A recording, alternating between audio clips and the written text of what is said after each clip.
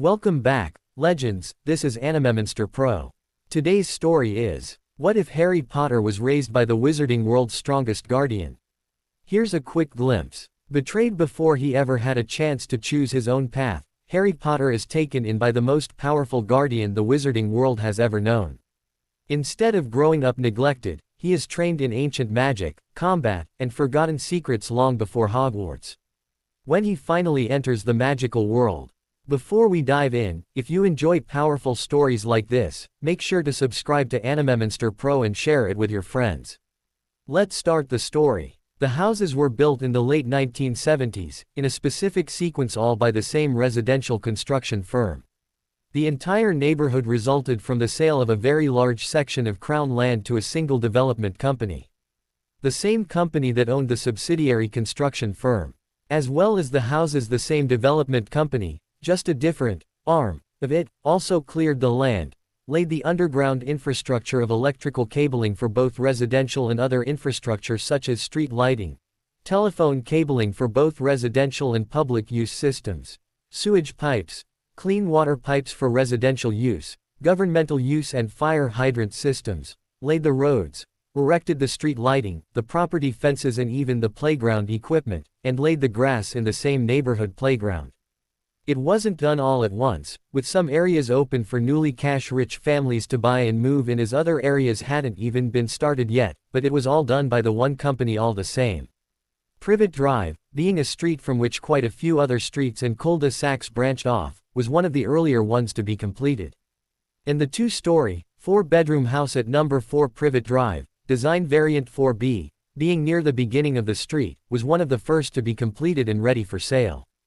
That home was bought, even before the local school and shops had been built, by an up-and-coming sales representative of a drill manufacturing company located in Greater Whinging only a few miles away. The sales representative, Vernon Dursley, newly married only a few months earlier and before to the property move-in date, wanted to make a start on setting up life for him, his wife and their future children as soon as possible. He was a go-getter, looking to get places and was diligently working towards his dream life. 3 years later, almost to the day and on the 1st of November 1981, that dream developed a hiccup, and it was a big one. Petunia Dursley, wife of Vernon Dursley and mother of his 18-month-old son Dudley, opened the front door of their house to collect the morning's newspaper, delivered during the very early hours of the morning, and, instead of finding the newspaper on the stoop, instead found a wicker basket with a blanket-wrapped bundle within. Peeking out of that bundle was the face of a sleeping infant with a nearly healed fresh lightning bolt-shaped wound on its forehead above its right eye. "Dear God," she softly murmured, looking down at the baby and shocked at her discovery. After a quick look around outside, just to see if she could spot anyone loitering about, or if the neighbors were already up and snooping upon her, she quickly picked up the infant, basket and all, and brought it inside. She'd forgotten about the morning newspaper. It was found later in her burgeoning rose bush garden. Quickly walking to the combined kitchen dining room, she placed the basket on the dining table and wondered what to do next. That was when she spotted the envelope tucked between the sides of the inside of the basket and the blankets. She almost daintily plucked the envelope out of its hidey hole. Seeing it, what the paper material looked to be and the green ink used to write her and her husband's names and address upon it, she began to grow quite concerned. Taking a quick breath, she broke the red wax seal on the back of it, another antiquated oddity, opened it and began to read the short, handwritten letter on the sheet within. As she read, her concern turned to shock before turning to anger. Once she'd finished reading, she lowered the sheet of parchment and parchment envelope, for she now knew that was what the paper-like material truly was, glared at the still sleeping infant in anger and disgust, spun on her heel and stormed from the room, heading for the stairs. Not just, no, she thought, but, hell no. Almost 10 years later, a young boy of 10 years, nearly 11, was sitting at that same dining table carefully eating a well-cooked, but small, hot breakfast. Beside him and on the table were 2 small envelopes appearing ready to have a postage stamp affixed to each of them before being posted. There were no sounds other than the sounds of the boy eating and of what could be heard of traffic and similar noises from outside through the currently wide-open dining room window. A window the boy had opened just before sitting down. It was the 24th of July, 1991, a Wednesday and a little before 7:30 a.m. The boy was rather small for his age, appearing in size to be closer to 7 or 8 years old rather than the almost 11 he actually was. He was also unhealthily skinny. He had unruly messy black hair that clearly had no intention of being tamed. He wore stylish wire-rimmed spectacles with black frames, startling green eyes behind them, and was dressed in what appeared to be reasonable quality well-fitted clothing, a collared green V-neck t-shirt over black jeans, no belt, and trainers. He wore no jewelry, unless you consider the spectacles to be jewelry. As for the house, everything was in its proper place, as it had always been. In the lounge, across from where the boy was sitting and through the archway, a television with one of the first-generation VCRs tucked under it was in its small low-height cabinet. A two-seater sofa with 2 matching armchairs were also in the lounge, positioned just so and facing that entertainment center. A tall combined liquor glasses cabinet stood in the corner, a coffee table sat in the middle of the floor between the television cabinet and the chairs, and a small occasional table sat between the 2 armchairs. The walls were adorned with cheap knockoff artwork, interspersed with 5 inches x 7 photographs in their small matching frames. A fireplace sat along the wall between the television and the liquor glass cabinet with mantelpiece above it. Above that, a large gilded framed mirror. The photographs showed various pictures of the 3 Dursleys, and a couple other clearly Dursley relatives, in various locations. Almost all appeared to have been taken while on holidays or similar. Peculiarly, none of them contained the image of the small boy eating his breakfast at the dining room table. As well as a few knick-knacks and obvious mementos, 3 small dolls with expressions of shock upon their faces stood on that mantelpiece. Also peculiarly, they looked just like the 3 Dursleys, who were surprisingly also absent from the house. If not for the small boy at the table, it would look like the Dursley household had stepped out for a few minutes, possibly for a trip to the shops. In the dining room, the small boy was just finishing up with his breakfast when a barn owl glided in, almost silently, through the open dining room window. It hard banked about in the air and landed on the table in front of the boy, but off to the side a little so as not to have landed in the remains of the boy's breakfast. It appeared to have a small rolled bundle of paper or parchment tied to its leg. The same leg, which the owl stuck out forward to point at the boy, as if to say, "This is for you." Apparently unsurprised by this astonishing turn of events, the boy gave a slight nod and small smile to the owl before reaching over to relieve it of its burden. As he did so, he quietly said, as well as a response, "I have a letter for you to deliver on your way back. Will you deliver it for me?" Besides a quick head bob, the owl gave a short screech followed by a sort of hissing and 2 clacks of its stubby beak, as if to say, "Yes, of course." Harry smiled and finished freeing the owl of its load, before then using the already present and in place thin leather strips to attach the 2 letters to its legs. "This one," said the boy, tapping the one attached to the bird's left leg, "is to be delivered first. It is for Madame Amelia Bones. You will find her at the Bones ancestral home in Nottingham. It's on your way back to Scotland, so the detour shouldn't bother you." The owl then gave a couple of annoyed beak clacks, a cough, shook its head a bit and gave an added few seconds long screech. "Sorry," said the boy with a slight smile. "I did not mean to offend." Once the 2 letters were firmly attached, the owl checked both loads, gave a nod to the boy and took off to fly back out the still-opened window. The boy watched it fly about 15 feet from the house before it suddenly wheeled and changed direction, heading north. The boy gave a slight verbal nod to himself, stood, firmly closed the window, collected his dirty dishes and took them to the kitchen. Within the minute he was quietly humming an old English folk song tune while washing the cooking implements and dishes he used to both make and eat his breakfast.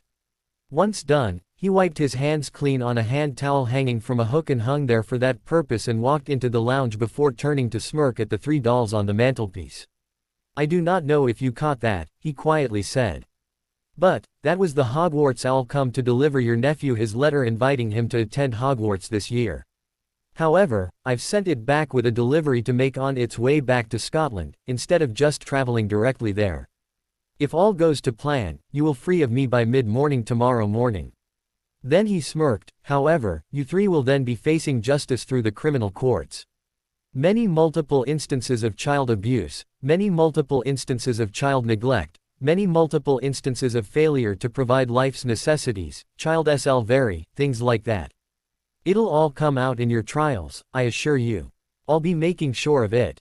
Then he gave the three dolls another smirk, turned on his heel and headed for the door leading to the front door and the foot of the stairs that led up to the second floor. He mounted the stairs and began to quickly climb. Less than a minute later, he was back and walked back to the dining room table, this time ignoring the three dolls. He was carrying document folders, a sheaf of paper and other writing implements he'd obviously collected while upstairs. Laying the writing material and folders out on the table, he again sat. Then drew the papers, a quill and a small capped bottle of plain blue ink toward him, picking the quill up and, queerly, ready to write. He did not use a pen. From the size of the small stack of papers, folders, it appeared he'd already done a great deal of writing. This would just add to it. Less than 2 hours later, at the Bones ancestral home in Nottingham, a barn owl flew in and immediately landed on the owl mail delivery roost placed where it was just for this sort of event, and waited. The roost stood only 3 feet off the ground and the owl was the same owl from the Dursley residence in Little Whinging. A moment later, a small gray-skinned humanoid creature that stood about 3.5 feet tall suddenly materialized a few feet before it with a soft crack of sound.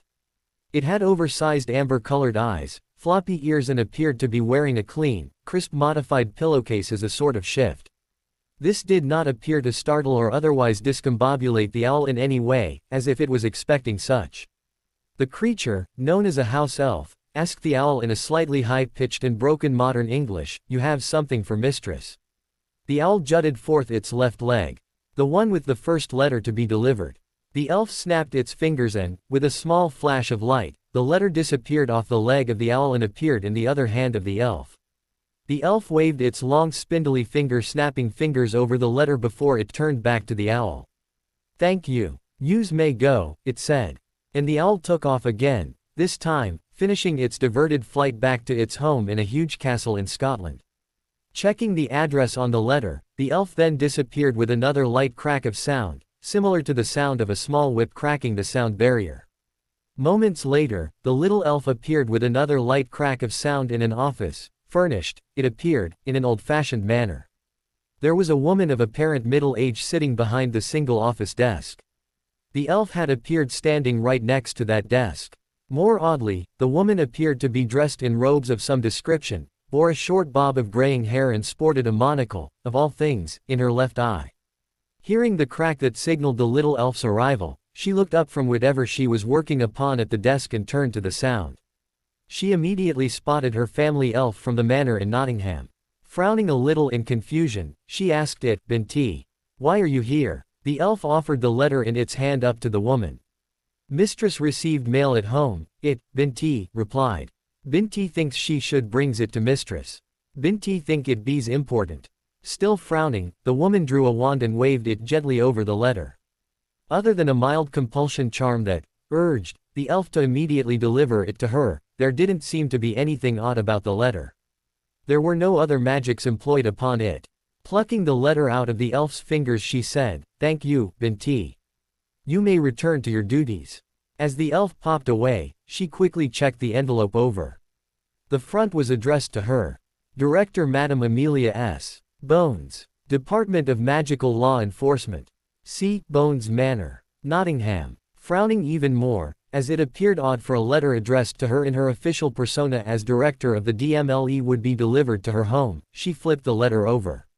There was no wax seal, with the letter actually sealed by a small piece of muggle, non-magical, tape. Using her wand to pry the tape away, she flipped the flap out of the way and checked inside. She only saw a small folded note within. Plucking it out, she quickly unfolded the small sheet of paper and began to read. As soon as she began, her eyebrows shot up in surprise and her monocle fell out of her eye socket to drop to the length of its small gold chain hanging from the upper B** east of her robes. Director Madame Amelia S. Bones. Department of Magical Law Enforcement.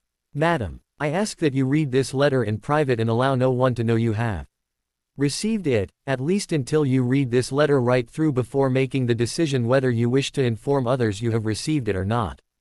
That is one of the reasons I had the letter delivered to your home, rather than direct to your office, so it would not pass through other hands within the ministry. That's the urgent part out of the way. I am Henry James, Harry Potter. To confirm that, I have placed a drop of blood next to the signature block at the bottom of the page. I ask that you pay me a visit at my current address 4 Privet Drive, Little Whinging, Surrey, at 8 a.m. tomorrow morning, not before.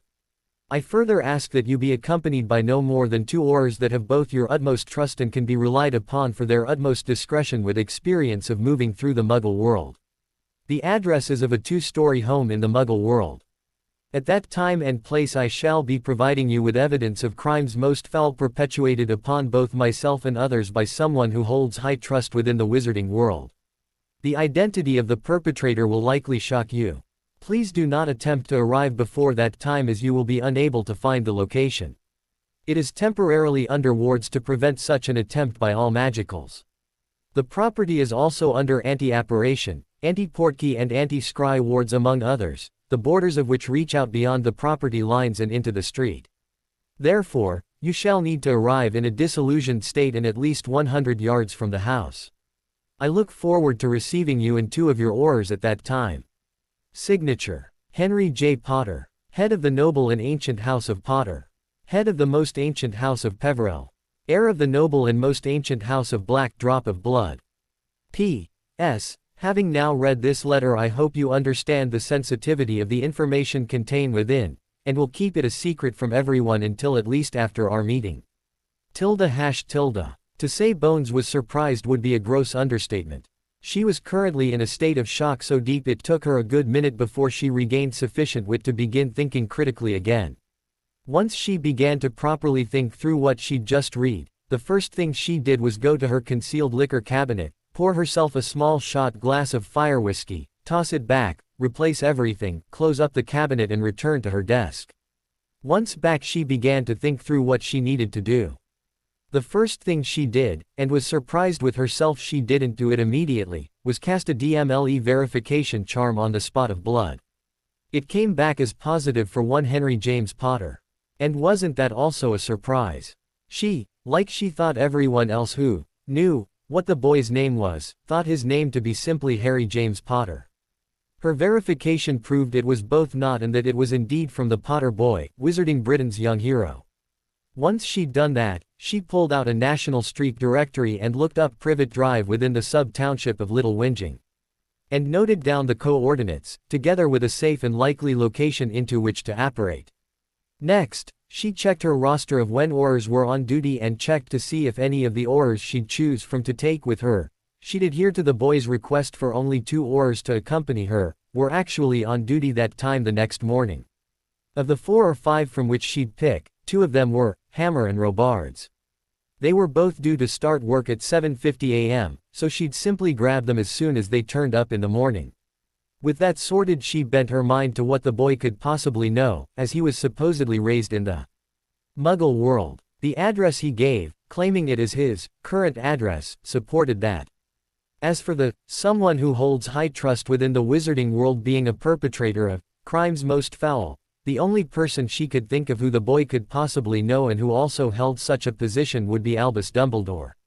She didn't like the man, but she also couldn't perceive him as being a person who would commit crimes most foul, as the boy put it. However, the Potter boy's letter was very sparing of any information she could use to prepare herself for her visit the next morning, beyond the pertinent information she would need in advance. With a sigh, she set the letter aside and wrote a note informing her personal aide she'd be out of the office the next morning from approximately 8 a.m. until, who knows when. And any appointments she had for that time period were to be forthwith rescheduled. The next morning, Bones was at her office at 7:30 a.m. and preparing herself for her morning in the Muggle world visiting the Potter boy. At 10 to 8 she called her aide on the inter-office personal intercom system and asked her to locate and send in Master Auror Hammer and Senior Auror Robards. She did not have to wait long. As soon as they entered, she gave a quick briefing on where they were going and why. "How, in Merlin's name, does the Potter boy have this information, boss?" asked Hammer. "According to everything we know, he was taken into the Muggle world and hidden there by Dumbledore. For him to have been hidden there, he cannot also have access to all this information even we didn't know about. "That'll obviously be one of the questions I ask the boy," replied Bones, quite firmly. "However, we're not going to dismiss what he has out of hand. If he provides the evidence, as he seems firm in the belief of having, we're going to run with it." A little worried about it, Robards asked, "You don't think he's talking about Dumbledore, do you?" "I think it would have to be Dumbledore," Hammer cut in. "Who else could it be?" "We will not make assumptions," said Bones. "We will hear the boy out and decide what to do from there." She then checked her mechanical, non-battery powered, Muggle watch and said, 5 minutes. "We'd best make a move." And put effort to words and stood.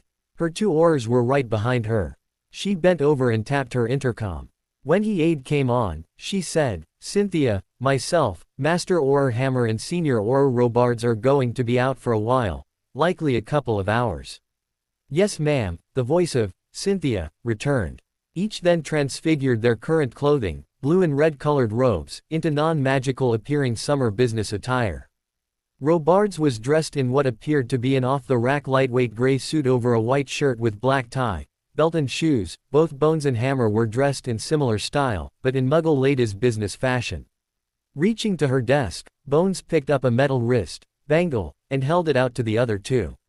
Once all 3 had drawn their wands in readiness, as per Auror guidelines, the other 2 touched the ring. Bones then used her wand to tap the ring as she said, "Potter, here we come." All 3 disappeared in a swirl. It looked like they were beeped into a funnel.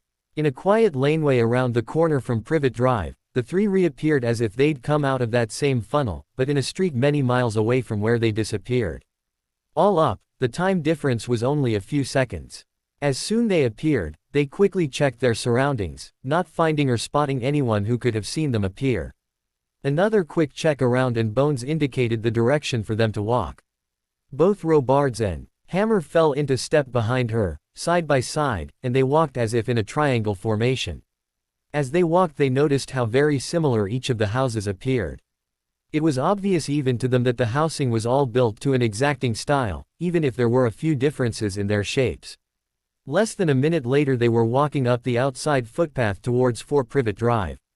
With her monocle in place, Bones could see the very powerful wards on the house that extended even out into the street. She signaled the other 2 to a stop. "Wards," she quietly explained, not even waiting to be asked. "Notice me not charms, peoples," she ordered. All 3 immediately cast Notice Me Not charms upon themselves before turning their wands to begin analyzing those wards.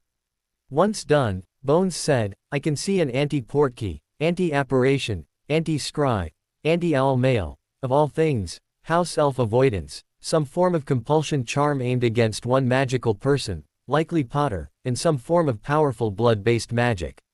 Other than the first 3, the rest are as illegal as hell." Turning to her 2 senior Aurors, she asked, "What do you 2 have?"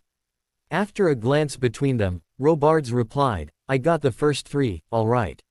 I also picked up an aversion ward based on ill intent, monitoring charms on the wards and multiple of the same on an individual within the house, plus others have not been able to check yet." Bones gave a nod and turned to Hammer. "Connie, anything to add?" "Yeah," she said, a little concerned. "There are another set of wards in an inactive, but powered-up state, tucked inside the first set. There are another anti-portkey and anti-apparition set of wards, but they have a different signature to the first set. Plus the first set all also have the same magical signature, Dumbledore's. I'd know that signature anywhere." Bones turned back and cast another rapid set of wand movements before she lowered her wand, sighed and said, "Yup, I see. Definitely Dumbledore's. Like you, I'd recognize it anywhere." Looking between the 2 she asked, "Anything else that's a standout?" "Nothing that would cause us harm." "No, ma'am," they both replied. "Then let's go and pay Mr. Potter a visit," she said, before turning back and walking to the front gate of the property. They did feel the wards as they stepped through them, but nothing that was of concern considering it's what they expected other than their Notice Me Nots were stripped away. That gave them only slight pause. Bones, already knowing how to knock on the door of a modern Muggle home, spotted the doorbell button affixed to the frame of the door and pressed it for 2 seconds. All 3 heard the short tune that played from within. Inside, the boy known as Harry Potter felt the analyzing of the wards. He'd already reconfigured the monitoring charms he'd discovered on them to point to himself, rather than the one who'd originally set them up, Albus Dumbledore. That way, he'd feel the analyzing while Dumbledore would have no idea there was anything untoward occurring at the property he wouldn't like, such as magicals, such as Amelia Bones and her 2 Aurors, visiting the home. He merely smirked and waited for them to finish. Then, a minute later, he felt them enter the property. While he was waiting, he laid out the files he'd written up over the past couple of weeks on the dining room table, just so and in a specific order. He also laid out blank parchment, ink and quills, ready for use and in case needed. As the Aurors approached the front door, he did a last check around, stood in the lounge for a moment, checked the 3 dolls sitting on the mantelpiece were still safe and sound and waited. Once the doorbell rang, rather than knuckles rapping on the wood of the door as he expected, he walked to the front door and opened it. Looking at the 3 standing on the stoop, he saw the lady with the graying hair and monocle in the lead and asked, "Yes." When the front door opened, Bones found herself looking down and into the face of a boy who appeared to be about 8 or 9 years old. At first, she thought this could not be Harry Potter, until she saw the messy black hair, the bright green eyes through the spectacles and the remains of a faint lightning bolt-shaped scar on his forehead above his right eye. From his build he appeared to be suffering from severe neglect. However, he was dressed in a collared pale yellow V-neck t-shirt over black belted slacks and black loafer shoes. His glasses, though, were not the aviator style she expected either. And were, instead, quite the trendy rounded-off rectangular blackened wire frames. "Yes?" the boy asked. "Mr. Potter?" she genially asked. "I'm Madame Amelia Bones. I believe you asked me to visit." With a nod, Harry asked, "Do you have any identification?" Surprised she was asked for it, Bones gave a nod and reached into the inside B***east pocket of her now suit jacket and pulled out her identification card. Surprisingly, it appeared to be an identification card and badge from Michigan 5. It had her name and rank of inspector. She immediately showed it to him. He glanced at it, smirked and quietly said, "Niece." Then gave a chin point to her 2 Aurors and asked, "I take it you can vouch for your 2 compatriots?" She smiled back and replied, "Indeed.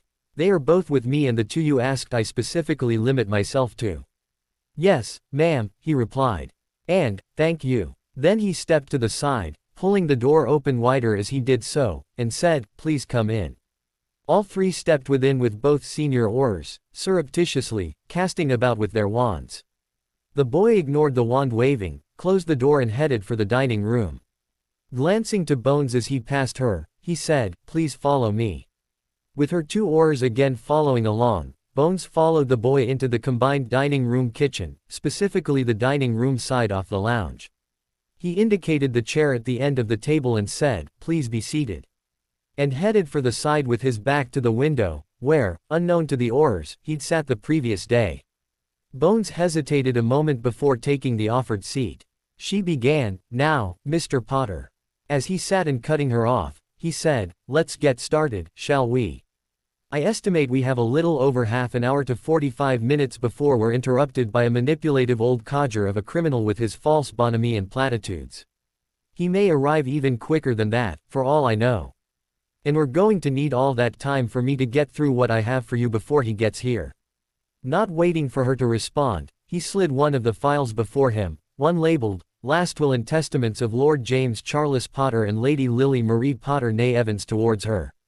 "Here is a copy of the Gringotts, copy of the Last Will and Testaments of James and Lily Potter," he explained. While Dumbledore successfully moved a motion in the Wizengamot for their wills to be sealed, the motion and subsequent passing of it was actually illegal. By law relating to an existing treaty between Wizarding Britain and the Goblin Nation, the one from 1211 AD, any and all last wills and testaments are held in trust by the Goblin Nation. Further, the Wizengamot has no legal standing to force the Goblin Nation to do anything except for a very few specific exceptions. The handling of last wills and testaments are not one of those exceptions. As such, I asked for and received from the Goblin Nation via Gringotts a certified copy of the true wills of both. Please take particular note of who is listed as both the one who cast the Fidelius charm and who the caster of the Fidelius charm set as the secret keeper. I'll also point out that no one but the caster can set who the secret keeper can be, unless the secret keeper dies, at which point all those who know the secret at that point in time will become co-secret keepers, if you didn't know. At this time, Madam Bones, I'll ask you to cast a point me charm for the wizard known as Peter Andrew Pettigrew. As the man would have to be alive for the charm to work, you'll know that he is still alive and, therefore, theoretically still the secret keeper for the Potter Cottage in Godric's Hollow. As Bones was currently flicking through the small file she was offered, amazed by what was contained within, she looked at Harry in shock. Why hadn't we thought of that? She thought. Madam Bones, Harry pressed when she didn't seem to be do anything. We don't have a lot of time. Please cast the charm. However, it was Master Auror Connie Hammer who drew her wand, placed it flat on the palm of her hand and cast the charm. She firmly incanted, "Point me, Peter Andrew Pettigrew." The wand lifted slightly off her palm and performed a complete 360+ spin before pointing in a northwestern, almost west-northwest, direction. Harry saw it and nodded at the now shocked Master Auror and said, "You'll find the following. He is, as your Auror's charm just indicated, alive. He is an unregistered animagus with the animal form of a common brown rat, and he is currently masquerading as the pet of one Ronald Weasley, who's just received him from his older brother, Percival. Percival had him as a pet for just over 9 years, whereas a normal rat will live to a maximum of about 3.5 years. He is in hiding at the Weasley family home, the Burrow in Ottery Street Catchpole, because he knows all those Death Eaters who escaped their own richly deserved incarceration sentences know he was to lead the dark wizard known as Lord Voldemort to the Potter's secret location that night and fears those unincarcerated Death Eaters aren't too happy with him at the moment. I trust you to use those hidden Slytherin traits of yours to come up with a plan to capture the little furry turd on 4 legs, so you can then use him as a ministry witness in the trials." Before any of the Aurors could say anything to that, he quickly moved on. Next, and slid another file over the table to Bones. "Wait," said Bones, cutting in. "How do you know all this?" "That will be explained once our next, and uninvited, guest arrives," he replied. "Now, if you please, I want you to be aware of all the information I have for you before he gets here. Otherwise you'll be somewhat lost as to what I have to say to him." Though clearly a little frustrated, she gave a nod back. "Next and related to the previous matter, is the issue of Sirius Orion Black III, he continued. "As per the previous file and confirmed by your Auror's point me charm, Peter Andrew Pettigrew is alive. He was the secret keeper for Dumbledore's Fidelius charm on the so-called Potter Cottage in Godric's Hollow. That means Sirius Black did not betray the Potter's secret, nor did he kill Peter Pettigrew. This, of course, should have all come out during his trial. However, as that file will show, Sirius Black never received a trial. He was picked up in the street in Manor, where he supposedly killed Peter Pettigrew and 12 muggles in the local area and was immediately tossed into a cell in Azkaban. Sirius Orion Black is the named heir of the noble and most ancient House of Black. Common misconception, of course, is that Sirius Black was the secret keeper to the Fidelius charm placed on the so-called Potter Cottage in Godric's Hollow sometime before the 31st of October, 1981. It is alleged he, as the supposed right-hand man of the dark wizard known as Lord Voldemort, used his supposed status as the secret keeper to lead him to that cottage and through the Fidelius and, as such, was party to the murder of my parents and the attempted murder of myself. Within that file you will also discover evidence to the following. 1. Sirius Black was my sworn godfather and, as such, could not have been party to any attack which placed my life in danger. Magic would have killed him in the attempt before he could have done so. 2. As per the file that contains the last wills and testaments of my parents, Sirius was listed both as my sworn godfather and the first choice of guardian for me if anything happened to my parents, which, of course, did happen. 3. Is the full details, in chronological order, of how it is that Sirius Black was thrown into Azkaban without a trial. For your immediate information, the 3 to sign the order to jail him without first trying him were Barty Crouch SNR as director of the DMLE, Millicent Bagnold as Minister for Magic, and, guess who, Albus Dumbledore. I remind you that Albus Dumbledore was the one to cast the Fidelius charm on the Potter's hidey hole. As such, he knew Peter Pettigrew was the secret keeper, not Sirius Black.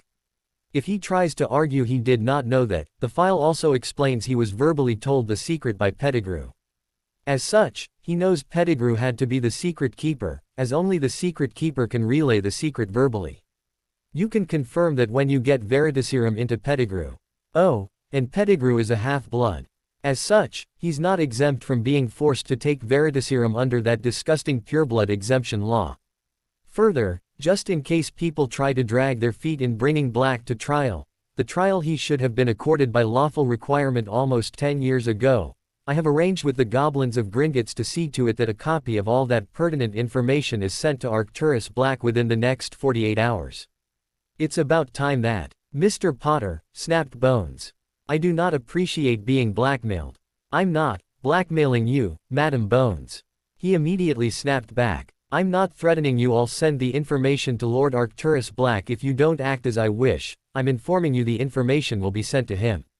As that is completely irrelevant as to whether or not you act on the information you're being provided changes matters not one whit.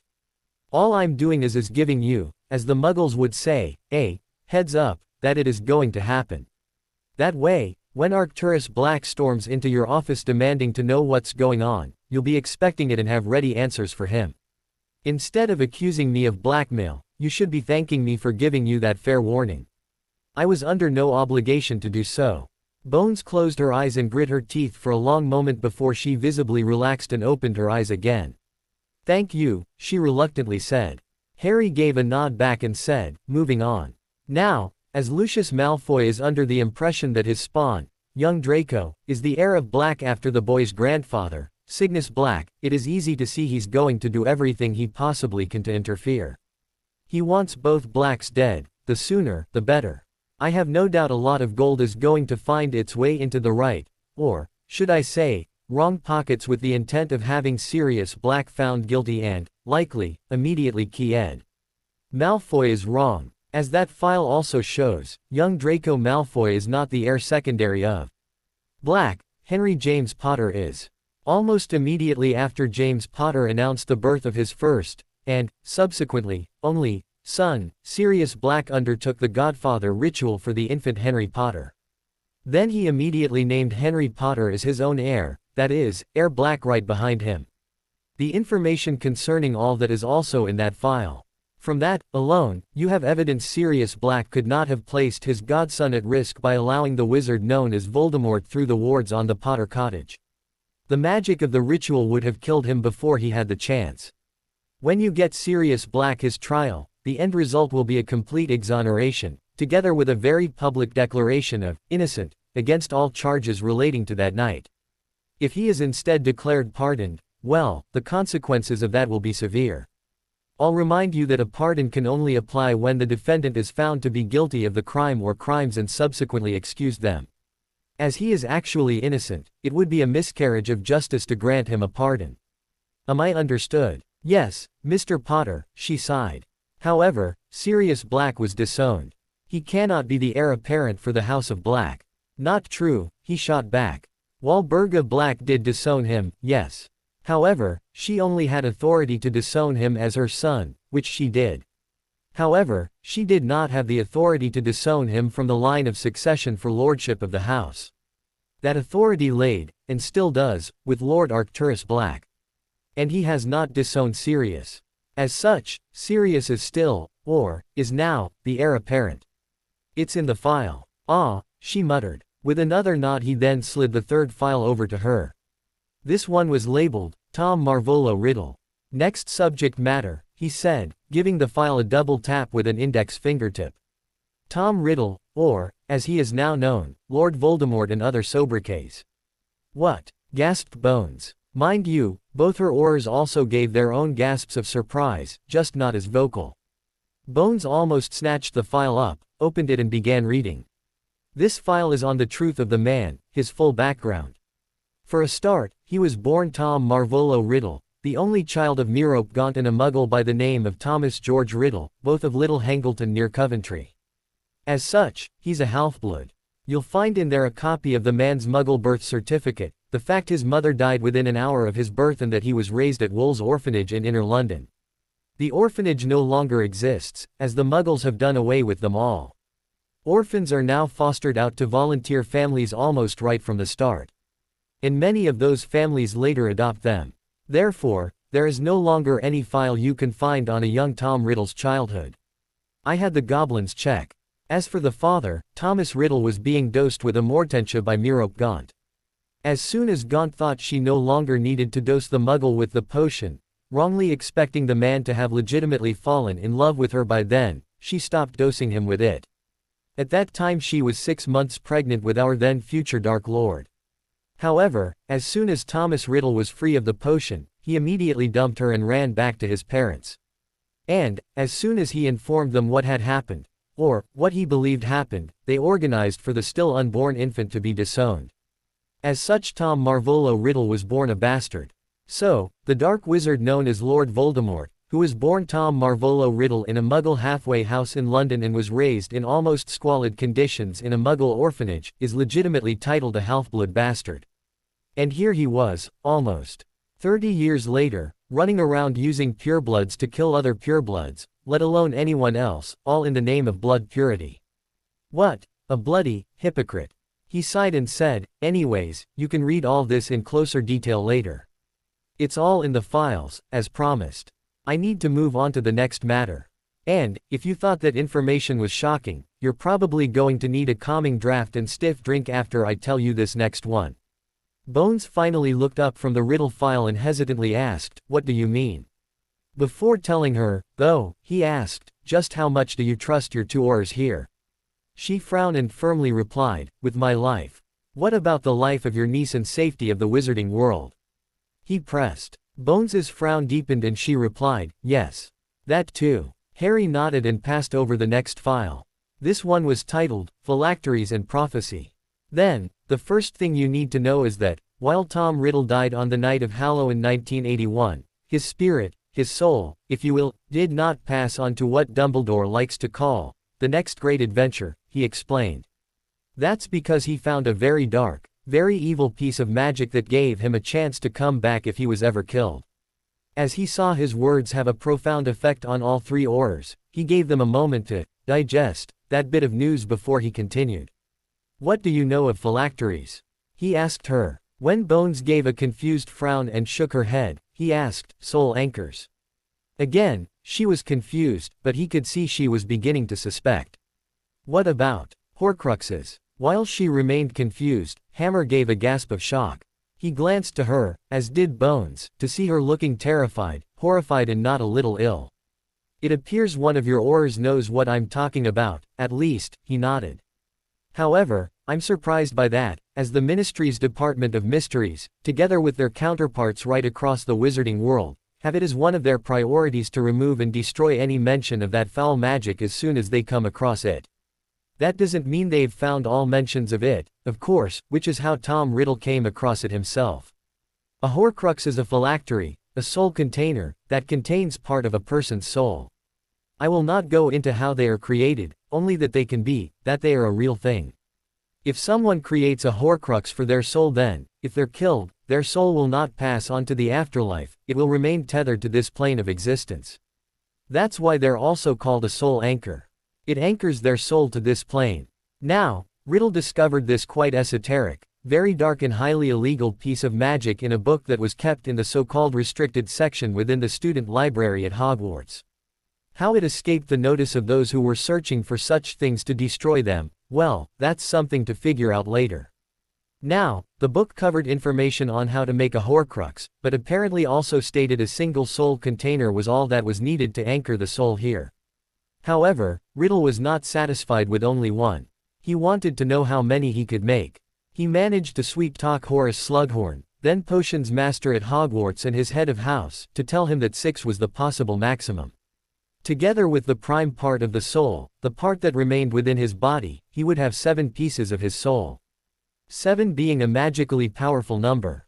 However, Riddle didn't just want to use any old thing as a phylactery. He wanted magically powerful artifacts to host pieces of his soul. So, after making his first one, he waited until he could find such artifacts to use. At the time of his death on Halloween 1981, he had already created 5 of the things. However, one has already been destroyed. The remaining 4 are listed within that file. He nodded towards it under Bones's hand, together with what they are, a description of them, where they can be found, any further curses or the like he's placed upon them to protect them, and any passwords you need to get to them if such passwords have been used. I suggest you give that information to Saul Croker. As I said, the unspeakables have it as one of their prime mandates to hunt the things down and destroy them. The only known ways to destroy them is with fiendfire and basilisk venom. However, it is also believed a powerful enough killing curse fired directly at the bloody things will also destroy them. Got all that so far? He asked. If not, I'm sure you can review this conversation in a pensive later. All this information is in those files, too. I do not have access to a pensive, Mr. Potter, she said.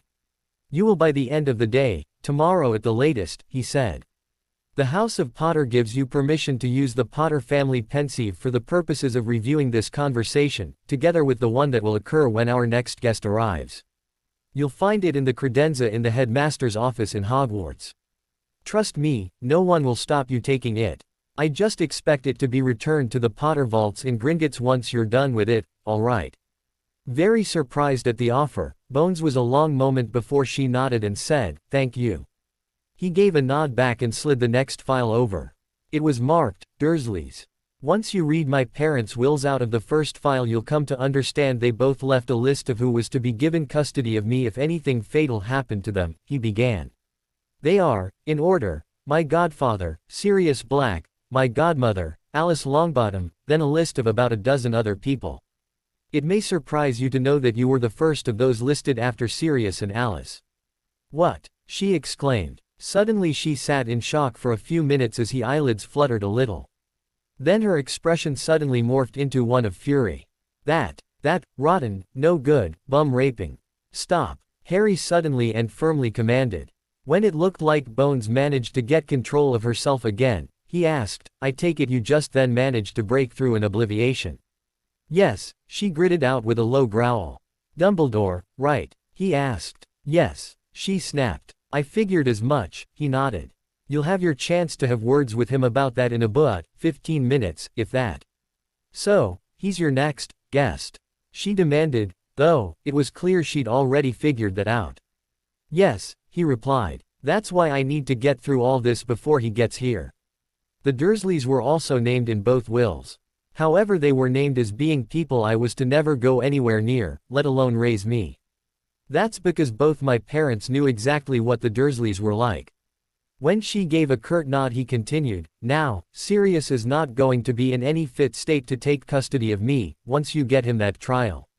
Plus, Alice and her husband, Frank, are currently both permanent residents in St. Mungo's.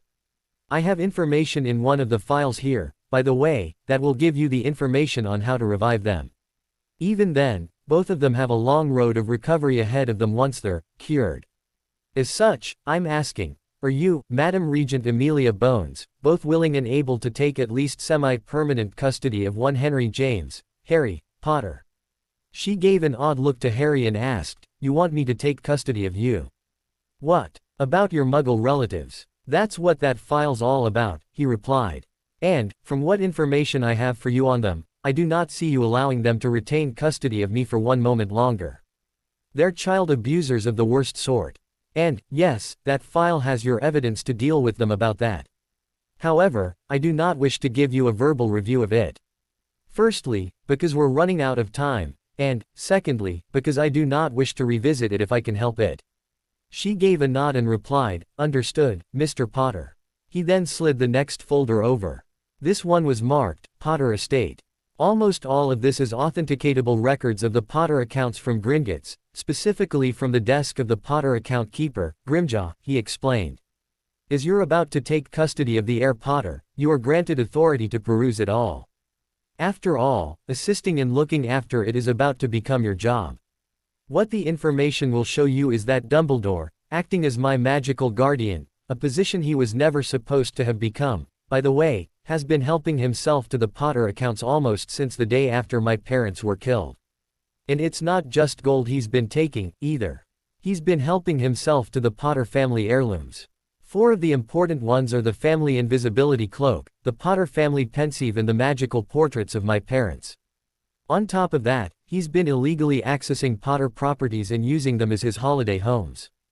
Further, he's been selling off property, too.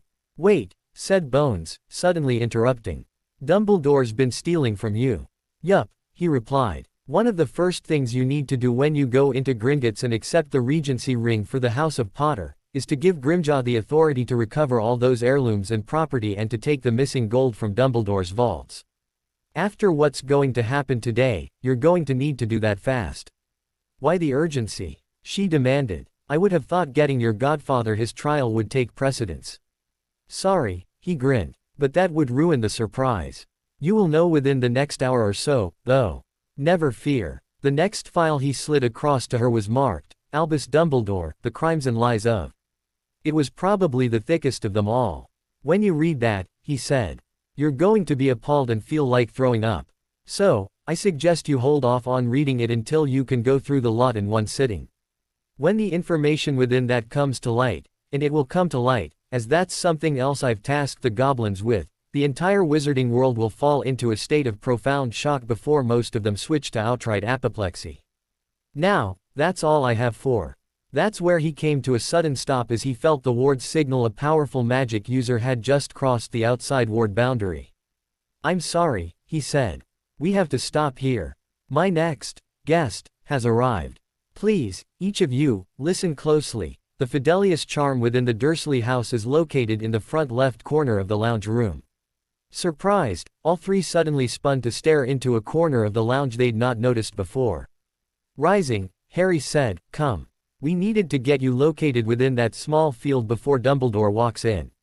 He then hurried across to the corner and showed them where the Fidelius charm boundary was and begged them to stay there until he specifically called them out. Madame Bones agreed and ordered her 2 orders to do the same. 15 minutes earlier and within the castle known as Hogwarts was the school known as Hogwarts School of Witchcraft and Wizardry, located in the southwestern corner of Scotland. Within, a middle-aged witch named Minerva McGonagall was going through the mail she received in that morning's mail delivery. McGonagall was the deputy headmistress, head of the Gryffindor house and professor of transfigurations for the school. However, at this time of year, it was her first title which was most important. At this time of year she received quite a bit of mail, so had it delivered by house elf to her office, rather than at the breakfast table in the Great Hall. As always for this time of year, she had the elves separate the mail out into piles of what she considered the most to the least important. The mail she received back from those in the wizarding world responding to their letter of acceptance to attend the school went on the least important pile. She was in no hurry to deal with it, as there was still 6 weeks until the start of the school year. After going through her personal mail, setting her magazine subscriptions aside with her copy of the Daily Prophet, Wizarding Britain's daily and only newspaper, she was soon onto the pile of letters back from prospective students. She quickly began to work her way through each one, while also checking the names off a list of 44 names set off to one side. That list of 44 were the prospective first-year students for the 1991-92nd school year. As she worked she was muttering, Abbott, yes. Greengrass, yes. Knott, yes. Entwistle, yes. Longbottom, yes. Malfoy, yes. McCutcheon, no. Pity. Turpin, yes. Potter, no. Wait, what? Quickly and more closely reading the note, she was appalled to discover young Henry Potter, better known as Harry Potter, had declined attending Hogwarts. Leaving everything else exactly where it was on her desk, she kept the letter she'd received from young Harry Potter in her hand and stepped over to the office fireplace. From a little ceramic pot on the mantelpiece she took a pinch of what was called flow powder out of it and dashed it into fireplace. Headmaster's office, she firmly barked. There was a whoomph of green flames and she quickly stuck her head in the now heatless and green fire. For her, there was a momentary uncomfortable feeling of her neck being stretched before she was looking into the headmaster's office. Albus, she called, turning her face towards where she knew his desk to be. Yes, my dear, returned the headmaster, Albus Dumbledore, walking towards the fireplace in his own office. He could see the face of his deputy, McGonagall, hovering in the flames. I need to step through, she firmly said. I've just received a letter from young Harry Potter. A little concerned, the headmaster commanded, step through, Minerva. Moments later, she did, and immediately banished a dusting of soot from her hair and robes. Before even being asked, she handed the letter from the Potter boy over to her nominal boss and said, he says he has no intention of attending Hogwarts while Albus Dumbledore is headmaster. Firmly she asked, "Do you know why, Albus?" Opening and reading the letter himself, Dumbledore appeared to sigh before he said, "I have no idea, Minerva. However, I intend to pay the boy a visit and find out." Behind his occlumency shields, however, he was both angry and a little worried. The Potter boy should have no clue who he was, as he knew the Dursleys would not have told him anything about the magical world. That he knew, at least to him, meant he knew something. And, if he knew who he was, then what else did the boy know? "I believe I'll be accompanying you, Albus," said McGonagall. "No, Minerva, you will not," he firmly disagreed. "This is between me and young Harry. I do not want you there distracting matters." He backed that up, with a slight wandless compulsion charm.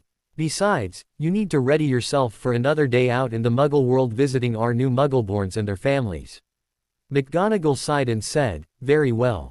However, as Deputy Headmistress, I need to know if the boy is coming or not. You will also be informing me of your conversation with him on your return."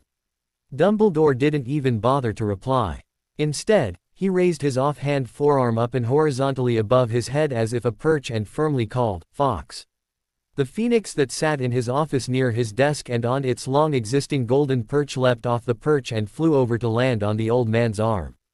"Privet Drive, little whinging, my friend," Dumbledore firmly stated. In a flash of red flames that lasted only a bare second, where once stood Dumbledore with the immortal bird on his arm, was now empty space. In an almost identical flash of flames, Dumbledore, still with the immortal bird perched on his forearm, appeared in almost the same place as Bones and her 2 Aurors less than 45 minutes earlier. Fawkes immediately flashed away again and the old man lowered his arm. Not even bothering to look about to see if he was seen arriving or not, he then drew a wand from where it was slipped into his belt in front of his left hip and began a small series of quick swishes, jabs and flicks with it. And his fancy robes with their moving embroidery was transfigured into an old-fashioned business suit. Once he felt he was ready, he started walking, turned left into and walked up Privet Drive to his destination, number 4. As he was going over in his mind how he would handle his confrontation with the Potter boy, he failed to take any notice of the wards he directed 9.5 years ago. If he had, he would have noticed they'd changed, in some places, quite a lot. He knocked on the door and waited, still going over in his mind what he was going to say and do. Harry had just got the 3 Aurors into the corner, making sure they were within the small Fidelius charmed area, when he heard the knock on the door.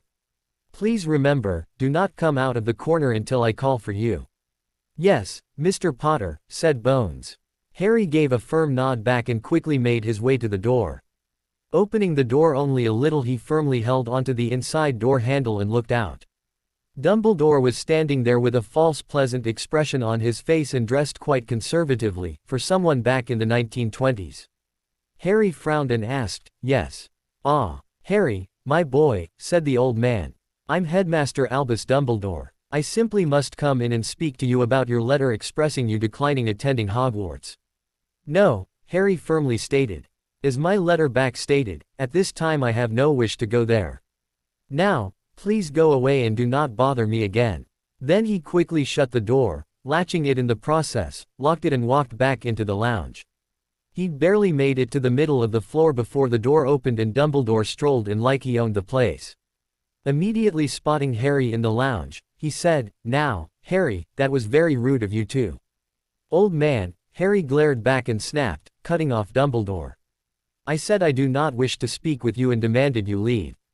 You've now committed the crime of breaking and entering by somehow jimmying the lock on the locked front door and walking in. I'm now demanding you immediately leave before I call the police, demand their attendance and have you arrested from criminal trespass. Get out." Dumbledore developed a put-upon expression and replied, "I'm afraid I cannot do that, Harry." Then he redrew his wand. As it started to be drawn, Harry quickly raised his right hand. Crooked at the elbow, with his palm facing towards the old man.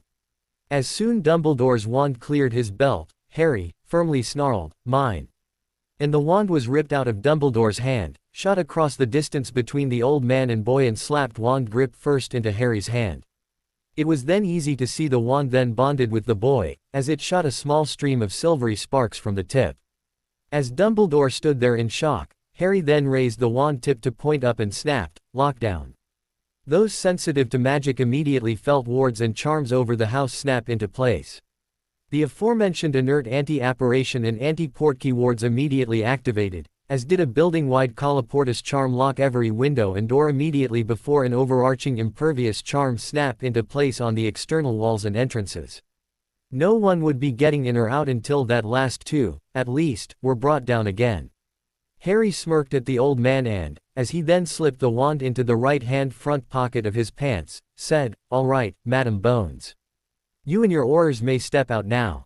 While shocked over what had just happened to his wand, Dumbledore was shocked even further when he caught movement out of the corner of his eye and snapped to look at what his eye had caught.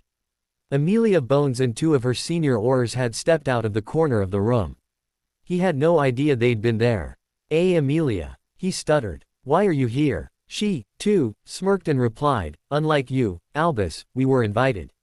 Shocked to his very bones, Dumbledore was, probably for the first time in decades, utterly speechless.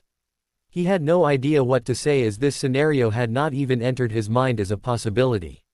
He knew that his monitors on the property would have informed him if another magical was close to the house, let alone 3 other magicals, let alone within the house.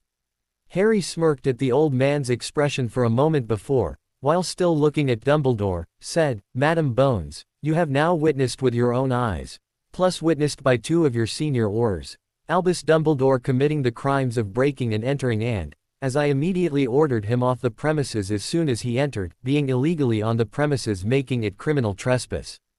As this is also a Muggle home, owned by Muggles, you could add the charge of Muggle baiting to the list. However, we're not done yet." "What do you mean, Mr. Potter?" asked Bones. She was holding her wand at the ready, but not to cast at Harry, to cast at Dumbledore. Her 2 Aurors, silent and behind her, were the same. None of them had yet cottoned on to it being the 10-year-old malnourished boy in the room who was actually the greater threat. "One of those files on the table in the dinette I have not had a chance yet to explain to you due to time constraints before Albus here turned up. The one-headed Albus Dumbledore, The Lies and Crimes of, contains a list, together with evidence and explanations of each, of a great swag of other crimes Dumbledore has committed," he replied. "Can you given me any examples?" she asked. He gave a nod and replied, "Let us go back to when Albus here was 17 going on 18 years old, the year, 1899. It was around this time he met a young man a couple years younger than he, who was the grand-nephew of a local family friend of the Dumbledores, Bathilda Bagshot. Her grand-nephew's name is Gellert Grindelwald. Grindelwald had been kicked out of Durmstrang for practicing dark arts considered even too dark for that school. He fled to England and to his great-aunt's place in Godric's Hollow." "Harry," blurted Dumbledore. "Enough. I do not know." Harry glared at the old man and said, "Shut your mouth, Albus. Contrary to whatever opinion you may falsely believe, you are not in charge here." As Dumbledore gaped back in shock at being so rudely spoken to by a 10-year-old, turning back to Bones, Harry continued. "While together and because Albus was pissed about how his sister was permanently incapacitated by 3 Muggle boys who'd attacked his 6-year-old sister in fear, plus also pissed off about how his father, who had punished those 3 boys with magic for what they had done to his youngest child and daughter, was then thrown in Azkaban for it, Albus developed the mindset that this sort of thing would not happen if wizards were in charge of the world. Even back then, when Albus believed something should be so, then it would be so. Gellert had coined the term, Zum Wohl der Allgemeinheit, for this grand plan. In case you don't know, translated from the German into English it's for the greater good. Mr. Potter, barked Dumbledore. Enough. Put a sock in it, Albus, snarked Harry. One of those thick woolen ones you seem to favor. There's nothing you can do to stop me telling them. Even if you try to jump me, I'm sure Madam Bones's 2 Aurors, here, will drag you off me. They'll probably even restrain you and it'll simply add another charge to the list of charges piling up against you. Physically attacking a child will, of course, mean you'll also be immediately fired as headmaster of Hogwarts. So, do yourself a favor and shut up." Turning back to Bones, he said, "Oh. And if Albus does do something like that, you'll need to scan me for charms and the like as soon as your Aurors pull him off me. Albus can cast wandless compulsion charms and similar on someone, so long as he can touch them." Bones, frowning at Dumbledore, gave a nod to Harry and said, "Understood, Mr. Potter." Continuing, he said, however, around Albus's 18th birthday, he and Grindelwald, now his new boyfriend of only a few months, had a great falling out about how they should take over the world for the betterment of wizard kind, not whether or not they should. Albus wanted to use a more subtle approach. Stealth, guile, manipulation and compulsions were his choice. While Gellert was more of the, "let's just kill them all," mindset. Albus's plan would take a great deal longer to execute than Gellert's, and Gellert was not prepared to wait that long. When Aberforth, Dumbledore's brother and now owner of the Hogshead Tavern in Hogsmeade, had had enough of what he'd been hearing, he tried to force Grindelwald away. That led to a three-way magical fight between the three of them. During a most heated part of the battle, young Ariana was killed. Now, Albus, here, to this day, does not know whether it was he or Grindelwald who killed his sister. However, records at St. Mungo's show that she was killed by the killing curse, and Dumbledore knows that.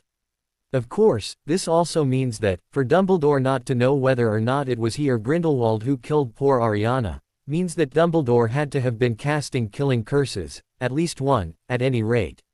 Since it is the casting of a killing curse at another human being that will get you tossed into Azkaban for life, not that you actually kill someone with it, means Albus Dumbledore knows he is guilty of a crime which should have seen him tossed into Azkaban for life, back when he was 18 years old. Irrespective of any other crime I've detailed in that file about him I've left for you, at the minimum Dumbledore should be in Azkaban for life. As all four adults gaped in shock at Harry, Dumbledore was the first to recover.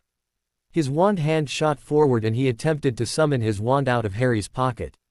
It failed. Next, he thrust his forearm into the air and firmly called, "Fox." Harry was expecting just that sort of response, so, as soon as Dumbledore stopped trying to summon his wand back, Harry drew it from his pocket. As soon as Fox appeared in the air above Dumbledore, Harry cast at the bird. Finite, he firmly incanted. Before Fox had a chance to land on Dumbledore's arm, Harry's magic-canceling charm struck the bird, center of body mass, right in the. Fox was blown backwards about 2 feet with the force of the cast and hovered there a moment. Lowering the wand and starting to slide it back into his pocket, Harry stared at the bird and firmly commanded, "Fox, come here." Fox hovered for another few seconds, before he then flew around Dumbledore and landed on Harry's off shoulder. Then he stared at Dumbledore, squawking and making very disagreeable noises at the old man. "In case you haven't figured out what I just did, old man," said Harry. "I just broke the illegal enchantments and compulsions you cast on this beautiful creature to make it obey you and do your bidding. In other words, I broke your ensl asterisk vehement of him. You will not be leaving here by Phoenix Flash." Fox had now turned his attention to Harry and was softly warbling and preening the boy's hair. With a quick glance to the Phoenix, Harry softly said, "You're very welcome." Then he looked to Bones and said, "In case you didn't know, under international law as set by the ICW, enslaving a Phoenix is a crime with only one punishment, execution of the offender." Dumbledore stuttered a bit and said, I can see it would be best if I was to take my leave for now, Harry." Then he reached up with his right hand and grasped the top ring that bound his beard together. "Good day," he firmly stated with a slight smirk on his face. When nothing happened, his eyes widened in shock and he switched his grasp to the bottom of the 2 rings. This time, he firmly intoned, "Until next we meet." Again, nothing happened. As the old man was clearly beginning to panic, Harry said, "There is a second anti-portkey ward over your anti-portkey ward, Albus. None of your portkeys are going to work." Dumbledore then snatched what appeared to be a large wooden old-fashioned hair-pin out of the brim of his hat and tried to spin into an apparition.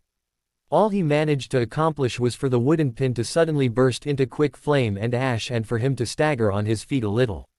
He'd used a hidden one-shot wand to try and apparate out. "Yes," said Harry. "There's an anti-apparition ward over your own anti-apparition ward, too, old man."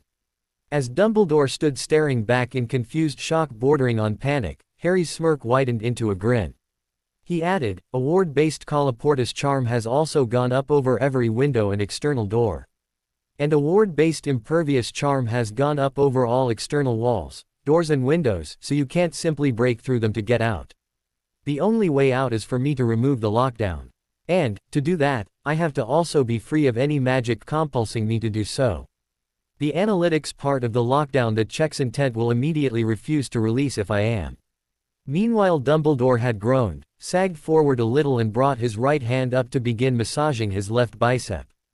Harry noticed it and gave a mental nod of satisfaction. He knew what that meant. It also meant time was fast running out. "Harry, please return me my wand," the old man pleaded. "I don't have your wand, Albus," replied Harry. "The only wand I have on me at the moment is a wand which is a Potter family heirloom. An heirloom you took from the hand of an unconscious Gellert Grindelwald, who also wasn't the rightful owner of it and whom you'd stunned before. Secretly shoving his ass into his own prison, Nurmengard, on the Baltic coast. Where he currently resides, very much alive." That had the two Aurors with Bones give yet another gasp of surprise each. Bones appeared only startled. "From that you'll know, Madam Bones," he said, "that although Albus here has never claimed he killed Gellert Grindelwald, only defeated him, he has lied through a lie of omission as to Grindelwald's actual, life status. And, through that, accepted an order of Merlin first class together with the 1 million galleons prize money, for the act. That's criminal fraud for the Order of Merlin and criminal fraud plus embezzlement for the 1 million galleons he accepted from the ICW. The details of all that, together with the evidence, are also in that file I've prepared for you on this old fool before us." N noted, "Mr. Potter," Bones quietly said. Dumbledore groaned and began to rub the inside of his upper left arm more firmly. "You'll also be aware, I'm sure, that Dumbledore gained his seat on the Wizengamot, his subsequent position as Chief Warlock, his seat on the ICW and subsequent position as Supreme Mugwump of that body, all based on his Order of Merlin. That's fraud in each of those cases, all stemming from the original fraud of supposedly killing the worst Dark Lord of the time, Gellert Grindelwald. As for the so-called battle between he and Grindelwald, well, that's a lie, too. Dumbledore did not defeat Grindelwald," he explained. "Grindelwald had already been defeated by the combined might of the Russian, American and other nations' forces when those forces absolutely destroyed Grindelwald's forces. In the end, Grindelwald was on the run. He was on the run knowing that, if he used wand-based magic, he would pinpoint his location to those magical forces currently hunting him. Therefore, he was running through Muggle means and restricted to only using wandless magic. For over a week, and once his forces were broken, Grindelwald ran. He was tired, hungry, magically and physically exhausted, mentally broken, etc. Meanwhile, Dumbledore was sitting in the Transfiguration Professor's office at Hogwarts, getting reports about the state of affairs from his minions within those forces engaging in the hunt. Dumbledore was getting plenty of sleep, plenty of food, was waited on by the castle's house elves and was physically and magically fully rested. Once he felt Grindelwald was tired enough, hungry enough, exhausted enough, he called Fawkes to flash him directly to Grindelwald's location. Utterly shocked to see his old boyfriend suddenly appear in a flash of phoenix flame only a few feet from him, Grindelwald was too slow to bring his wand to bear. Dumbledore, of course, was more than ready. Before Grindelwald's wand was even halfway up, Dumbledore stunned him. Then, after stripping the unconscious man of anything magical on him at the time, had Fawkes Phoenix flash him direct to Nurmengard.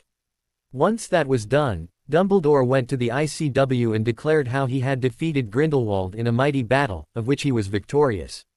If you think about it, since Fawkes could flash Dumbledore directly to Grindelwald at any time, that meant Dumbledore could have faced Grindelwald at any time he chose, even years before he did. Instead, Dumbledore waited until Grindelwald was all but helpless before he made his move. What an absolutely cowardly act on your part, Albus. "I find that a little hard to believe, Mr. Potter," said a very quiet and stunned Bones. "You can confirm it for yourself, if you like," he replied. "As I said, Dumbledore dumped Grindelwald in Nurmengard. The man is still alive and living in a cell on the top floor of the prison under guard by house elves. And wizards utterly loyal to Dumbledore through magical vows. Take the information to the ICW and demand access to Nurmengard to confirm the information for yourself. I doubt very much they won't let you, as Dumbledore has also lied through omission to them. They'll want to confirm the information, too. Besides, the kill-on-sight order upon Grindelwald has never been revoked, so I cannot see him living much past that confirmation being achieved." "No." Dumbledore beeped. He was now gripping his upper left arm more tightly, plus also trying to flex his fingers of that arm as if they were tingling from lack of blood flow. "How do you know all this, Mr. Potter?" asked an odd Bones. "Through an old friend and his acquaintances," he replied.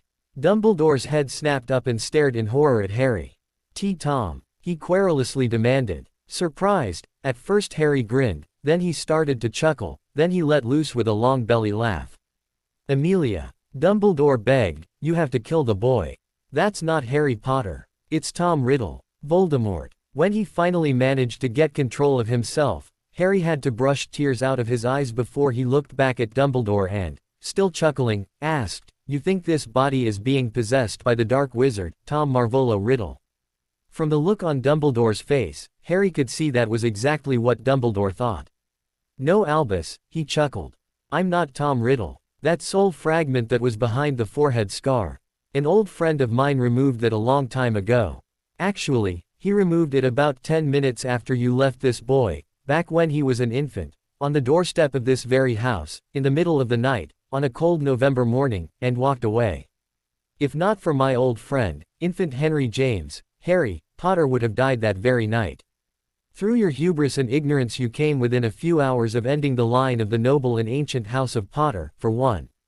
And that, of course, was after you kidnapped the same heir apparent and sole remaining member of the house, yet another crime which carries as punishment, execution." "But," Dumbledore tried. "No buts, Albus. You did it and you know it," snapped Harry, or whoever he truly was. "You then went and lied to the minister and Barty Crouch Sr. that Sirius Black was the secret keeper for the Potters, thereby knowingly participating in sending an innocent man, yet another heir of a noble and ancient house, this time a noble and most ancient house, to prison for life without a trial.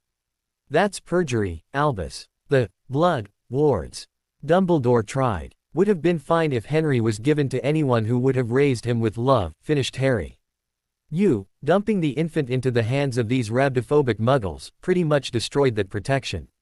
Yet another error brought on by your overweening hubris, Albus. You should have left well enough alone, but the great and mighty Albus Dumbledore, so-called leader of the light, but in reality a hidden Dark Lord, thought better." "Who are? Oh, I haven't actually introduced myself, have I?" grinned the boy. "You've all just been making assumptions and I, admittedly, did not correct you on them.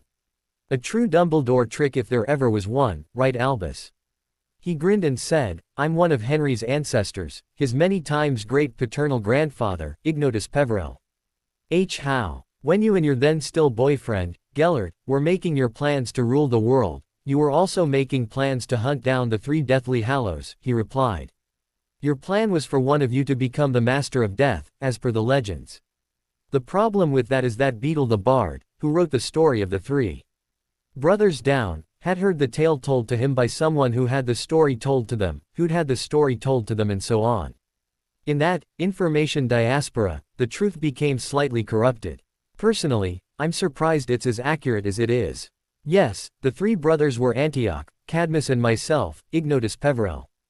However, the truth about becoming the Master of Death, lowercase d, not uppercase, was not if one person managed to reunite them.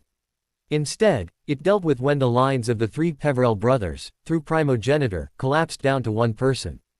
My oldest brother, Antioch, was killed very soon after he received the Elder Wand from the being commonly known as Death. Oh, by the way, the one you call Death. His actual name is Thanatos. He had no offspring. Therefore, ownership of the wand, irrespective that it was stolen from off Antioch's body, fell to my other brother, Cadmus, next in line of succession.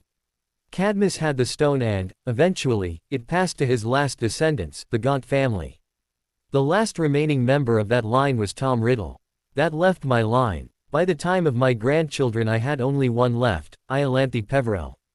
She married Hardwin, son of Linfred of Stinchcombe, who very soon thereafter took the family name of Potter.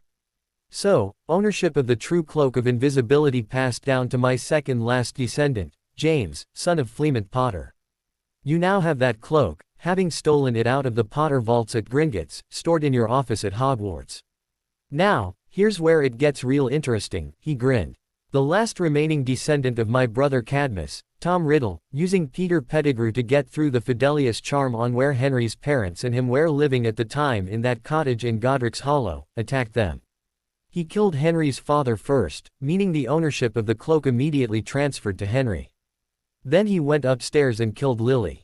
Unknown to him, she'd set up a ritual which her death then powered up, which placed an impervious protection upon her and James's son. Then he cast the killing curse at Henry. The active ritual circle, in which Henry was at the time, grabbed that curse, powered it up and reflected it back at Riddle. It was so overpowered it disintegrated the living body of Riddle when it hit him.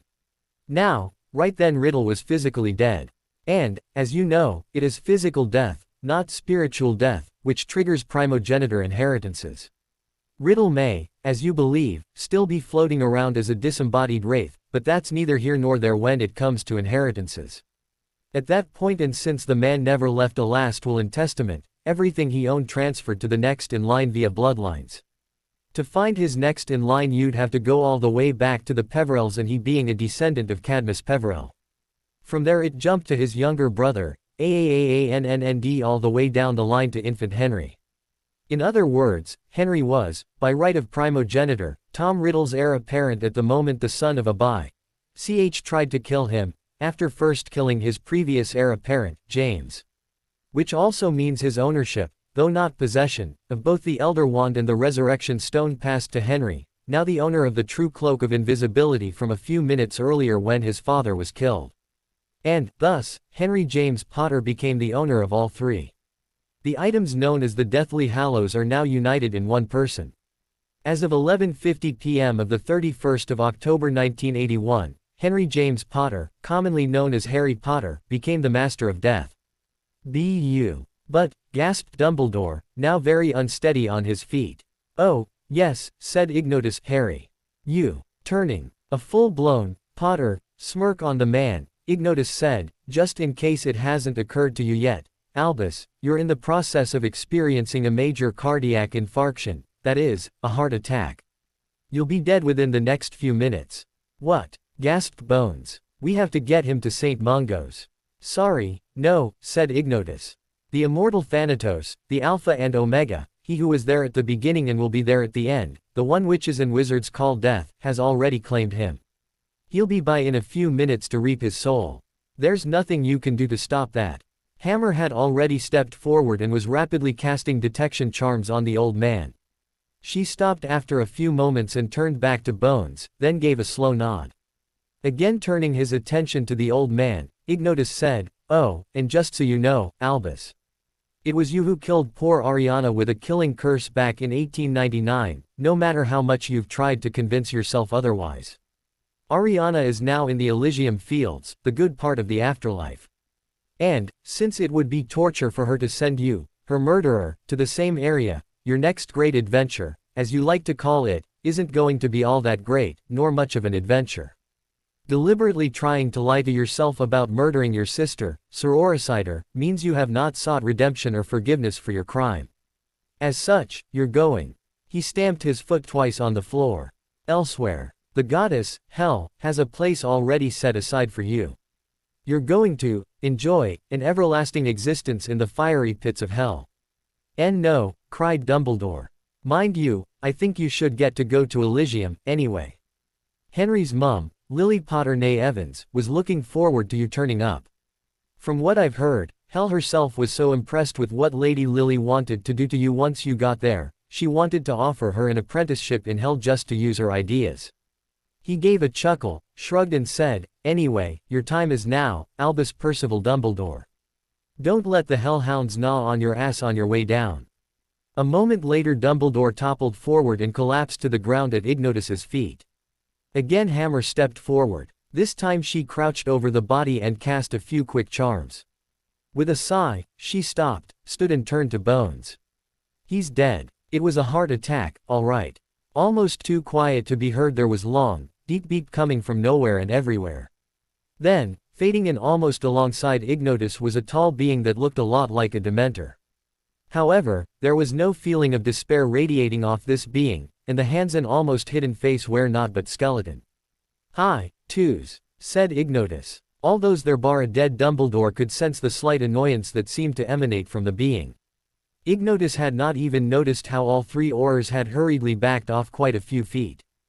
Fawkes, however, still sitting on Ignotus's shoulder, just looked at the embodiment of death and uttered a querying warble. Thanatos just gave a mutter grunt back, which Fawkes seemed to understand. Indicating Dumbledore's body, Ignotus continued, "He's all yours now." With what sounded like an annoyed grunt, Thanatos's death's left hand rose up and hovered over the body of Dumbledore about a foot over Ignotus's 10-year-old head. Then what appeared to be an asleep ghost rose out of Dumbledore's body, before the immortal being seemed to snatch it out of the air by its collar at the back of the neck. This seemed to startle the ghost awake as it was effortlessly rotated to be upright. "Hun?" it asked. Looking to Thanatos, Ignotus asked, "We still on for Pinnacle on Tuesday?" Thanatos seemed to hesitate. A moment before he gave a firm nod back. "Excellent," said Ignotus. "Bring your game. I intend to win, this time." Ignotus, turning to look back at Dumbledore's spirit, snarled, "You're dead, you manipulative, child-abusing old F. That means, it's time for you to be barbecued." Even Fawkes seemed to want to give the man his own final words and warbled something that sounded quite disgruntled and offensive. Coming more alert, Dumbledore's spirit recoiled in shock before it turned to look at who was holding him by the scruff of his robes. "No, please." As the two then faded out, they could still hear Dumbledore's ghost, "For the love of Merlin, please, no. I beg." That was as far as he got before both had completely faded out. "Well, that's done," said Ignotus with a voice that oozed the satisfaction of a job well done. He then drew the wand back out of his pocket, raised it and held it upright. Release lockdown. A flash of light and the four remaining magicals could feel the high-powered sealing charms fade away. Then he turned to the corner where the Fidelius was set up and cast Finite Incantatem. And the Fidelius charm there faded away. And finally, he said, again raising the wand upright, "Disengage ward stone." And the charm he'd set up to set the wards Dumbledore had set up to drop back to an inert state activated, dropping all the wards on the house in the process. "There," he said, dropping the wand back into his pocket. He looked to Madame Bones and said, "Dumbledore's wards are now all inert. You can portkey and apparate out of the house to your heart's content.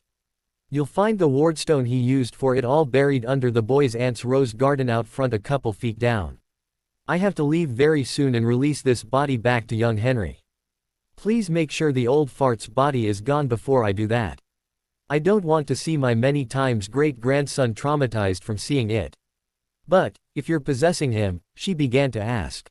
"Right now, he's not here," Ignotus smoothly cut in. "For the past couple of weeks he's been spending time with his mum and dad in Elysium. We'll switch back as I withdraw." "What about complications arising from possession?" she asked. "There won't be any because there's only been one soul occupying this body during the time I've been in here. There's divine magics involved to ensure it," he replied. "Oh, and you'll need to explain to him what has happened in that time. It's all in one of those files I've left for you on the dining table.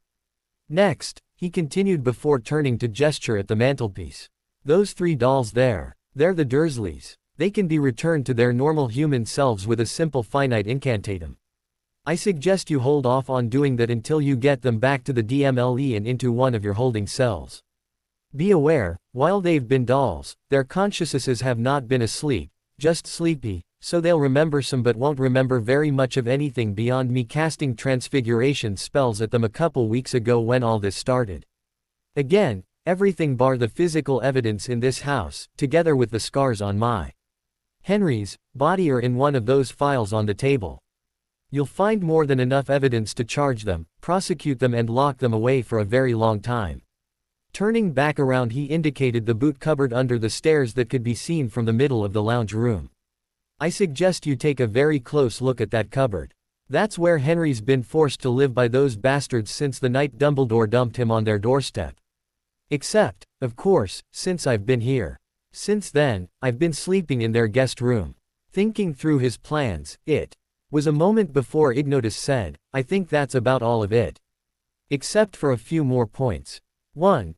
Get Henry to a healer.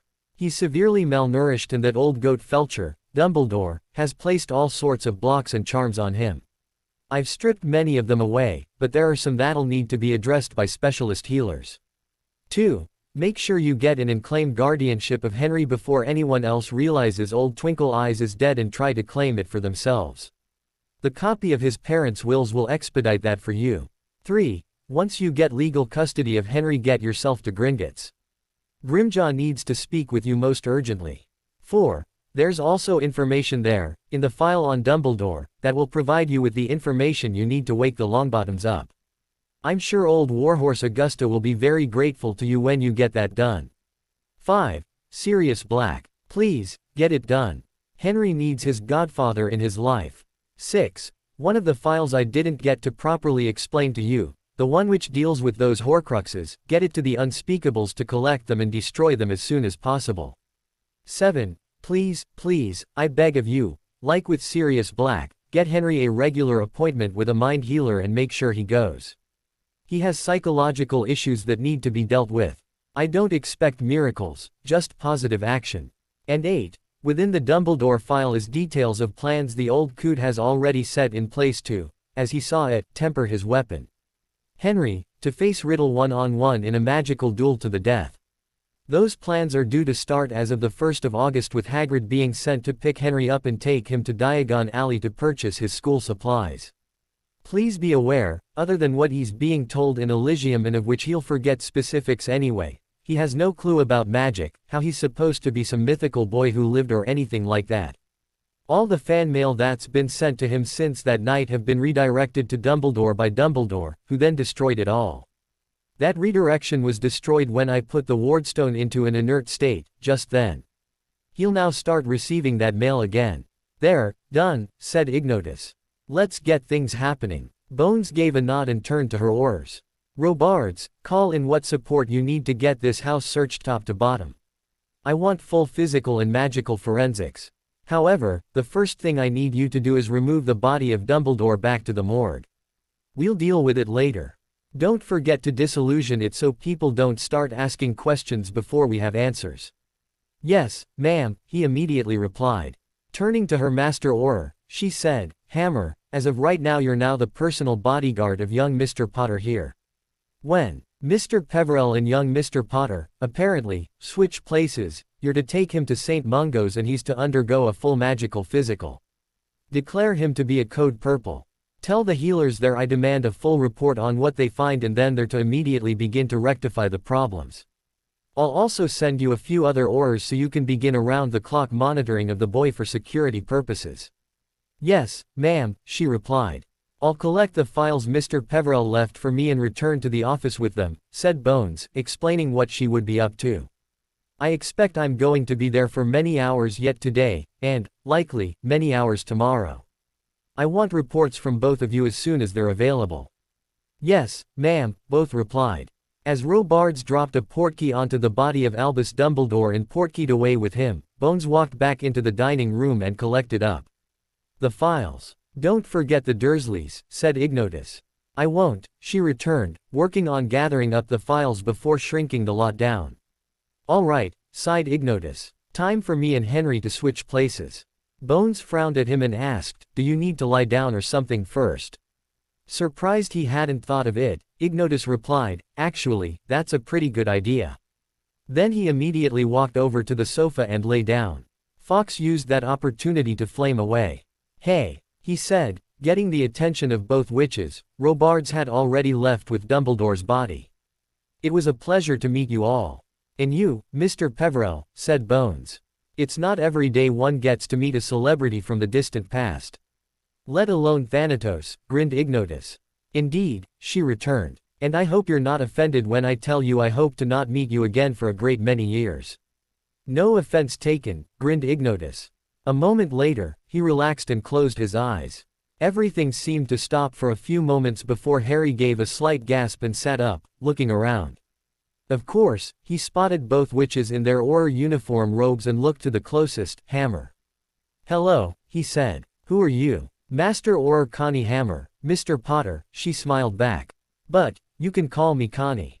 I'm what Muggles call a police officer, but for the magical world. Without waiting for Harry to say anything, she indicated Bones and said, this is my boss, Madame Amelia Bones. She's head of the Department of Magical Law Enforcement, and is about to become your guardian. Harry Potter, Harry muttered. Then he developed an expression of surprise and asked, it worked. I don't need to stay with the Dursleys anymore, I mean. Grandfather Iggy said he and Uncle Thanatos would take care of it all for me. No, Mr. Potter, said Bones, deliberately ignoring how the boy had referred to the being they all called Death as Uncle. They will no longer be your guardians. As per your parents' wills, of which I've only very recently managed to get a copy of, I'm one of the people your parents chose for you to live with if anything happened to them. I'll be sorting out all the parchment work, paperwork, related to that sometime over the next couple of days. When Harry nodded back, she said, in the meantime, I need you to go with Ma Connie, here. She's going to take you to see a healer at our hospital to have you checked over. Oh, said Harry, just before he frowned in a little confusion. I seem to remember my parents saying something about that. A moment later he looked at Hammer and said, do we go now?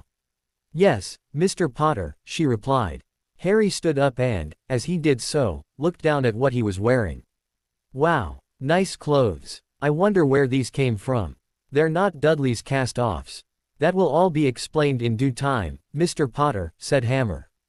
In the meantime, time's a-wasting. Sorry, he blurted, quickly hurrying the few feet over to her. Have you ever No, I don't suppose you have, she said. What we're about to do is what I've heard Muggleborns call, teleport, Mr. Potter. Do you know what that means? Yeah, he said. That means we disappear from one spot and appear in another, right? That's right, Mr. Potter, she said, offering a metal pin that looked like a caduceus. Just pinch on the edge of this, Mr. Potter, and we'll be off.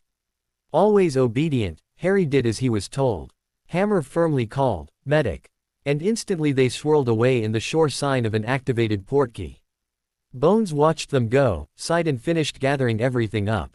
As she was walked out of the dining room, she remembered to pick up the 3 dolls off the mantelpiece and dropped them into a wizarding spaced outside pocket of her robes.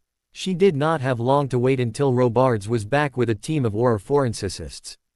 All right, peoples, she said, the site is yours. I want it all noted and ready for the written report I expect no later than noon tomorrow. Robards, you know what I need. Yes, ma'am, said Robards, as the other Aurors all began to spread out. Bones then apparated out. After landing in an untidy sprawl on the floor of the DMLE's emergency portkey area within St. Mungo's, Harry was helped to his feet just as 2 beefy hospital aides and a healer burst into the area. An alert charm told them an Auror had just portkeyed into the room. Expecting to see an injured Auror, they were surprised when they found Master Auror Connie Hammer helping a small pre-teen boy to his feet while trying not to snicker. Both looked healthy. After taking the scene in, the healer sternly said, Auror Hammer, I do not appreciate Aurors using their medical emergency portkeys to pay us a visit. Sorry, she said, boss's orders. This one is hush-hush. Can you send your 2 aides out of the room for a moment? With an annoyed frown, the healer ordered the 2 aides out and closed the door. Turning back, he asked, now, what's this about? Indicating Harry, she said, this young one is Henry James, Harry Potter. We have reason to suspect a code purple. He needs to be checked over. Shocked, the healer gaped at Harry, who started to get a little embarrassed by the stare, and said, right. A code purple was one of the color codes used by St. Mungo's and the Aurors to verbalize information they don't want anyone there with to know about. In this case, a code purple meant they were dealing with a victim of suspected child abuse.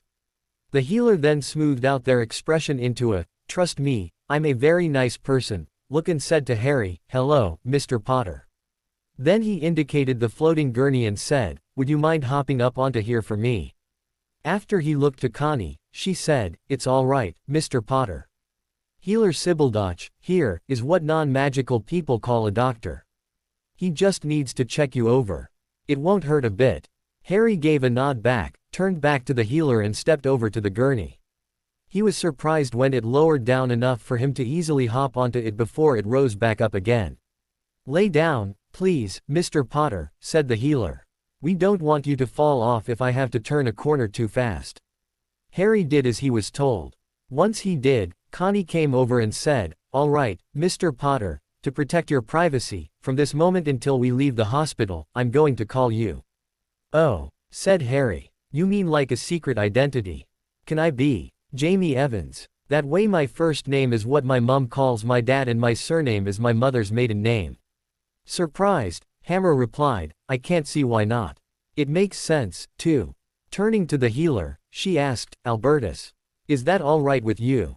The healer shrugged and replied, it's as good a name as any. Turning to look at Harry he said, all right, Mr. Evans, I just need to call my 2 aides in and we'll be off. Okay, exclaimed Harry. Once the 2 aides came back in, the healer said, young Mr. Evans, here is a code purple. He'll be going into those rooms we have set up for that code. The 2 aides glanced down at Harry in sorrow for a moment before they both firmed up again. One asked, even been on a magical gurney before, Mr. Evans? No, replied Harry. At least, I don't think I have. Well, then, he smiled. Think of it as a magic carpet ride. Harry grinned back. Over in the ministry building in the director of the DMLE's outer office, Bones let her aide know she'd returned and that she'd have a list of people she'd want contacted with a firm request to visit the boss's office. For underlings it would be along the lines of, get your ass in here now. For those outside the chain of command it would be, Director Bones wants to see you in her office. Right now would be best. After first pulling the files out of her pockets and sitting at her desk, she remembered the Dursleys, and pulled the 3 dolls out to put them on her desk as well. Then she returned the stack of files back to their original size. There were 8 of them. Only because it was the one that most worried her and was the one Mr. Poe Peverell had not managed to get to, she pulled out the one marked, the near future. She'd heard once someone say, death is timeless. She didn't think they quite meant in this way. It wasn't a thick file, but what it contained was both astounding and worrying. Of immediate note was that Dumbledore had been in contact with his old mentor, Nicholas Flamel the alchemist, trying to convince Flamel to send to him, Dumbledore, the man's philosopher's stone. And, if not the stone, then a very close facsimile of it. He intended to use it as the end prize of a series of obstacles he was having his staff set up within the castle. He would then carefully, throughout the year, allow clues to reach the attention of young Mr. Potter as to the stone being kept at the school and that it was in danger. The idea was for the boy to navigate his way through those obstacles to reach the stone to save it. Not on my bloody watch, Bones mentally declared, and especially not the same year when my niece will be attending her first year. She jotted down a note to have Minerva McGonagall come to her office, in manacles and dragged in, if necessary, to explain what she and the rest of the staff thought they were doing going along with this sort of nonsense. However, that was something that could wait until the next day. A horrifying piece of information provided in the file, almost the first piece on top, really, was the recent or very soon to be possession of young Quirinus Quirrell by the Wraith of Voldemort. And that the man had already accepted the post as professor of Dada at the school. And that Dumbledore knew Quirrell would at the time likely be possessed. If Dumbledore wasn't already dead she'd already have him in her holding cells from what she'd learned that day. After having read that she'd have probably gone down there, stunned him, dragged his ass down to the Vale of Death in the Department of Mysteries and happily thrown his wrinkled bum through it. Bugger a trial, she angrily muttered to herself. After shoving Black's ass into Azkaban, he obviously doesn't believe trials are necessary. She was about to write an interoffice memo to demand Saul Croaker come and see her when she decided to let him know she already knew he bugged her office. Saul Croaker, she barked. Get your ass up to my office, right now. We needed to talk and I don't have time to play games with you. Then, while she waited, she drafted a letter to Minerva McGonagall demanding her presence, ASAP. She'd send that out by owl, later, once she herself had cooled down. She'd also realized the woman would probably be out visiting Muggleborns and introducing them to the magical world through most of the day and late afternoon. Next, she remembered her promise to Peverell about Black and activated her intercom. Cynthia. Yes, ma'am. Send for Arthur Weasley for me, would you? Oh, and when he gets here, send Senior or Shacklebolt in with him, would you? Yes, ma'am. After Weasley and Shacklebolt leave, I want to see Master Auror Moody. Yes, ma'am. Then I want Mary Cattermole from the Wizarding Children's Protective Services office. Yes, ma'am. Thank you, Cynthia, she finally said, removing her finger from the rune. She'd no sooner done that when there was a soft crack of displaced air right before her desk. A tall man in the robes of an unspeakable appeared and immediately dropped his hood. The man had short salt-and-pepper-colored hair, slightly swarthy skin, pale brown eyes and wore a black-haired Van Dyke beard. "How'd you figure it out, Amelia?" he asked demanded. "It made sense," she replied. "You've been to visit me before within a few minutes of something I'd said and I couldn't figure out how you got the information through your internal spies so fast. The only way you could have got it that fast was you had to have found a way to set up hidden permanent listening charms in my office." He gave a grunt of acknowledgement, still not admitting to it, and asked, "What do you need?" She thought about what to tell him before she said, "Wait one." First, she drew out one of her memory collection files and set it on her desk, opened. Then she raised her wand tip to her temple and concentrated on the memory of what happened at the Dursley residence only a short while ago. It took a while to get the whole memory together in her mind, but once she had it she slowly drew her wand tip from her temple. As she did, it came away with what looked like glowing white stringy fairy floss. Once she had it all out, she quickly picked up the opened file and allowed the whole enlarged mass to drop within. "If I tried to explain to you what happened, you'd never believe me," she explained. "Hell, you still might want to lock me up in the rubber room at Mungo's after you get a chance to view that. Just watch that with all due haste. I have a lot of work to do in a very short amount of time. Once you watch that you'll understand why. I'm also hoping you'll immediately come back to me to help." Accepting the file he asked, "How long?" "About 1.5 hours, she replied. "Then I'll see you in 2 hours, he said, before popping away again. Her intercom gave a slight buzz. Putting her finger to the rune, she asked, "Yes.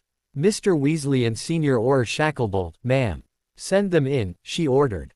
As soon as both men entered she said, "Take a seat, gentlemen." Once both were seated, she explained how she needed Arthur to take Shacklebolt to his home. Once there, Shacklebolt was to immediately stun and take into custody Ron Weasley's pet rat. "He's not a real rat, Arthur," she kindly explained. "He's actually an animagus hiding out as a pet of your children. I need you to not let on that you know that until after Shack has stunned and caged him." A little shocked, Weasley replied, Yes, ma'am. You and your family are not in trouble, Arthur. Everything will be made clear to you a few days from now. For now, I need you and the rest of your family to remain quiet about what's happened, or will happen, at this time." "Yes, ma'am," he replied. "Shack, when you have him and caged him, I need you to bring him straight back to me." "Yes, ma'am," replied the tall black Auror. "Go, now," she ordered. "Yes, ma'am," they both replied, standing. As soon as Weasley and Shacklebolt walked out the door, Master Auror Alistair, Mad-Eye, Moody stomped in on his wooden leg. "What do you need, lass?" he growled, demanded. "I need you to take at least another Auror you trust, not Shack, to Azkaban, get Sirius Black and bring him back here to a holding cell. Then get one of our healers to give him a once-over," she replied. "I've just learned that the man is innocent of the crimes for which he was unjustly tossed into Azkaban, without even a bloody trial, no less. Go out, draft up the parchment work, bring it back in here and I'll sign it for you." She hesitated just a jot before she added, "And not one bloody word about this to anyone, clear?" "Yeah, lass," replied Mad-Eye. "Crystal." Without another word he stomped out again. While inside he'd not even bothered to sit. He never did. As he walked out her intercom buzzed again. "Yes, Mrs. Cattermole, ma'am," replied Cynthia. "Send her in, please." A moment later the door opened and a slightly worried Mary Cattermole entered, clutching her purse before her. "Mary, relax," said Bones. "You're not in trouble. I just need you to do something for me and do it immediately." "Yes, ma'am," the woman replied after first visibly relaxing. "I need you to bring me the file you have on Henry James, Harry Potter. Plus, I also need you to bring me the parchment work for a transfer of guardianship, both normal and magical if they're two different documents," she said. "Got that, Yes, ma'am." Bones gave her a nod and said, "No one else is to know of this, not even the minister or his undersecretary, got that?" "Yes, ma'am. I expect to see you back here within the half hour," said Bones. Thank you, ma'am," said a somewhat confused head of the Wizarding Children's Protective Services office before she left again. Bones thought about what to do next and again pressed the rune for the intercom. "Yes, ma'am. Send someone, preferably someone of Master Auror rank, down to the DMLE records office to pull the criminal file for Sirius Orion Black III, she ordered. I need it urgently. And please also send in Rufus Scrimgeour, I need a word with him, too. Yes, ma'am. As Bones returned to the files, she realized Croaker would immediately demand the file on the phylacteries when he came back. She began to read through that one first, and took notes. When her intercom again buzzed, she distractedly pressed it. Yes. Master Auror Scrimgeour, ma'am. Send him in, please. When Scrimgeour, a man with reddish-brown hair that looked like a lion's mane, walked in, she said, "Take a seat, please, Rufus." As soon as he sat, he asked, "Does this have anything to do with how about a half-dozen of my Aurors have suddenly been sent off on secret missions?" "Yes," she replied, not fazed by the backhanded telling off. "There's a lot of things I found out today. Every one of them is both shocking and not a little frightening. The people I've sent off are being sent off to do something that is both highly sensitive and time-critical." Clearly still miffed he had no idea what was going on, Scrimgeour just gave a nod back and waited for his boss to tell him just that. "All these Muggle files here."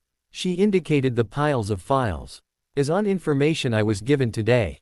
For a start, about half an hour ago I sent young Mr. Henry James, Harry Potter to St. Mungo's, escorted by Connie Hammer, as a code purple." That had Scrimgeour gape in shock. "Yeah," she sighed. "The Muggles Dumbledore dumped him with, and I do mean, dumped, as in on their doorstep in the middle of the night, have been abusing him for the past 9 years. Scrimgeour began to look angry. "So, we need to go arrest Dumbledore and these Muggles?" he asked. "No to both," she replied. "For a start, this information is all need to know, only, at least for the time being." When he gave a nod back, she continued. Indicating the 3 dolls still on her desk, she explained, "These 3 little dolls are actually the Dursley family. They're the Muggles young Mr. Potter was being abused by. They're to be taken down to a holding cell each and left there. I do not have time to interrogate them yet, and probably won't until tomorrow at the earliest. You can undo the transfiguration through a firmly cast finite incantatum. I suggest you do not cast the charm on them until they're in their cells. That we have them is also a secret." "Yes, ma'am," he said. "Next, I've sent Shaq with Arthur Weasley to go to the Weasley family home to snag an unregistered animagus. That animagus is actually Peter Pettigrew. Weasley and Shaq do not know that, though." Scrimgeour gave a start of shock. "Next, I've sent Mad Eye with another Auror of his choice to Azkaban to collect Sirius Black and bring him back here to another holding cell. Apparently, Black never received a trial. I've also been assured that if he had received a trial, it would have quickly become clear he was not the one to have betrayed the Potters or killed all those Muggles in that street in Manor, that it was, in fact, Pettigrew who betrayed the Potters, then framed Black for both sets of crimes." Looking to the head Auror before her, she could see he was stunned speechless. She could relate. And next, while Dumbledore was being confronted about his part in all this, that he knew Black was innocent of the crimes and that he was responsible for the Potter boy being abused by Muggles for the past 9 years among other crimes, she sighed, the old man up and had a heart attack. He dropped dead on the spot. "So, we've just lost the headmaster of our premier school of magic, our chief warlock, our ambassador to the ICW and the ICW's supreme mugwump in one swoop. However, if he hadn't up and died, I'd have the old bastard in one of our holding cells, right now, and be preparing the ministry's case against him for multiple crimes. Crimes of such severity the Mo would have no choice but to toss his ass through the veil of death." "Bloody hell," Scrimgeour softly exclaimed. "Yeah," said Bones. "And that's not even a decent portion of the crimes I have on that man, apparently, together with the evidence to ensure conviction." She tossed the file marked, Albus Dumbledore, The Crimes and Lies of, across the desk to Scrimgeour and said, "Once you finish with what I need you to do first, I then need you to read that and prepare to give me a briefing on it." "Why yes, ma'am," he replied. "Before then, though, I need you to select 3 highly trustworthy Aurors, Aurors who know to keep their mouths shut and know how to deal with Code Purple children, irrespective of how famous they happen to be, and send them to Mungo's to meet up with Hammer. Hammer's then to set up a shift schedule for the 4 of them to provide our young hero, Mr. Potter, with around-the-clock bodyguarding. Can you get that done for me, Rufus?" she demanded. Yes, ma'am, he firmly nodded, while holding the thick folder he'd just been tossed. And I'm sorry I didn't bring you into the loop on this as soon as I got back, she apologized. I've just had my whole worldview rocked so severely I think I've barely managed to hang onto my own sanity. Yes, ma'am, he replied. I think I can relate. And you haven't heard all it yet, she grinned. Once Scrimgeour left to get on with his own recently given tasks, Bones had returned to the file on the Horcruxes. However, it was only a few minutes later when her intercom buzzed once more. Yes, Mrs. Cattermole to see you, ma'am. Send her in, please, Cynthia. A moment later, Cattermole entered and quickly crossed the floor to the desk. She then offered the 2 files in her offhand across the desk and said, "The file and documents you asked for, ma'am." "Thank you," said Bones. "Take a seat for a few moments, please." As Cattermole gingerly sat down on the edge of the seat, Bones already had the file opened. A quick read through and she gave a grunt of annoyance. Here was proof Dumbledore was not the true magical guardian of the Potter boy. Magic still recognized Sirius Black in that role. And there was no information on the Muggle Guardians, even their identities. She quickly opened the other file and found the form within that would grant her custody of a magical minor child. She quickly filled it out, assigning herself both full custody and magical guardianship of one Henry James Potter, signed it, stamped it with her director of the DMLE notary stamp to state it was approved, added a genuine copy of both Potter's wills as evidence, returned both together with the copies of the wills to their respective files and handed them back to Cattermole. "Thank you, Mary," she said. "By magic and by law I have just taken and accepted custody of the minor wizard known as Henry James Potter, Harry Potter, as per the wishes of his deceased parents as laid down in the codicils of their last wills and testaments. I've included a copy of both wills in the file. Process all that immediately and return to me, ASAP, my copy of the authority that shows me to be Mr. Potter's new guardian. I'll need it to make lawful decisions for the boy this very afternoon, especially those related to his physical health." Yes, ma'am," replied Cattermole, who immediately stood and hurried from the room. As she hurried out, Weasley and Shacklebolt walked in. Shacklebolt was carrying a small metal cage in his hand that had the body of an adult brown rat within. "Done, ma'am," reported a very satisfied Shacklebolt. "I've also cast the animagus detection charm on the rat. It's definitely an animagus, ma'am." "Thought so," she firmly nodded back. "Take him down to a holding cell, dump him inside, force him out of his animagus form and register him as prisoner John Smith, would you? Make sure you also activate the anti-animagus field on the cell while you're at it." "Yes, ma'am," replied Shacklebolt, again picking up the cage.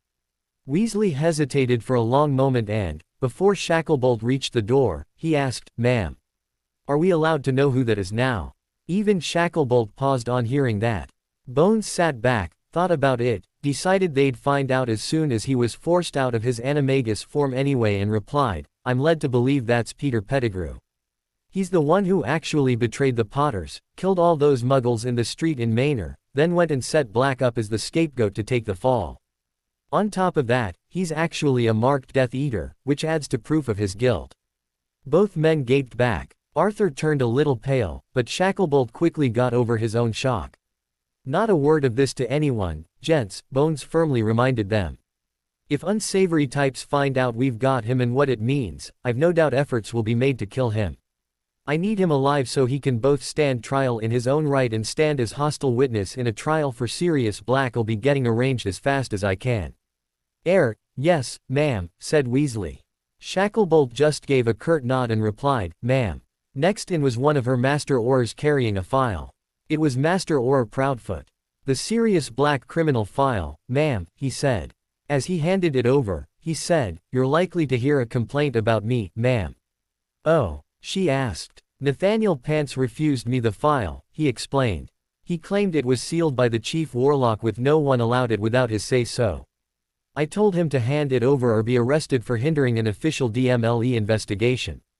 When he refused again, I stunned him, then threatened that flunky of his to stay the hell out of my way or he and his boss would be waking up in a holding cell, and went and got the file myself." Bones gave a slight snort of amusement. "Tell Rufus that, if he does come in to make a complaint, Rufus has my permission to fire the man." At the very least, Rufus is to firmly remind the man he works for me, not the chief warlock. When the head of the Aurors or DMLE gives him an order, he's to bloody well obey it. Yes, ma'am, replied Proudfoot. Thank you, Michael, she said. As Proudfoot headed back out, Bones opened the file on Black and found it to be exceptionally thin. It contained only a copy of the arrest report, the authorization form ordering Black incarcerated and the transfer order for Black to be moved from the DMLE holding cells to Azkaban, nothing else. There was no record of interview, no record of trial transcript, no witness statements, nothing. With an annoyed grunt and sigh, she set the file aside. Bloody hell, she thought. How the hell does something like this get missed at all, let alone for so long? She was then finally able to make proper headway through the phylacteries and prophecy files she's received from Potter Peverell, concerning what she'd been told about these supposed Horcruxes. Already, though, other information had been confirmed, such as the Weasleys' pet rat being an unregistered animagus and it being likely Peter Pettigrew, and about Black not even receiving a trail before he was dumped in Azkaban. As such, she'd yet to be given any hint the rest of the information she'd been given was anything but true. It was only a short while later she had her own separate list written out. The Peverell house ring with a fixed resurrection stone, at the Gaunt hovel in a small copse of wood in Little Hangleton. Ravenclaw's missing diadem in a room known by the castle's house elf inhabitants as the come-and-go room on the 7th floor of Hogwarts Castle. Tom Riddle's personal school diary in the possession of Lucius Malfoy in a hidden room under the dining room floor of Malfoy Manor and Hufflepuff's fabled cup in the Lestrange vault inside Gringotts. She also had the secrets to how to gain possession of each of them and what foul enchantments were also placed on each as a final line of protection. But, what was most disturbing, was the prophecy written out in the folder. Mind you, Peverell's notes concerning it and his views on it also made a lot of sense. If the one with the power to vanquish was, indeed, Harry Potter, and the Dark Lord was Voldemort, then Harry vanquished him on the 31st of October in 1981. Or, handing over, by his hand, the files on how to destroy the malevolent spirit of Voldemort could also be seen as the Dark Lord dying by his hand. If, however, the Dark Lord was Dumbledore, then Harry vanquished him today. And if the Dark Lord was Grindelwald, then the prophecy has nothing to do with Harry, and someone else, who is also born as the 7th month dies, will kill him. Dumbledore should never have leapt to the conclusion that Harry Potter would have to face Voldemort in a one-on-one magical duel. It was still open to far too many interpretations. She'd placed all that in her own folder and slipped it into her Fidelius Charmed, secret, bottom drawer of the desk. She knew she'd be losing the phylacteries and prophecy file of the 8 she'd received from Peverell to Croker and wanted a copy of the relevant portions for her own elucidation. She'd no sooner got that out of the way and was flicking through the folders wondering which one to tackle next, when her aide informed her Mary Cattermole had returned, yet again. Send her in please, Cynthia. Cattermole came in with a file and immediately handed it over to Bones. Your documented proof you are now young Mr. Potter's rightful custodian and guardian, ma'am. Thank you, Mary, she replied. Accepting it. As per always, this is classified information, not for dissemination to anyone without authority of the guardian, me. Yes, ma'am, nodded Cattermole. Thank you, Mary, she said. You may go. Yes, ma'am. Thank you, ma'am, replied Cattermole, before she once again hurried from the room. Bones opened the file and quickly perused it to ensure everything was as it should be. She wanted no one to be able to come along later and claim the right documentation had not been filled in or submitted. To her relief, Cattermole had missed nothing. She was going to need that file when she went to Gringotts and saw Grimjaw, so set it aside for now. That had her pull out the file on the Potter estate, and, again, pull to her right side a small stack of parchment, ink and a quill. However, when she opened the file she found on top an itemized, executive summary, of all that was within the file. Well, she thought, that's bloody handy. Thank you, Mr. Peverell. She'd not need to take notes, after all. She read through it, saw what Peverell meant about why she needed to visit Grimjaw, plus a side note as warning about what Grimjaw was likely, or had already warned, he would want to do. Bones had no problem with any of it. That folder got shrunk and dropped into her pocket for when she went in to see him. Right, she thought. Peverell's file on Black. Mad Eye should be back with him soon. Opening it, she was grateful it was a relatively thin one. It contained a copy of the record Sirius Black III was Henry James Potter's sworn godfather and referred back to the last wills and testaments of James and Lily Potter, the promised chronological list of how the man had been thrown in prison without a trial, and a copy, uncertified, of the signed order that had him thrown in prison. She jotted down she needed to question Barty Crouch SNR about that. However, what Peverell hadn't told her was that Barty's son, Barty JNR, was being held by his father under the imperious curse at Crouch's home under the care of the Crouch family house elf, Winky. So, Crouch SNR was going to be thrown into Azkaban right alongside his son. She needed to have Crouch SNR and JNR arrested, and both he and his son brought to the DMLE and dumped into holding cells. That would be the next task for Mad Eye. She was sure the man would love the job. That was all then set aside. Picking up the file on the Dursleys, she was about to start in on that when, with a light crack of displaced air, Croaker was standing before her again. This time his masking hood was already done. "Bloody hell, Amelia," he exclaimed. "I mean, bloody hell. For the love of Merlin, please tell me this is a very elaborate prank you're pulling on an old friend." Bones was gobsmacked. She'd never seen her colleague so discombobulated in her life. However, she could also understand it. Instead, she gave a slight snort of amusement. "No, Saul," she carefully replied. "It's no prank. I swear to you that memory I gave you is a true and correct memory of what happened earlier today." As she spoke, she rose from her desk and went to her hidden drinks cabinet, pulling out 2 shot glasses and a bottle of Ogden's finest. She poured a healthy measure and a smaller one for herself before returning the bottle to its rack and bringing the 2 glasses over to her desk. Sitting down, and placing the glasses on the desk, she indicated one of the chairs opposite and said, "Sit down, Saul. We need to talk." As soon as the man did, she offered him the shot glass with the healthy measure and kept the one with the least amount to herself. When Croaker took the glass and downed it in a single swig, she then offered him the Phylacteries and Prophecy file. Without a word, Croaker put the shot glass back on the edge of the desk and accepted the file, before then opening it and scanning through it. She quietly waited for him to finish perusing it.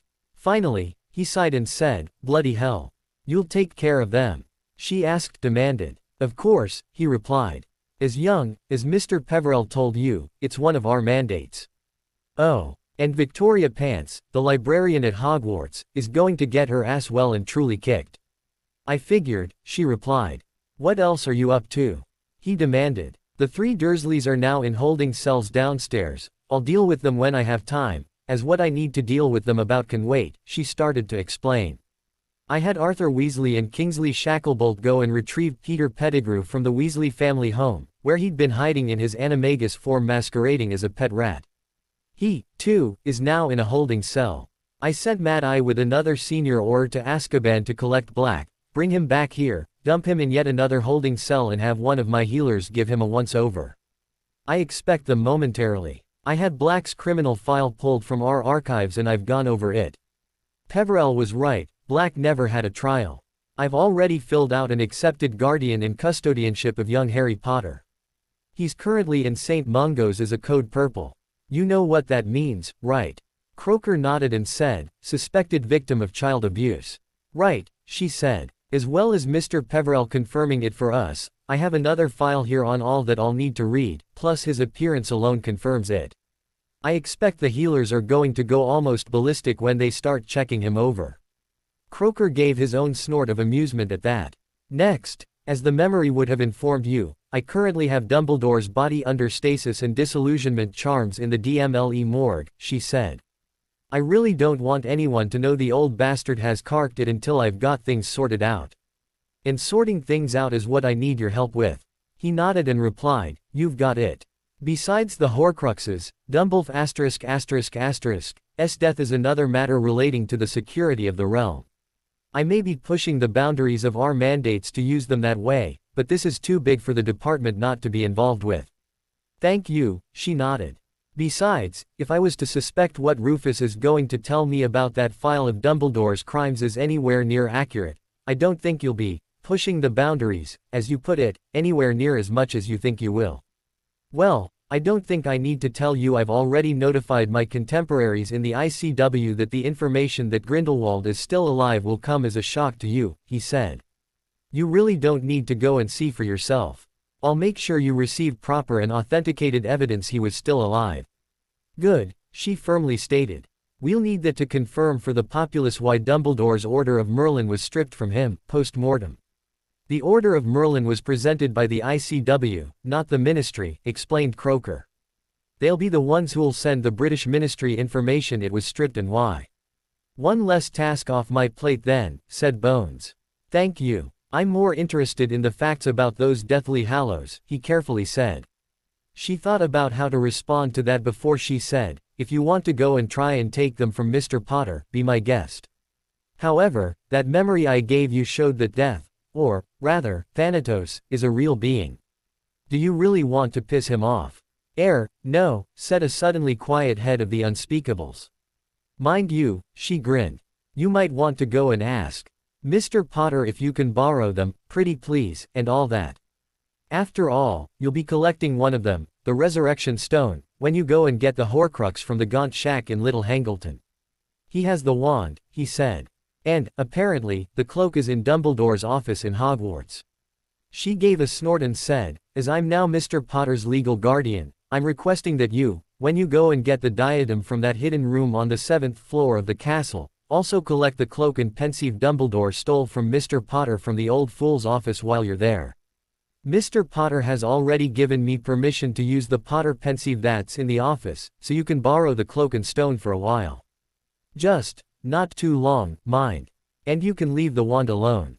Understood, he said. And, thank you. However, as soon as Mr. Potter asks for them back, they're to be returned without any quibble from you and your people about it, she added. Again, thank you, he said. Her intercom buzzed and Cynthia said, Master Auror Moody is back and wants a word, ma'am. Send him in, she immediately replied. Standing, Croker said, I'll keep in touch with our progress. You don't want to hang about to hear what Mad Eye and, later, Scrimgeour wants to say? She asked. He just wryly grinned and said, you already know I'll hear it. Then disappeared with another light crack. Moody stomped in and, without even being asked, said, Black's in a holding cell. I've got Wilkes keeping an eye on him and sent Healer Bincuti in to give him a once-over. He also seems pretty lucid for someone who's been in Azkaban in a maximum security cell for near on a decade. She nodded and said, I'll give him a couple of hours, maybe until tomorrow, until I talk to him then. Make sure he's kept comfortable and gets medical treatment. He's not to be mistreated in any way. Already organized, he said. Got anything else for me? Yes, she immediately replied. I need you to go and arrest Barty Crouch SNR, then go to his place. He's got his son stashed there under the Imperious Curse. Go get him and stick his butt in a holding cell, too. Moody just stood there, frozen. Even his magical eye was stopped, frozen in place and staring at her. A moment later, he took a deep breath and barked, right. Son of a bi. I'll get that done right now. And stomped out again. If it wasn't so serious, she'd have laughed at her old mentor's reaction. She'd never seen him so shocked, not even when investigating a serious crime. As Bones was starting to reorder the files before her, Scrimgeour walked in. He hadn't even waited to be announced. He looked both horrified and angry and was carrying the file she'd given him under his off arm. Have a seat, Rufus, she said. As he sat, he said, Amelia, if even part of what's in this file is true, do you have any idea what that? I've a fair idea, yes, she replied. When you're ready, let's hear it. And Scrimgeour, almost snarling in anger in places, gave her a verbal synopsis of what he'd read in the file. It took about 10 minutes. Once he was done, he also placed a dictaquil-written statement on her desk. He'd even gone so far as to sign it. All right, Rufus, she said. Thank you. I need to go speak with the Potter account manager at Gringotts, Grimjaw. I expect I'm going to be about 2 hours. For the duration, you're in charge. Yes, ma'am, he grumped, still upset and angry about what he'd read in that file. In the meantime, you need to know the following, she said.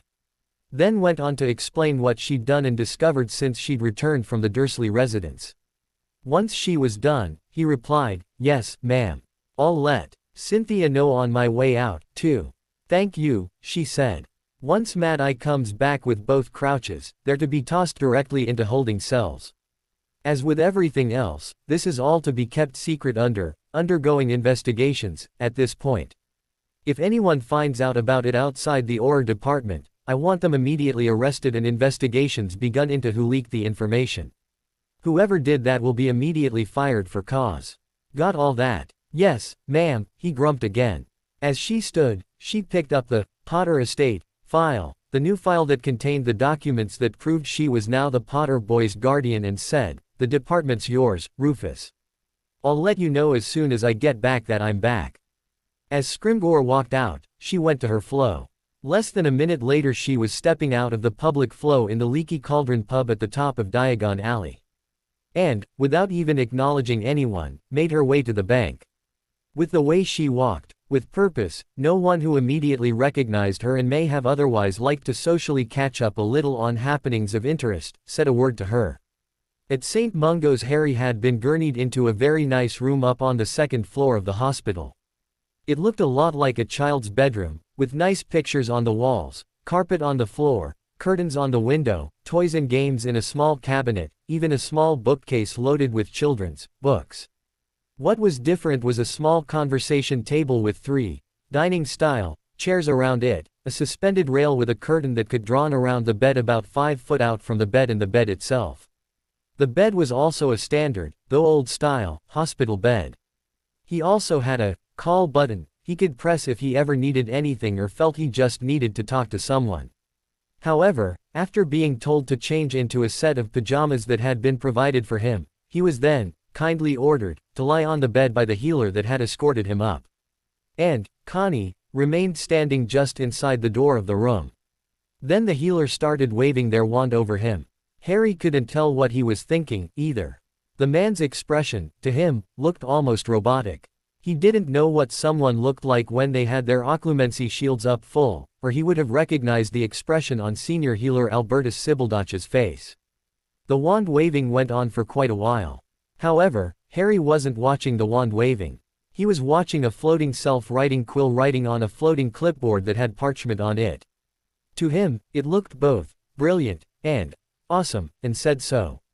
Sibyldoch glanced at the floating auto-quill and back to Harry, even his mouth twitched for a moment into a grin.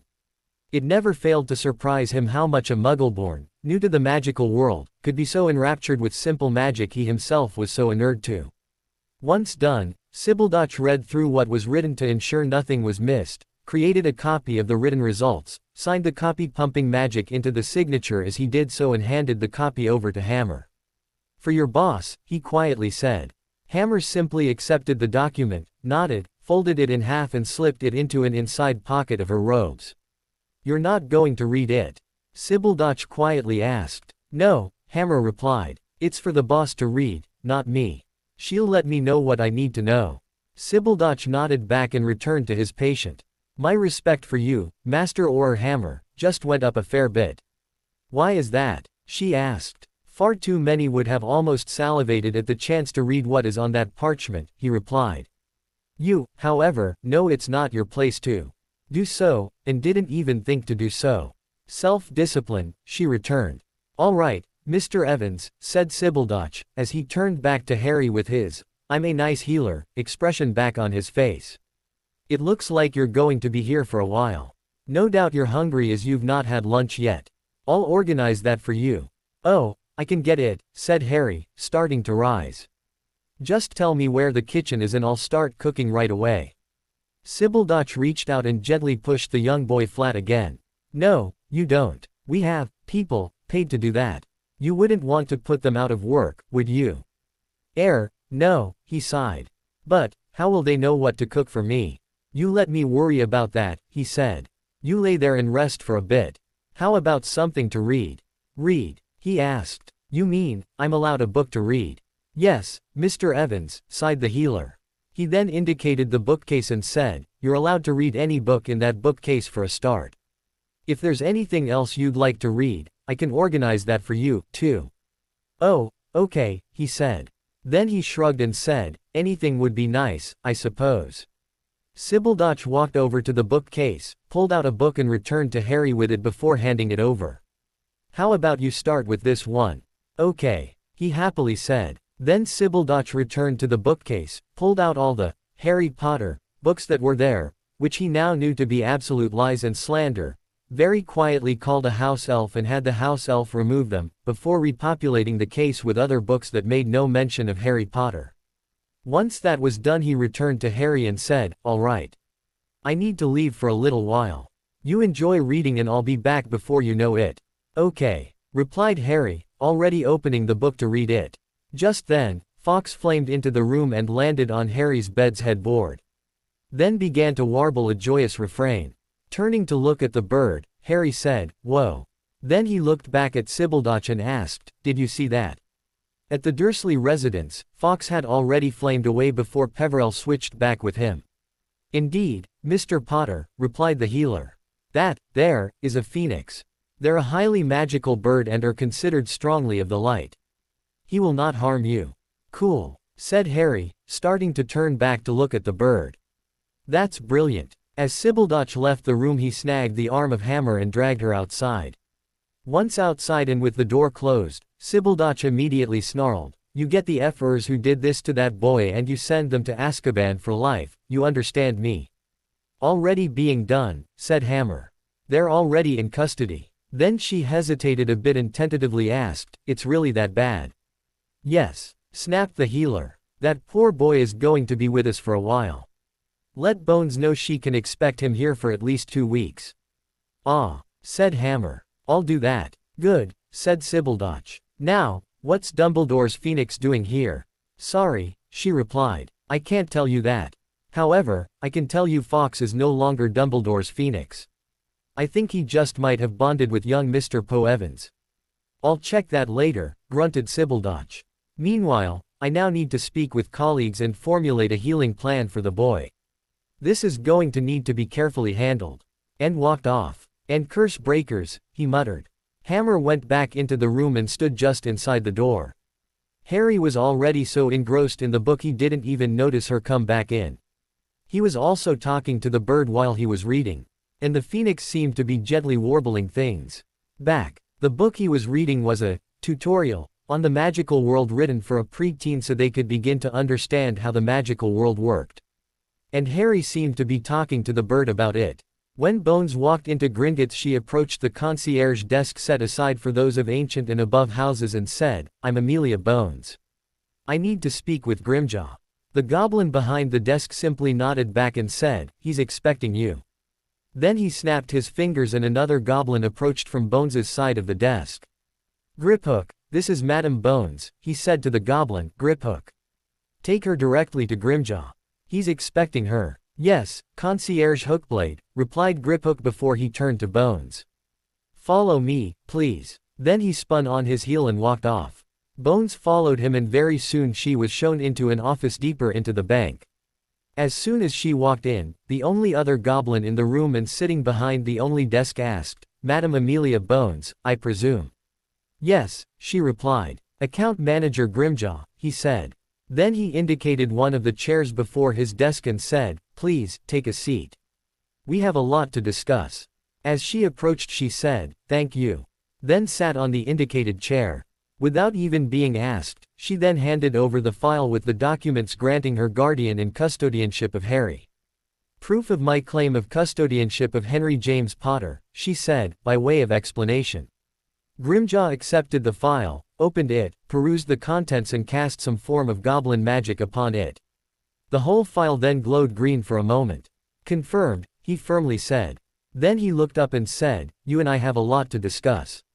I hope you've cleared your appointment schedule for at least 2 hours." "I have," she nodded. "Let's get to it, then," he said, pulling a thick ledger from the side to in front of him before opening it. When she walked out of the bank a little over 2 hours later, Bones was wearing the regents' rings for the houses of Potter and Peverell. She was also carrying in her pocket the heirs' rings for both houses and a signet ring of a scion of House Black. She'd be wearing the regents' rings for Gryffindor and Slytherin and carrying the heirs' rings for the same if such existed. She had no idea Harry was also the heir of those 2 houses, though she shouldn't have been. However, they did not have such rings, as those two houses predated when the concept of the rings was first conceived and had not had them made. She'd ordered sets for both to be made and for her to notified when they were. However, they would take some time to fashion. She was also informed the head's ring for Peverell was missing, but she already know that. It was one of the Horcruxes and was at the Gaunt Shack. She'd also learned that, contrary to popular opinion, the 4 founders of Hogwarts did not each own a quarter share of the school. As Grimjaw explained, females were not permitted to own property until a law change in the late 1800s. That meant Gryffindor and Slytherin actually each owned half the school and castle. Which now meant young Harry, as the rightful heir of both, actually owned the school and its castle, outright. However, both the fact that Harry was the heir of both Gryffindor and Slytherin and that he owned the school would be kept secret until Harry came of age and decided what he wanted made known. Also, while in there, she and Grimjaw went through the Potter accounts, but left the others alone for now. She ordered Grimjaw to recover the stolen artifacts and gold of House Potter, except for the invisibility cloak and pensieve, explaining the unspeakables would collect them first. She'd actually been stunned over just how badly and deeply Dumbledore had ransacked the Potter vaults. She also ordered that what other property, including land, houses, business ventures, shares, etc. which had been taken through Dumbledore's machinations be recovered and, where necessary, purchased back. The Potter assets, except the gold, were to be returned to what they were as of the evening of the 31st of October, 1981. She firmly demanded any shortfall in gold was to be taken from the Dumbledore vaults. Albus Dumbledore had no legal right to make any determinations on any of it, as such his estate can pay for it, she firmly stated. I don't care for excuses, just get it done. It will be, said Grimjaw. We've been careful in monitoring the lot and tracking it. I'll be getting onto that as soon as you leave. However, there's another urgent issue you need to attend. What's that? She demanded. Instead of verbally replying, Grimjaw handed over a small stack of documents. The one on top, she immediately saw, was a marriage contract. Shit, she muttered. Looking closer, she could see it was signed by Albus Dumbledore. That, no good, rat, F. Tear it in half, said Grimjaw, interrupting what he knew would be a lesson in colorful language. As it's illegal, it's non-binding. With a glance to the goblin, Bones immediately flipped the document on its side, tightly gripped the now top edge of it between her hands and tore it in half across the middle. As soon as she did, it burned away in a heatless flash of flame. There. Done, nodded Grimjaw. Yet further proof the wizard Albus Dumbledore had no claim to act as regent for the House of Potter. I didn't get to see who the so-called lucky witch was he was to marry, she said. Does it matter? He asked. Yes, she firmly replied. Because, while I can't go after Dumbledore for it, I can go after the other signatory. Not if they believed Dumbledore was the rightful regent, he reasonably explained. She sighed and said, no, I can't, can I? However, it was for one Ginevra Muriel Weasley, born 11th of August 1981. And was signed by one Septimus Harfang Weasley just before he died in 1982, explained Grimjaw. If Septimus Weasley signed in good faith, would it be just to drag his name through the dragon dung over this? True, she sighed. I'll just let Arthur know about it if he doesn't already know, and inform him it was both illegal and has been destroyed. As you say, said Grimjaw. Any others? She asked. No, he replied. However, there are other illegal contracts. Grimjaw went on to show and discuss contracts Dumbledore had signed with manufacturers and others to license them the right to use Harry's name and image. God's damn it, she vehemently muttered. Right. All such licensing is hereby revoked. She declared. All such supposed licenses are to be informed the contracts they signed were and are illegal. All such permission they believe they have to use the name and or image of Harry Potter are to cease immediately. All such books, toys, other materials and paraphernalia, statements to the contrary and all the rest are to be removed from sale immediately and then destroyed. Inform them that if they do not immediately comply, the Potter estate will be seeking full legal recompense in damages against them dating all the way back to when they first started using his name and image. I will financially destroy them, then come along and seize control of whatever pitiful financial resources they have left, including their own homes if I have to. Grimjaw chuckled and said, spoken like a goblin. It shall be done. Oh, she said, suddenly having another idea. And charge any fees related to fixing all that to the Dumbledore account, as well. He's the cause of it, his estate can pay for the fixing of it. If the Dumbledore account manager by Chesson whines about it, tell him I'll then come after the Dumbledore estate for recompense for damages. Again, Grimjaw chuckled. I'm going to enjoy this. Next, she demanded. Nothing that can't wait until you have more time to go over things with me. We still have the other accounts to go through, after all, he replied. In the meantime, he then dumped a small stack of ledgers onto her side of the desk. A copy of all the accounts. I ask you to go through them and prepare your questions for me when we next meet. Permission to draw and use my wand to shrink it all? She asked. Grimjaw just leaned over and tapped the stack with his finger. It shrunk down to a stack about the size of a 2-inch stack of chocolate frog cards. A simple wizarding finite will restore it, he said. With a nod she picked it up and dropped it into a pocket of her robes. Anything else? She asked. No, he replied. In that case, she said, standing. I'll leave you to the work you've now got ahead of you.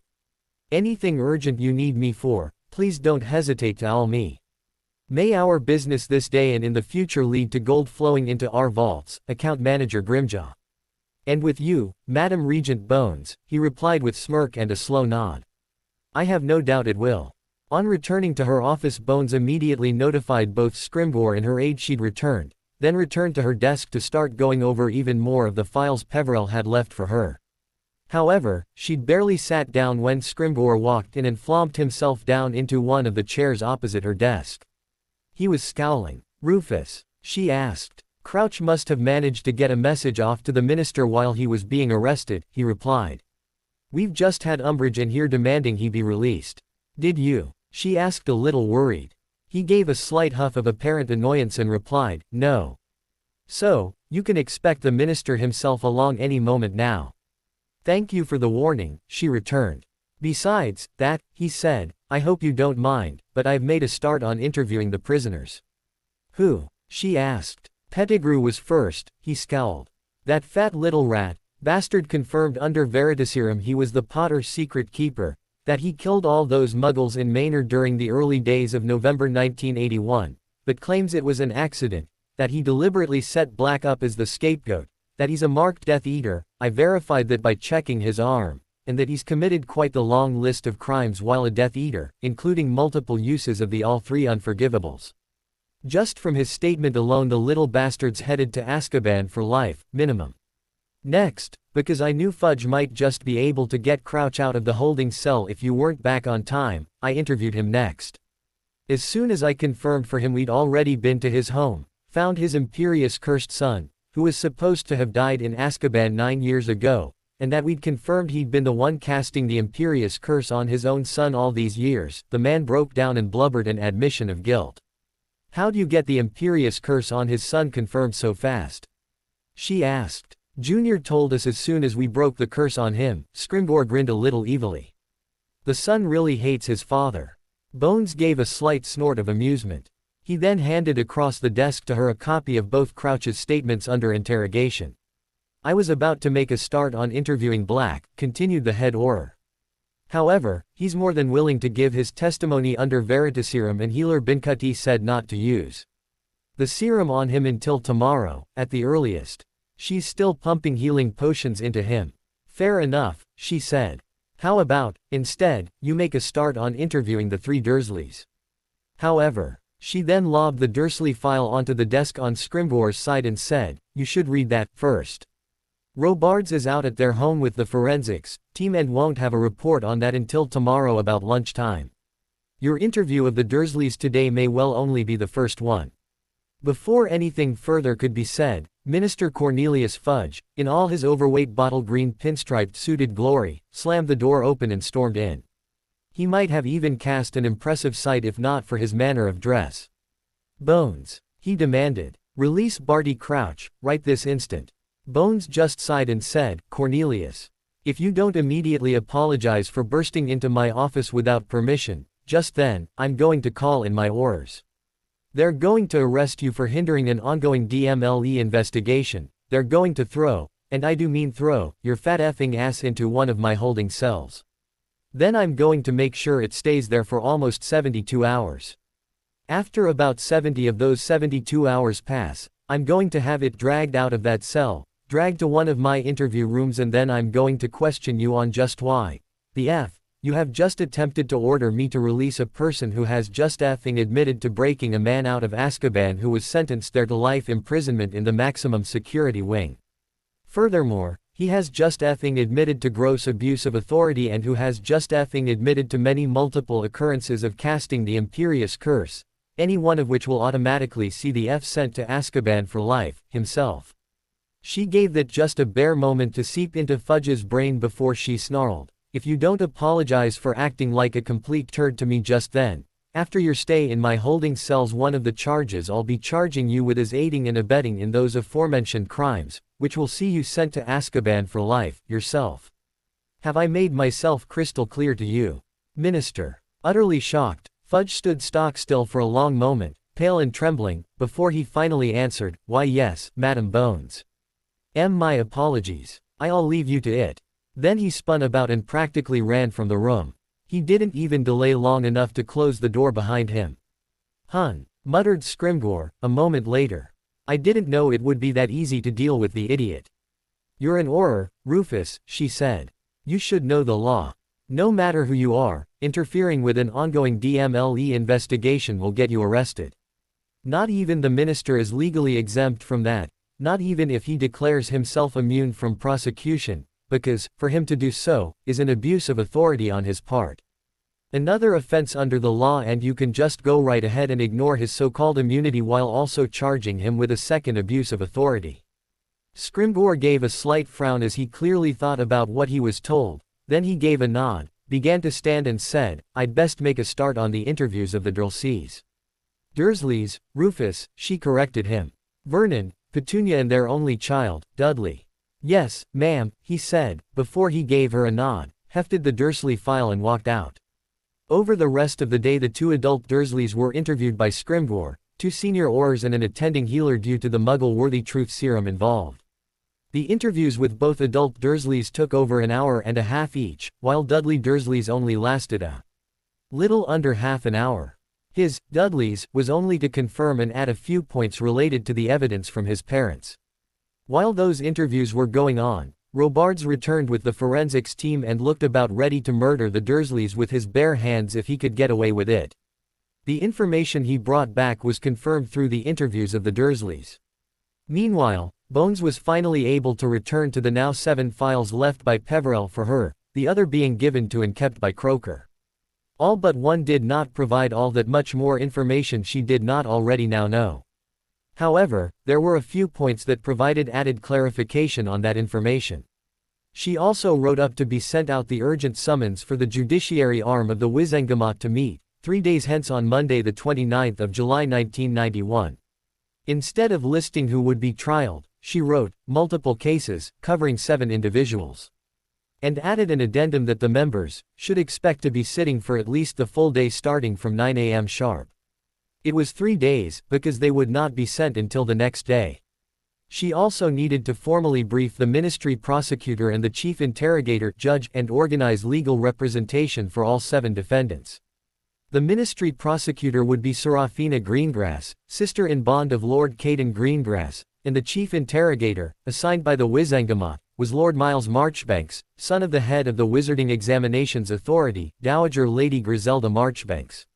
She sent messages to both asking them to meet with her at 11 a.m. the next morning in her office. She then went to the issue of legal representation for the defendants.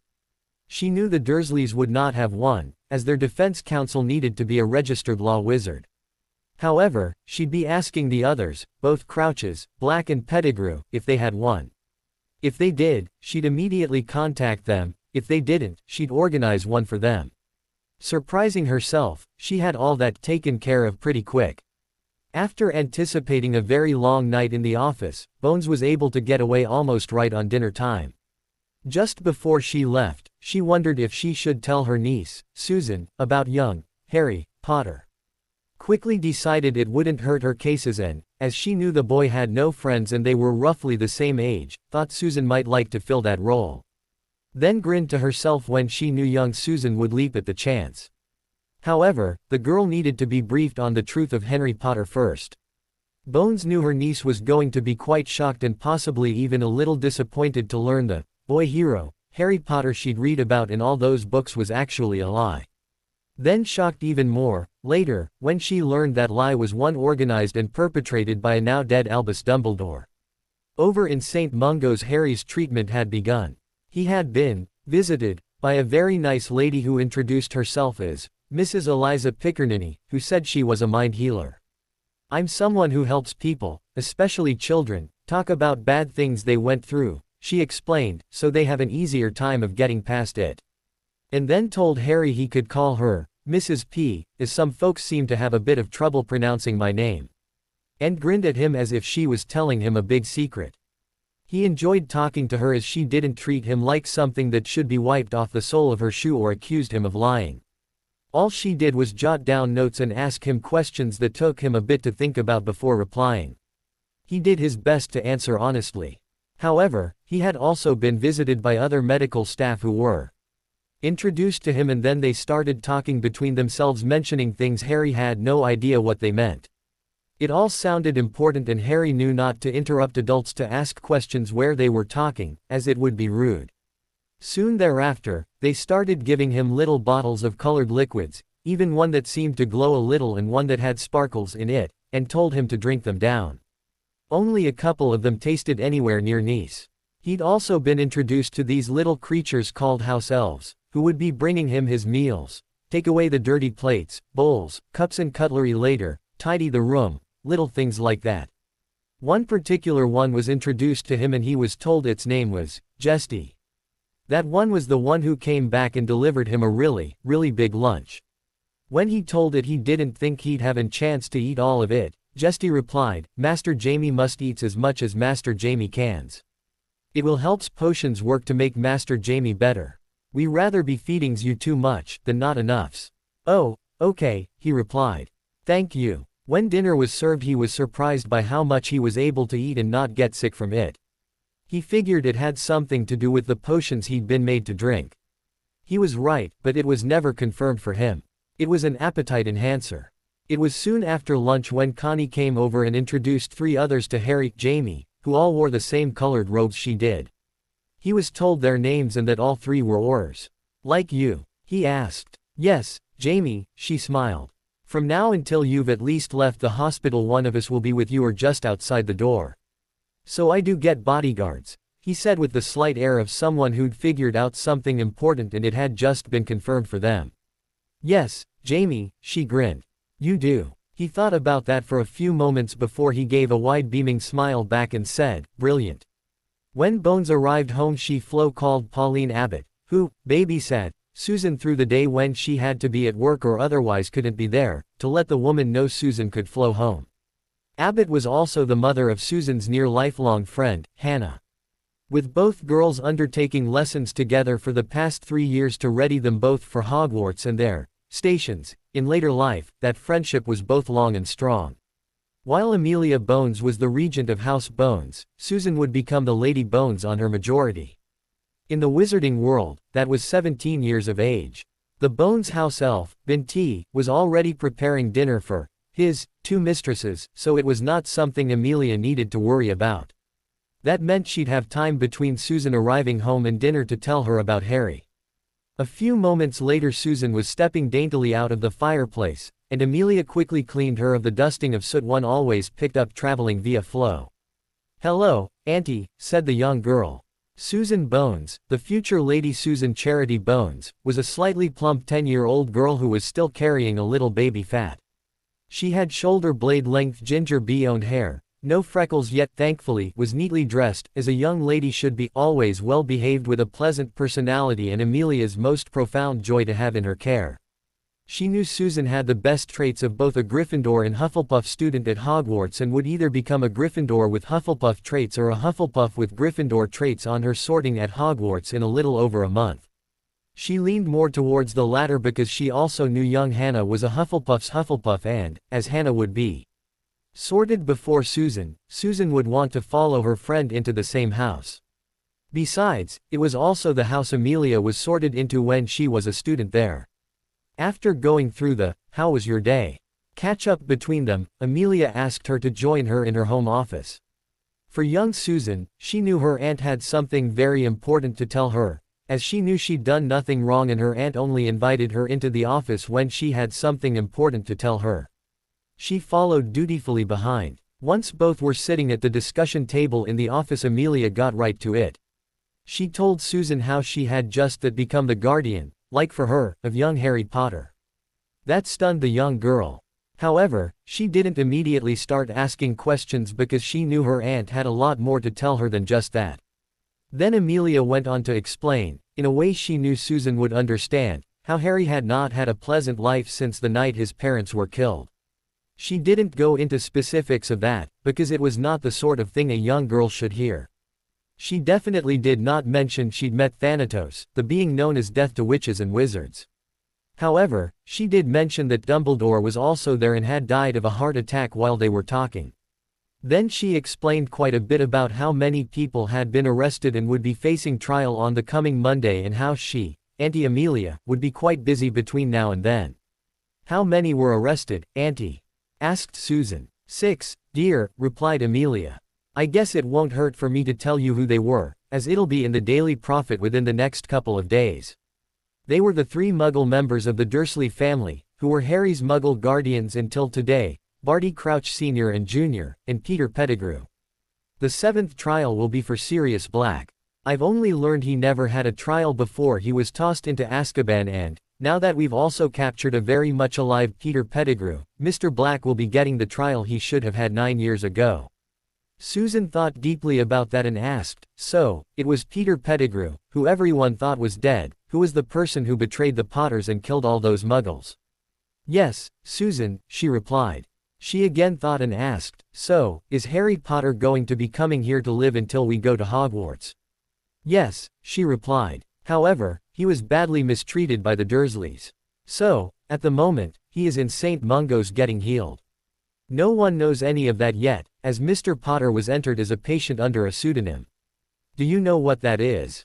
Susan again thought and said, "Pseudo means false, and nym means name, right?" "That means, false name, right?" "Correct," beamed Amelia. "Mr. Potter was entered as a patient under the pseudonym, false name, of Jamie Evans. Again, that is secret information, not to be discussed with anyone else." "Yes, Auntie," Susan immediately returned. "How long will he be in hospital for?" "I've been told by his healers it will likely be for at least 2 weeks, she replied. "He must be awfully lonely," said Susan. "Are any of his friends allowed to visit him?" "Another thing that's falsely written about Mr. Potter is how many friends he has, Susan," she replied. "Actually, he doesn't have any that can visit him." "That's not nice," said Susan, as she dropped back into thinking mode.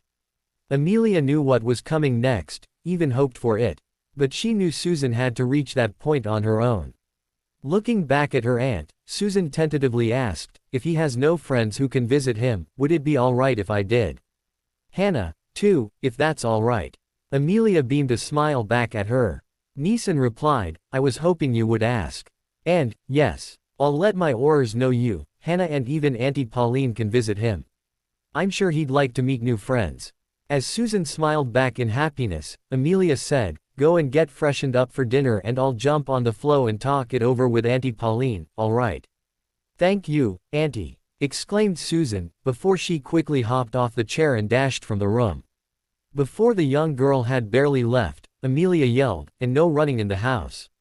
"Sorry," was yelled back. After going back to the fireplace and placing a flow call back to Pauline Abbott, Bones quietly discussed with the woman what was going on and what she'd allowed Susan, Hannah and herself to do regarding young Harry Potter. Pauline was as appalled at the treatment the Potter heir had received at the hands of his Muggle relatives as everyone else who'd heard of it. And assured Bones she'd be happy to escort the 2 girls to go visit that poor Potter boy, on regular occurrences. "We shall visit with him first thing in the morning," declared Abbott. "He's in the abused children's wing, Pauline," said Bones. "He's entered under the pseudonym of Jamie Evans, so please make sure to not use the name Harry Potter when you visit. Let whichever of my Aurors is currently on bodyguard duty at the time know that you have my permission to visit." If necessary, they can confirm it with me. Will do, Amelia, replied Abbott. The next day, the Friday and only 2 days after Harry Ignotus had sent out the letters, Bones was early into the office to make a start on what she knew was going to be another long day. Grimjaw hadn't let the moss grow under his feet the previous day before he'd sent off his cease and desist letters, as that morning's Daily Prophet had the first reports coming in about businesses receiving those letters and getting all up in their wands about them. The Prophet didn't indicate it was the new regent of House Potter who had initiated it, as they were still apparently unaware of that. Instead, they blamed the lot on Dumbledore, going senile in his old age. Bones was an avid reader of military strategists and remembered something written by the French general, Napoleon Bonaparte, that went along the lines, "Never interrupt your enemy when he's busy making a mistake." If the Prophet wanted to blame it all on Dumbledore, she had no problem with them continuing to do that. And, apparently, Grimjaw was of a similar mindset, because none of the offended parties had any idea Bones was now the regent for House Potter, either. Black still needed to be interviewed, as did the Dursleys, again, based on what the forensics team found in the house and during interviews of the neighbors, and all the evidence needed to be properly collated and separated out into each of the cases. She also needed to formally brief the ministry prosecutor and the chief interrogator judge and speak with the legal representation for all 7 defendants. She was only partway into that when her flow flared to life and Minerva McGonagall's head appeared in the flames. "Amelia," she asked, "Albus is missing. Can I step through?" Bones gave a wince, as it was something she'd forgotten to take care of the previous day. So, of course McGonagall would want to alert her to her missing headmaster. Bones cast her wand on the fireplace, releasing the lockdown on it, and said, "Step through, Minerva." A moment later, McGonagall stepped out and distractedly banished the soot off her hair, hat and robes. She appeared, of course, worried. "Take a seat, please, Minerva." Bones indicated one of the chairs opposite. After McGonagall sat, Bones took a moment before she said, "I have grave news, Minerva. Albus Dumbledore died yesterday morning of a massive heart attack while illegally on the premises of a young boy." McGonagall gaped back in shock as her offhand rose to her. She immediately began lightly shaking. Bones gave her the time to internalize that news. "He was going to visit young Mr. Potter," explained McGonagall. Young Mr. Potter sent back a note in response to his letter informing him he'd been accepted to Hogwarts, stating he had no intention of attending Hogwarts while Albus was headmaster. "Yes," nodded Bones. "I was at the Dursley residence at the time Dumbledore visited. Mr. Potter refused him entry and Dumbledore let himself in anyway. He was quite shocked to find me and 2 of my Aurors already there. During the resultant discussion, Dumbledore suffered a massive heart attack. He was dead before his body hit the floor." While true, her explanation in no way explained the whys, wherefores or anything else about that discussion. Everyone would know soon enough, and McGonagall did not need to have it dumped on her, right then and there, just how much of a right bastard her personal hero truly was. As McGonagall sat there, still utterly shocked, Bones gave her the time to gather herself together once more. "As of then you became acting headmistress, Minerva," she explained. "And yet I cannot access," the older witch began to explain before she suddenly stopped. "We had unspeakables in the school, yesterday afternoon. One set went up to the 7th floor while another set went and broke into the headmaster's office. I take it the fact they were there and Albus's death are related." "Yes," she replied. "However, I cannot tell you why, just yet, other than to tell you the unspeakables were there to recover certain artifacts. One of the things they took was Albus's pensieve and a brown paper-wrapped soft bundle," said McGonagall. "No, Minerva," Bones sadly corrected. "They actually took Mr. Potter's pensieve." She sighed and said, "I'm sorry to tell you that Albus was plundering the Potter holdings. The 2 items they took that you just described were Mr. Potter's pensieve and, by the sounds of it, Mr. Potter's invisibility cloak. Those were 2 of the items Dumbledore illegally removed from the Potter vaults in Gringotts. And they weren't, by a long shot, all that Dumbledore took. For your information, as of yesterday I became Mr. Potter's legal guardian and have taken full legal custodianship of him. I've also arrested the Dursley family and they're currently in my holding cells awaiting trial. That will be one of the trials I was in the middle of organizing for Monday when you Flo called me." I foresee a very long prison sentence for both adults and for their son to end up in a criminal children's facility in the Muggle world. As McGonagall's expression went from shock, to horror, to deep emotional pain, she closed her eyes, brought up her shaking off hand to massage her forehead and beeped, "Oh, gods above." Bones reached over to her rune to activate her intercom and pressed it. "Yes, ma'am," asked her aide. "Cynthia, can you have one of our healers bring in a calming draft for me, please?" "Yes, ma'am. I'll be all right," disagreed McGonagall as Bones released the rune. "I've more to tell you that is going to shock you, and I'm not going to tell you until you take the potion," disagreed Bones right back. "I'll not have you die of a heart attack on me, too." McGonagall sighed and just nodded, still looking wretched.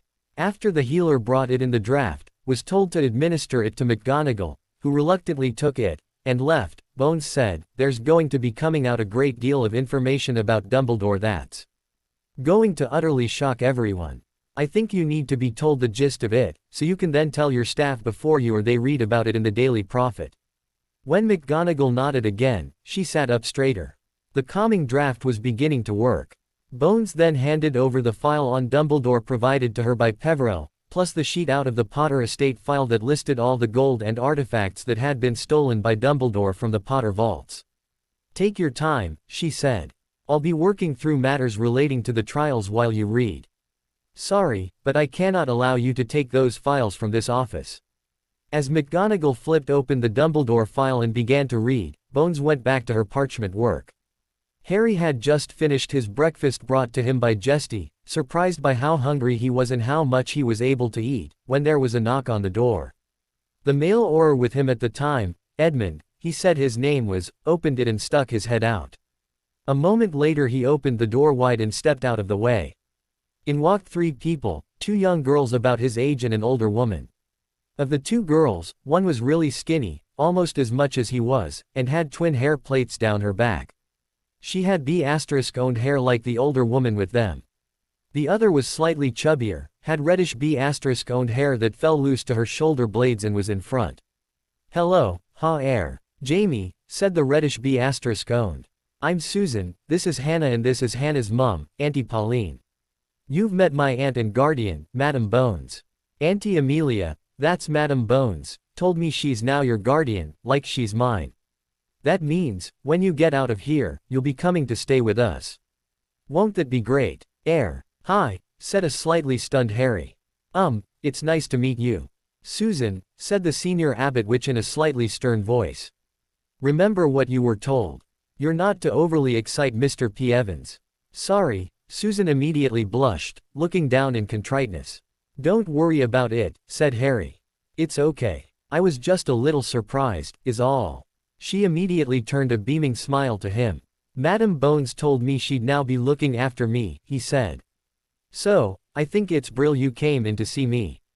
"Me, too," she exclaimed. "I hope you're not upset I'll be coming to stay," he carefully said.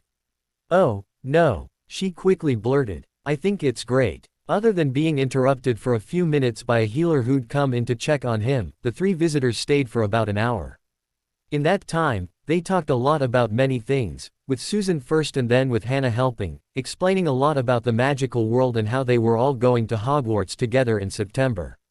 Pauline Abbott, after the first couple of minutes, simply walked over to the table, sat in one of the chairs, pulled out a book from the bookcase and began to read. However, she was also keeping a close eye on the 3 pre-teens as she read. It was when Harry had a large morning tea brought in by Jesty, who again ordered him to eat as much as he could, before the adult abbot told the girls to say their goodbyes. "Will you come and see me again?" asked Harry. "You've told me so much about things I didn't know. I'd like to know more." After both girls quickly glanced at Pauline, the older abbot replied, "If not tomorrow, then the day after." "Brill," said Harry. "Thank you, ma'am. It's nice to meet new friends." McGonagall had just finished reading the files and had them sitting in her lap. Her head was bent forward and she'd have been crying if it wasn't for the calming draft. "I told Albus," she beeped. "I told him those muggles were terrible. People and young Harry shouldn't be left with them. But, would he listen? No. They're his family, Minerva, he told me.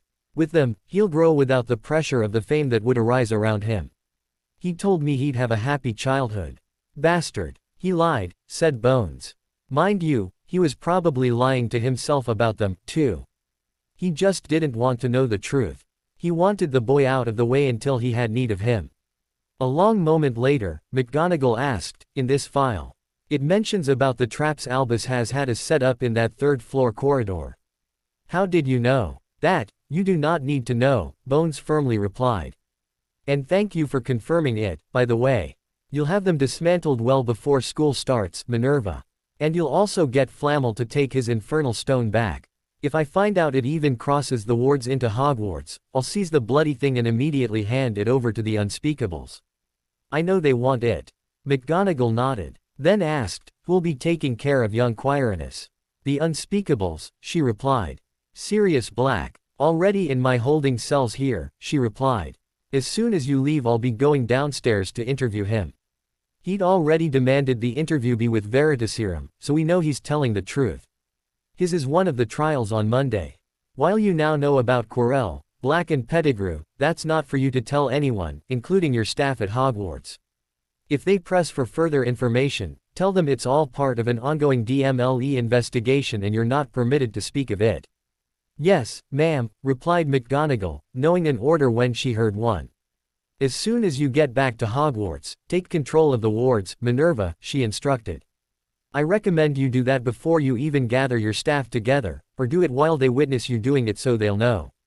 Once you have control of the wards, you should be able to get into the headmaster's office again, now yours, for the time being at any rate. Thirdly, you can expect representatives of Gringotts to come along and search for further items off that list of artifacts Dumbledore stole from the Potter vaults. Give them whatever access they need. The quicker you do, the faster they'll be out of your hair. Again, McGonagall nodded and replied, yes, ma'am. I'm sure you also have at least in the back of your mind the things you'd immediately do once you replaced Dumbledore. I suggest you enact them pretty quickly.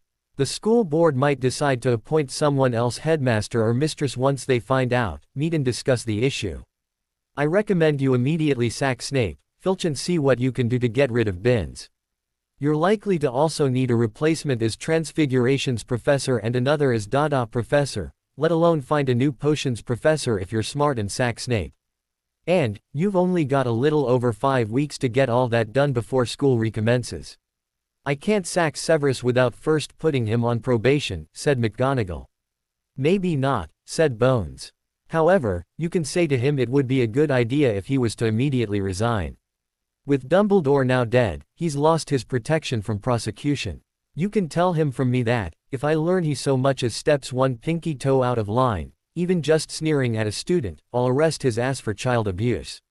That'll enable me to get him inside one of my interrogation rooms and, as he's a half-blood, I'll be fully within my right to dose him with Veritaserum. McGonagall gave a slight snort of amusement and said, I'll tell him. Thank you, said Bones. Now, sorry, but I'm going to have to ask you to leave. I have DMLE sensitive work to do and I can't have you here while I do it. No, said McGonagall. You've been more than hospitable for me. She rose and headed over to the fireplace. As she took a pinch of flow powder out of the container on the mantelpiece, she said, Good luck, Amelia. And may whatever gods Albus believed in have mercy on his soul. Bones already knew they didn't. Peverell had told her where the man's soul was headed. But only she, Peverell and her 2 Aurors knew that. And both her Aurors were highly trusted not to say a word. After all, who would believe them if they told anyone they'd met the embodiment of death? She just nodded back as McGonagall stepped into the now active flow and, with a cry of, Transfiguration's office, Hogwarts, was gone in a flare of green flame. With McGonagall gone, Bones headed down to the holding cells for herself. She wanted to be present when Black was questioned under Veritaserum. She grabbed Scrimgeour and the necessary healer, Bin-Khuti, on the way. After the passing through the security and ensuring Black was at the other end of the room when they unlocked the door, she, Scrimgeour, Bin-Khuti and the young Aur Dictaquil operator entered. Amy! Black happily exclaimed on seeing her. And he did look happy to see her. Black, she flatly returned. After all, while they might have been friends while he was still in Auror before, that night, she had to remain professional for this. On hearing her tone and seeing her expression, Sirius just pouted back. He still bore a twinkle of amusement in his eyes, though. "Healer Binkati," said Bones. "Please check to ensure prisoner Black is now healthy enough to be questioned under Veritaserum." Binkati stepped forward and waved his wand over Sirius with a few flicks, swishes and jabs. A moment later he replied, "He is, though you are to limit the dose to no more than 3 drops. "More than enough," muttered Bones. "All right, Black," she sighed a little louder. "Let's get you into an interview room." Sirius carefully stood and had to use a hand on the wall to brace himself as he did so. As he stood he said, "So long as you don't expect me to perform the tango, I should be right enough to walk to the interrogation rooms."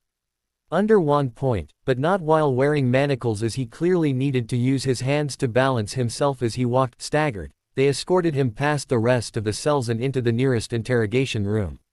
He pretty much then collapsed into the chair on the interviewee's side of the desk with a relieved sigh. After getting everything set up, Black was then questioned under 3 drops of Veritaserum, with the entire record of interview faithfully transcribed with the dictaquill. 10 minutes later he was done, and yet further evidence he'd not committed the crimes for which he'd been, unjustly and illegally, dumped into Azkaban was now in evidence. Legally, they'd have to release him right then, as they actually now had no reason to hold him. However, he actually asked to remain in custody and be given a trial. "No one will believe I'm actually innocent of the crimes unless I'm actually tried, Amy," he reasonably explained. "The only way I'll truly have my name cleared is with a trial." She sighed and replied, "Well, I think that's the least we can do for you. However, I'll not have you locked in a cell. Then stash me in one of the department's safe houses," he shrugged. "He still needs medical attention," said Binkati. Bones thought about it and said, "How about we stick him in Mungo's under an alias?" "That'll work," said Binkati. "Oh," exclaimed Sirius. "My name can be Podrig Foot." "Podrig?" asked Bones. "That's an odd name." "He was the patron saint of Ireland and the name means, nobly born," he replied. "How, in Merlin's name, did you know that?" asked a surprised Bones. Sirius grinned and replied, "Because my marauder name is Padfoot. I'd once looked up what sort of false name I could come up with that still identified to those in the know who I really was." "Padfoot?" she asked. Sirius grinned and said, "The reason I didn't go bonkers while a prisoner in Azkaban, besides the fact I knew I was innocent, is because I spent most of my time in my animagus form. Dementors don't bother animals." Bones immediately developed a pained expression, closed her eyes and grumbled something that sounded offensive. A few moments later she again sighed, opened her eyes again and said, "Let's see it, then." Sirius's grin widened. He carefully stood and wandlessly shifted into his animagus form, a black and gray-haired Irish wolfhound. Then he gently barked at her. "Damn it," muttered Bones. "All right, change back." And he did. But he had to use the edge of the interview room table to help him stand again. "You're not registered, so you'll be doing that over the next couple of days," she ordered. "And I'm fining you 1 whole galleon for not registering it before now." He just grinned back with his eyes twinkling again. Shaking her head in exasperation, she glanced to Binkati and said, "All right. Take Mr. Podrig Foot, here, to St. Mungo's and get him checked in. If he behaves himself, I'll organize for his godson to come and visit him." Sirius immediately perked up at that and asked, "You're his guardian?" "Thank the gods. I was worried Dumbledore would interfere and dump him with his muggle relatives, or something." She hesitated just a jot before she said, "We'll talk about that later. For now, be a good boy and go with Healer Binkati here." Binkati smirked at him and said, "Heal." Laughing, Sirius shifted back into Padfoot and followed Binkati out of the room. He seemed to move a lot easier in his animagus form than as a human. Once they were out of the room, Scrimgeour said, "The fact he's also an unregistered animagus should not have been a surprise." "No," said Bones, rising from her own chair. "James Potter probably was, too. And Remus Lupin. Those 4 were thick as thieves." As Amelia returned to her office space, thinking about how to organize Harry to see his godfather before the trials, her aide, Cynthia, stopped her before walking into her own office. She was clearly fretful. "Ma'am, you have a visitor in your office." "I couldn't stop him. Truth to tell, he scares the whoopies out of me." Frowning in annoyance, Bones asked, "Know who it is?" "Lord Black." Cynthia near whispered back. "Ah," said Bones. The goblins moved faster than I thought, then. She gave a nod and said, if he's not left by then page me in 10 minutes and inform me I'm needed urgently down in the holding cells, would you? Yes, ma'am, she replied. Mentally fortifying herself and drawing her wand in the process, Bones then walked to her office door and opened it. As soon as she did, Arcturus Black, standing in the middle of the office floor, turned to her, saw who it was, and barked, Amelia. Do you know what I've just been informed of? Bones stepped fully within, closed the door and started to walk past the man to her desk. He stood tall, slim without being skinny, had a growth of black hair graying at the temples that was tied back with a black ribbon into a ponytail, and a classic Van Dyke beard for facial hair with the chin part almost completely gray. He was also wearing flat black acromantula robes with gloss black highlights. However, his skin had that slightly gray pallor of someone thought ill. Sitting down while being glared at, she calmly said, yes, actually, I do. Get my grandson and heir out of that place, right now. He snarled. I already have, she returned. When Black blinked at her in surprise and didn't say a word, she said, take a seat and I'll let you know what's going on. You're going to want to be sitting down for this. Frowning back, but more in confusion instead of anger this time, Black moved to a chair before her desk and dropped into it. Thank you, she said. I had Sirius removed from Azkaban and brought here to our holding cells yesterday. I also had a DMLE healer begin working on him to get his health back up. I've also interviewed him under Veritaserum. When Black slightly jolted in shock and developed a thunderous expression, she held her hand up in a stop gesture and quickly said, he specifically requested it. When Black settled again, still angry, he muttered, idiot. Not true, she shot back. She explained, that interrogation, taken under Veritaserum and transcribed with a certified dictaquil, has proven he was in no way guilty of what happened that night or a few days later in Manor. He was set up by Peter Pettigrew, who I've also now got in a holding cell and, as he's a half-blood, have questioned under forced Veritaserum. Pettigrew is guilty as sin and will be facing trial on Monday. He also confessed to having set your grandson up after first betraying the Potters. Surprisingly, Sirius is quite lucid and he's admitted to how he was able to accomplish that miraculous feat. However, physically he's a mess. He's now stashed in St. Mungo's under the pseudonym of Podrick Foot and, again at his request, will also stand trial on Monday. He believes he needs to be exonerated of all charges in front of the Wizengamot before people will actually believe he's innocent, well, innocent of the crimes for which he was dumped in Azkaban, at any rate. And just how did that happen, Amelia? Growled the powerful lord before her.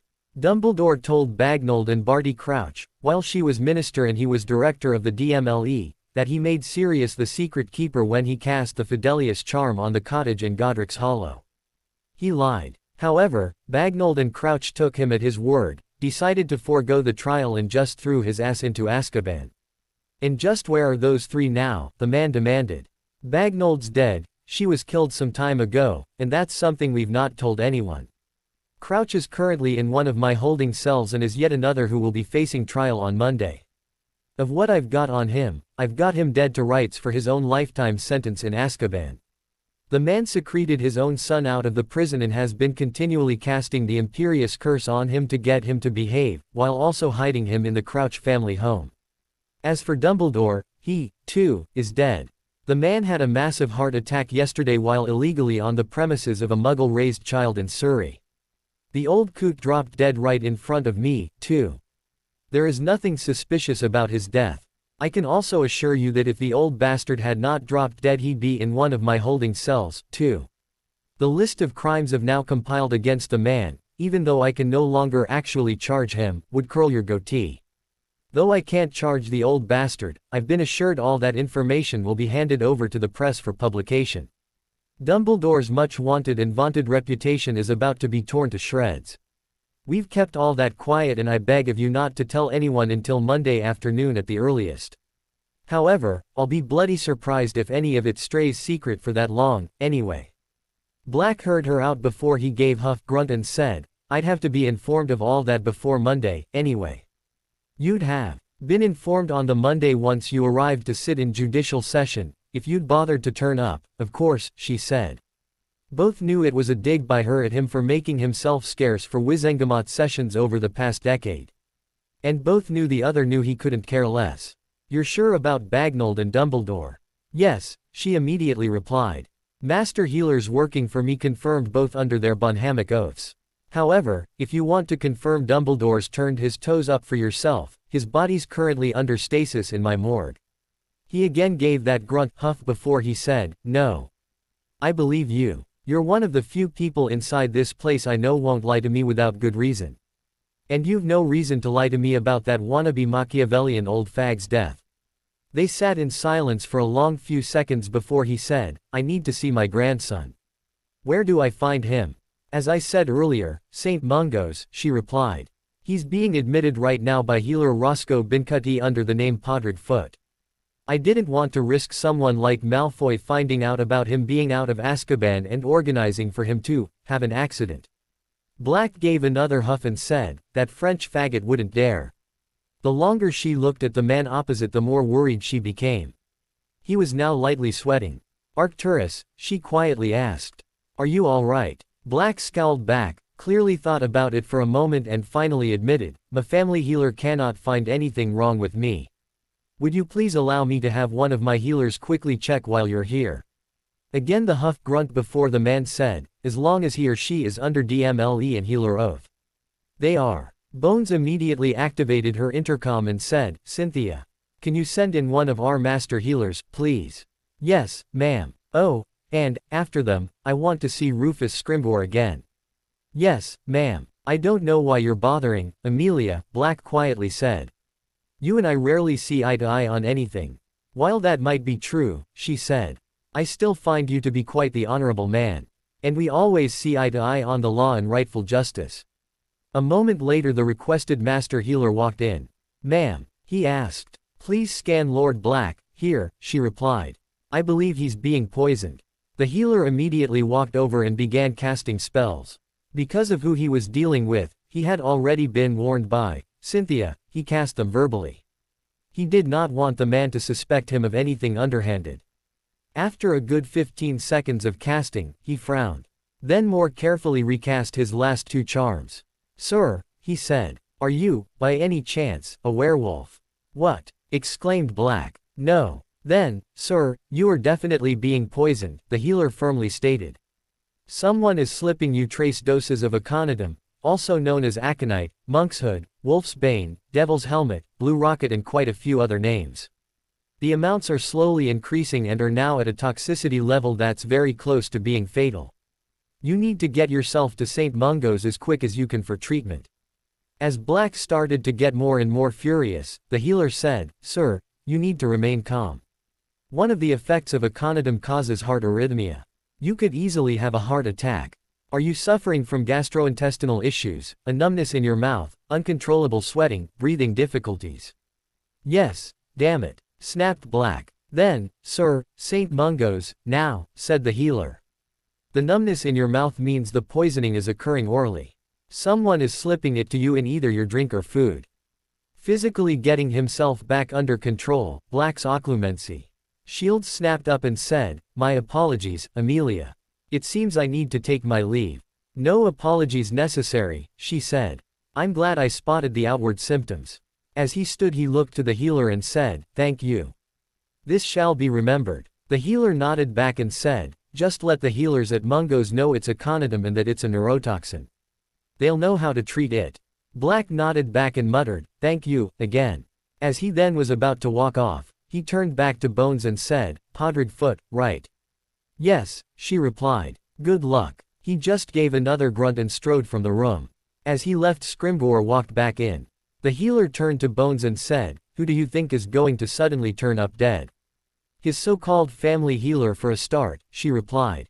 "And, if I was to make a guess, Lucius Malfoy or possibly Cygnus Black, Malfoy's father in bond." "You're not going to step in," he began. "Step in for what?" asked Bones. "No crime, other than someone trying to poison Lord Black, has been committed yet. And I cannot even investigate the poisoning of Lord Black until he makes formal complaint or turns up dead. He hasn't done either." The healer smirked back and walked out as Scrimgeour walked over. "Ma'am," he asked, Once the healer left and closed the door behind him, Bones looked to her deputy and said, "I'd forgotten something until Lord Black's ailment reminded me." She then opened one of the Potter files on her desk and removed a sheet of parchment from it, and quietly handed it to Scrimgeour. Reading through it, Scrimgeour was quickly shocked. "The Longbottoms?" he asked. "Yep," she replied. "I need you to take Mad Eye with you to go and see the chief healer at Mungo's. Tell Mad Eye he can be as scary as he likes with this one. Tell the chief healer I want the bastard who's been dosing the Longbottoms to keep them in their near comatose states arrested and brought back here. And the chief healer is to make damn sure the Longbottoms are then cured. He can let Augusta Longbottom know of their cure once it's been administered. Until then, this is yet another DMLE investigation." "Yes, ma'am." "Oh, and Augusta Longbottom is not to be informed of the identity of the culprit," she ordered. "I want the man, or woman, tried, rather than killed by that old warhorse through a blood feud or something." "Yes, ma'am," grinned Scrimgeour. "Thank you, Rufus." "Yes, ma'am," he again said, before quickly exiting again. With the door closed again, she sat back with a sigh. A quick check of the time showed her it was approaching 11 a.m. and the time of her appointment with the ministry prosecutor and chief interrogator. "Damn," she muttered, surprised. She quickly got her notes for that particular meeting organized, and not a moment too soon. After being announced by Cynthia they'd arrived, Lord Miles Marchbanks, the current chief interrogator, and Serafina Greengrass, the current ministry prosecutor, were shown into her office. "Welcome," said Bones. Indicating the chairs opposite her desk, she said, "Please take a seat."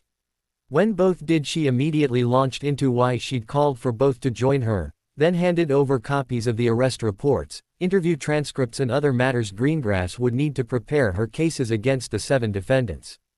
Both were, understandably, shocked. "Bloody hell," Marchbanks finally muttered. Bones just nodded and indicated the stack now in Greengrass's lap.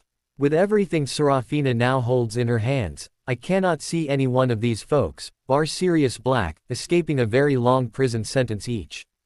Hell, other than the Muggle Dursleys, I cannot see any of them not being sentenced to at least life in Azkaban." Looking more directly at the prosecutor, she said, "And there'll be no negotiating down to a lesser sentence, Sarah. I want the book thrown at them. If even half of what you've told me is true, as if I don't believe all of it, there's no way I'll negotiate," the woman opposite promised. "Good," said Bones. "Then we're all on the same page." She then pulled out the forms required to authorize trials for each of the defendants and handed them over to Marchbanks. He quickly read them over and signed them as chief interrogator, authorizing they be brought before him to stand trial on the coming Monday.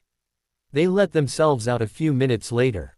After thinking things through for a few long moments, Bones decided to use her lunch break to go and visit Harry. It had now been over a full day since she'd seen him and wanted to show him the guardian and custodianship parchments she had concerning him. Another quick message to her aide about being out for an hour and she was out through the flow direct to St. Mungo's visitors' fireplaces. As she already knew what room he was in, she was about to bypass the welcome witch and head up to the 2nd floor when she stopped and asked, "In which room would I find Podrick Foot, please?" The witch glanced down at a sheet before her, allowed her finger to slide down it and looked up again. "3rd floor, room 303, she declared. "Thank you," said Bones. A minute later she was knocking on the door to Harry's room on the 2nd floor.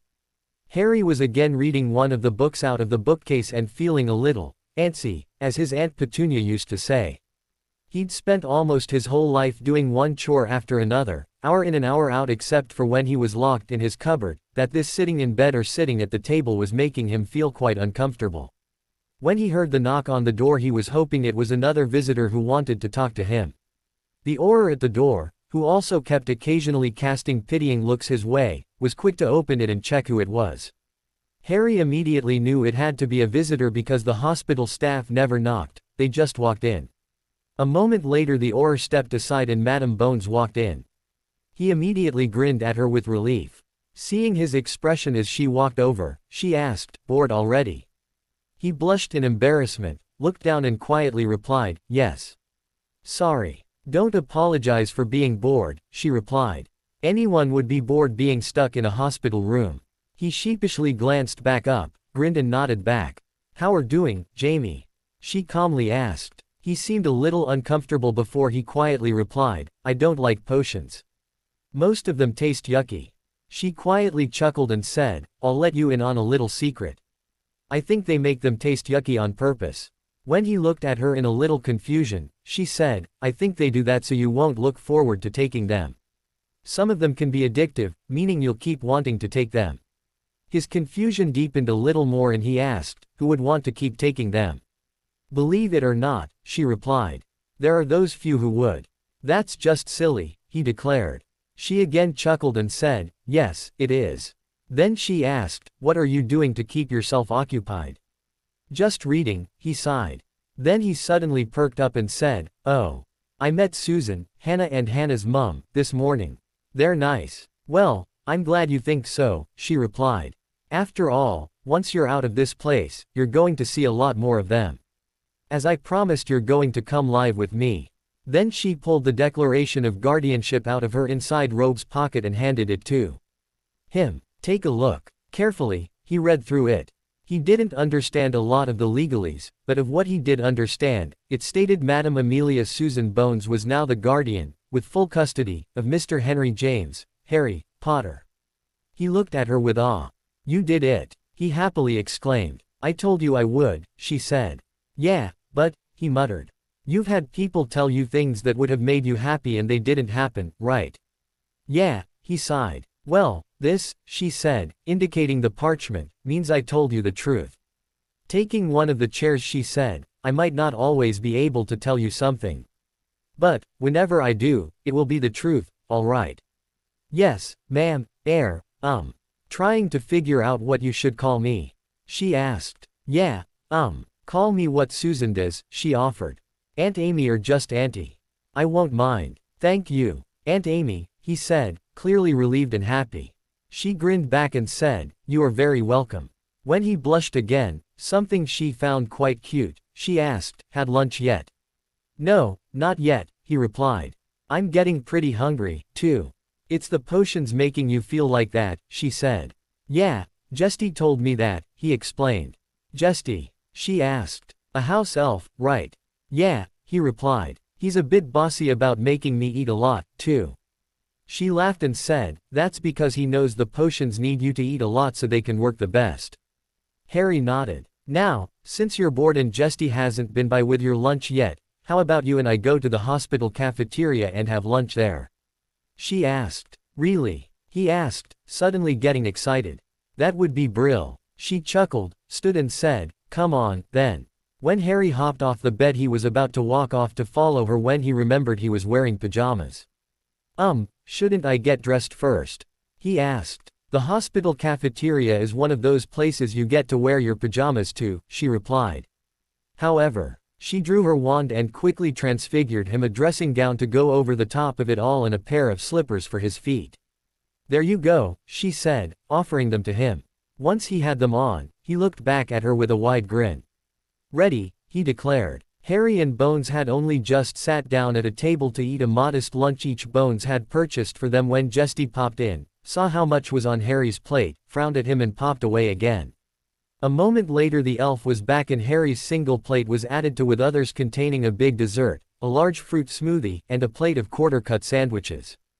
Jesty, Harry whined. The elf just frowned, waggled a finger at him and demanded, eat. Then popped away again before Harry could say anything else. Harry just sighed and did his best to try and eat it all. While eating her own lunch, Bones just watched, amused. Once it was clear Harry had managed to get down as much food as possible, she gave a firm nod and said, you did well, Jamie. He gave her a relieved look.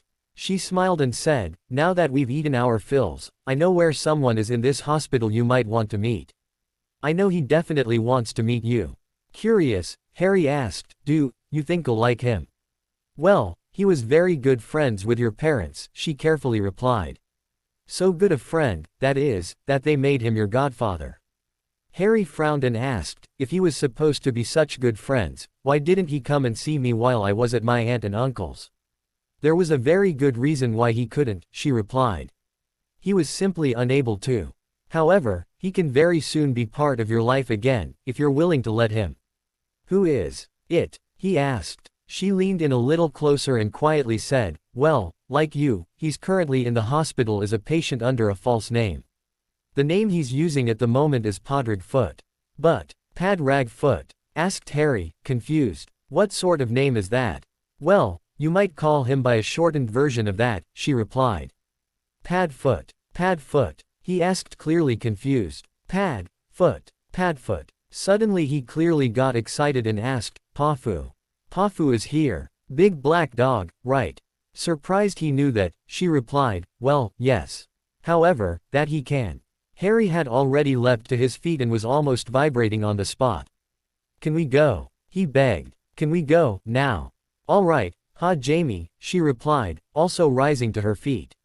"We can go now." She was surprised when he suddenly grabbed her by the hand and tried to drag her out of the cafeteria. "Whoa, Jamie," she firmly declared, pulling back enough to pull the boy to a stop. "You need to settle down.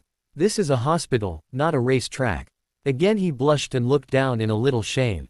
He also seemed to cringe a little as if expecting to be hit. She decided to ignore that and just speak calmly. His reaction was for the mind healers to deal with. "By all means you can take me by the hand," she said, again offering her hand. She was just glad he had taken her by her left hand, as she didn't feel it was appropriate right then to tell him to take her only by the left hand, or why. It was necessary in her line of work for her right hand to always be free unless it held a wand. "However," she said, as Harry tentatively took her hand, "seeing as you do not know where in the hospital he is, perhaps you should allow me to lead the way, yes?" "Yes, Ma, Aunt Amy," he quietly replied.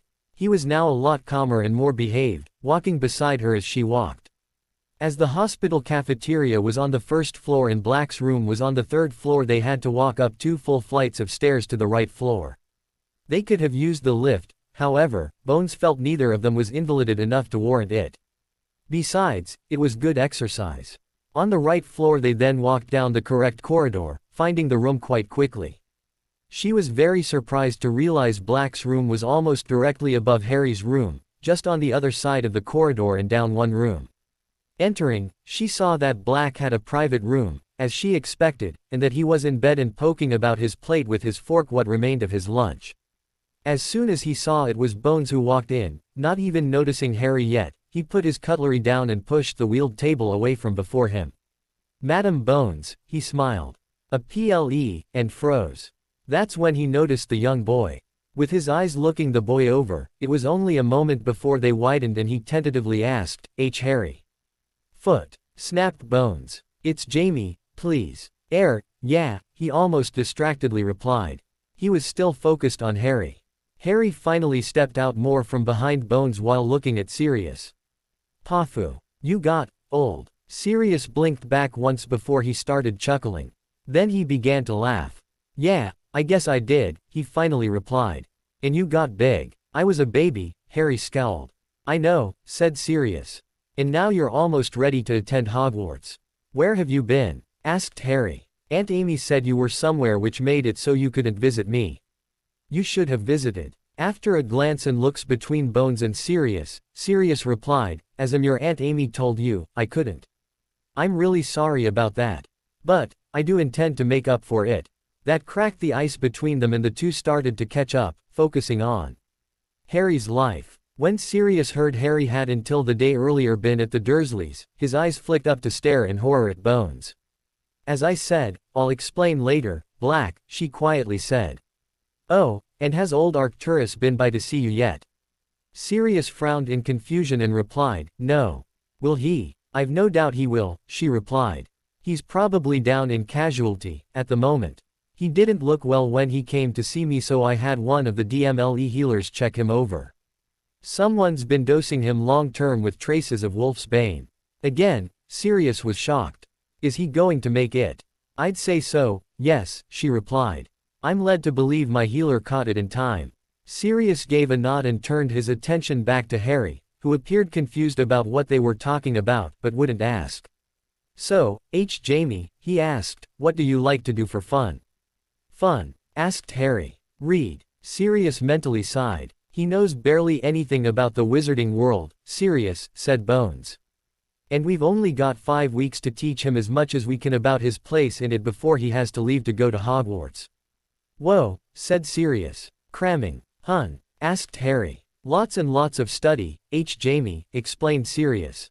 "Sorry." "Why sorry?" asked Harry. "I like to read and learn stuff." "Then you keep right on enjoying that, Jamie," smirked Sirius. "You're going to need to." After having Jesty come in and tell Harry he needed to get back to his room because Mrs. P wanted to talk to him again, Harry asked his new guardian, Bones, if he could visit with his godfather in the future. "Yes, you may," she replied. "I'll inform your Auror bodyguard I'm allowing it so they may accompany you. However, you will not be able to visit on Monday until late afternoon, as your godfather will be at the ministry attending court that day." "Oh, okay," he replied. "Thank you." Turning back to Sirius he said, "You don't mind if I come visit tomorrow, do you?" "Not at all," said Sirius.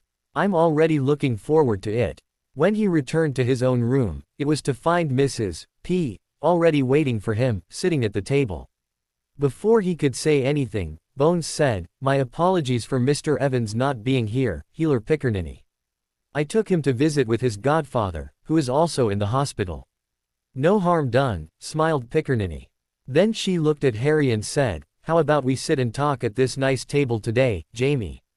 "Okay," said Harry. Bones said, "I'll leave you with it. I need to return to work."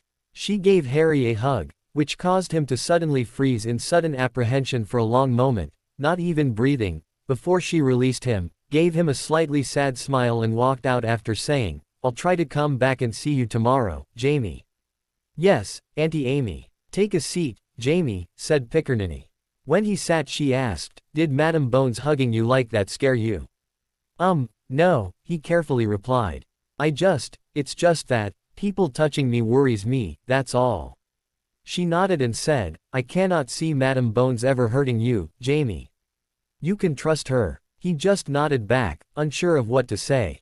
When Bones returned to her office, through her office fireplace this time, she immediately buzzed her aide to let her know she was back. And only a few minutes later both Scrimgeour and Moody sought audience. As soon as they walked in, Scrimgeour said, "Got him?" "Who?" asked Bones. "The one dosing the Longbottoms." "Yes, ma'am," he replied, dropping into a chair. "A healer Chulderton. As soon as we told the chief healer for the hospital, Dedworth, what we believed was going on, he was ropeable.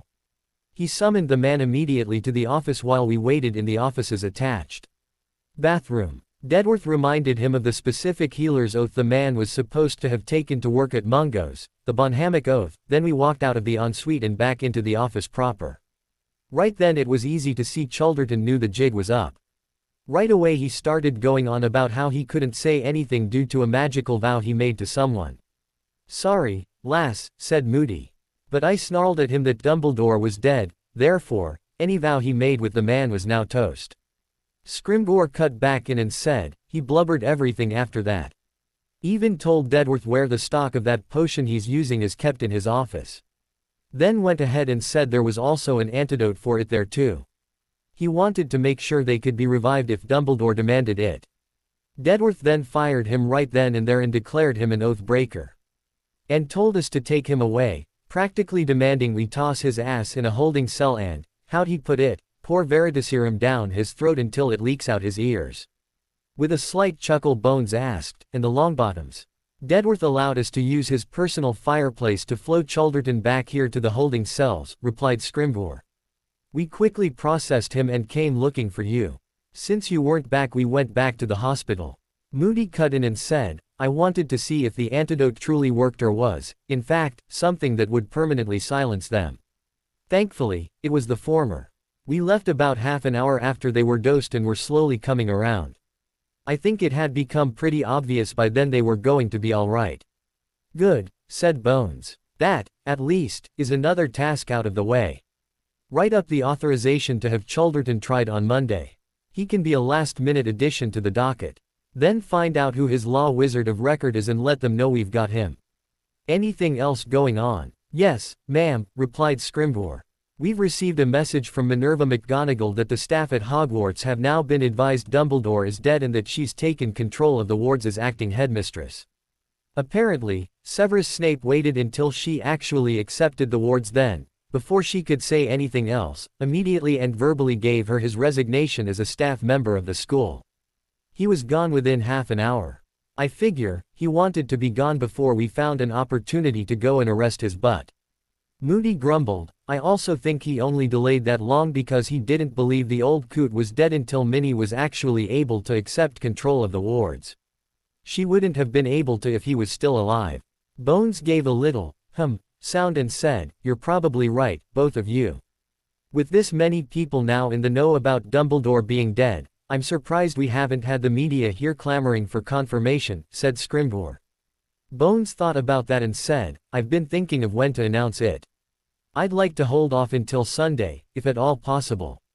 But I need someone to go to the Hog's Head Tavern to inform Aberforth Dumbledore of his brother's demise before it's reported in the Prophet. She thought a bit longer and said, tell Robards he's to take a trainee with him to the Hog's Head Tavern in Hogsmeade to make the official notification to the next of kin. The trainee could do with the experience of how to handle such a situation. Robards can do that this afternoon. He was there when Dumbledore dropped dead. I'll let him know, said Scrimgeour. Next? She asked. Nope, he replied. That's it, other than the usual malarkey we have to deal with. Nothing for you to be concerned about. Very well, she nodded. As always keep me updated with the relevant stuff. Yes, ma'am, he replied as he rose to leave. As usual, Moody never sat. For the rest of the day Bones was able to finalize everything she needed to get done for the trials on the Monday. She knew she'd probably be in the office again over both days of the weekend, but she deliberately tried not to leave weekday work for the weekends. Besides, the law wizards for each of the defendants were entitled to at least 48 hours notice to prepare their clients' defenses. By making sure they were informed during that day, she'd given them almost 72. She'd leave the corralling of them to the weekend DMLE or her staff. She'd stay out of it. The last visit she received before heading home for the day was from another suddenly appearing croaker. Saul, she quietly sighed. She indicated her office door and said, you see that upright wooden rectangular thing in the wall over there? The one with the metal knob on one side and hinges on the other. It's called a door. Have someone teach you how to use one, would you? He just grinned at her for a moment before his expression turned serious. That information you provided us about the Horcruxes? He asked. Yes, she replied, urging him on. It was accurate, he flatly replied. We've collected them all. She nodded and said, any problems getting them? Couple, he replied. Firstly, you're probably going to receive a complaint from the Malfoys, specifically Narcissa Malfoy. She frowned and asked, why not Lucius? The complaint from her you're going to receive is that the Unspeakables have taken her husband directly from their manor home, he replied. Do yourself a favor and bury it. Why? She demanded. We first forced him to hand over the diary Horcrux he had stored in a hidden room under the manor dining room.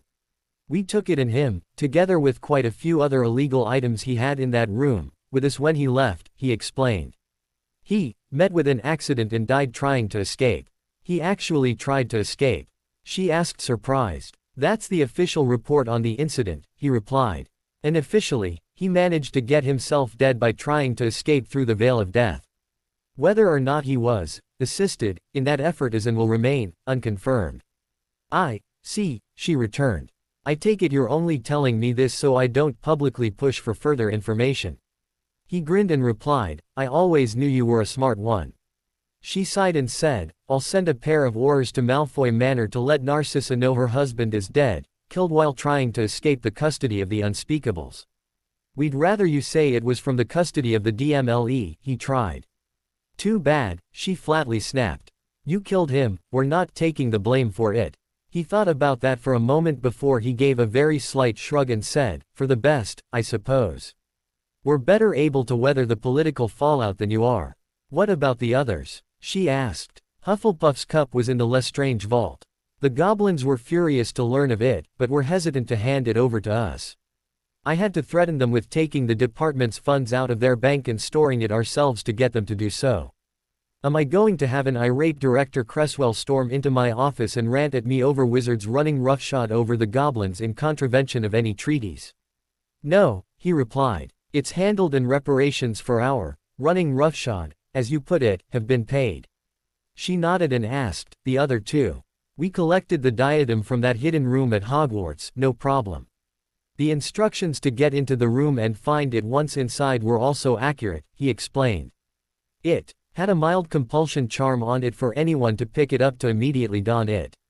The soul fragment would then try to possess the wearer. The idea of hitting it with a killing curse actually worked after we first removed the compulsion charm. We'll study it for a while and then present it to the school. Thank you, she nodded. And the ring? Same, he replied. However, there was a fast-acting withering curse locked into it as well, which would have led the person who put it on to slowly die.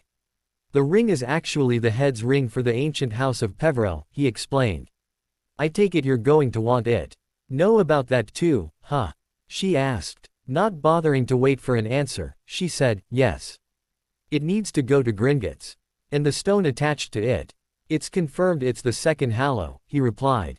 As offered, we'll hold onto it for a little while to study.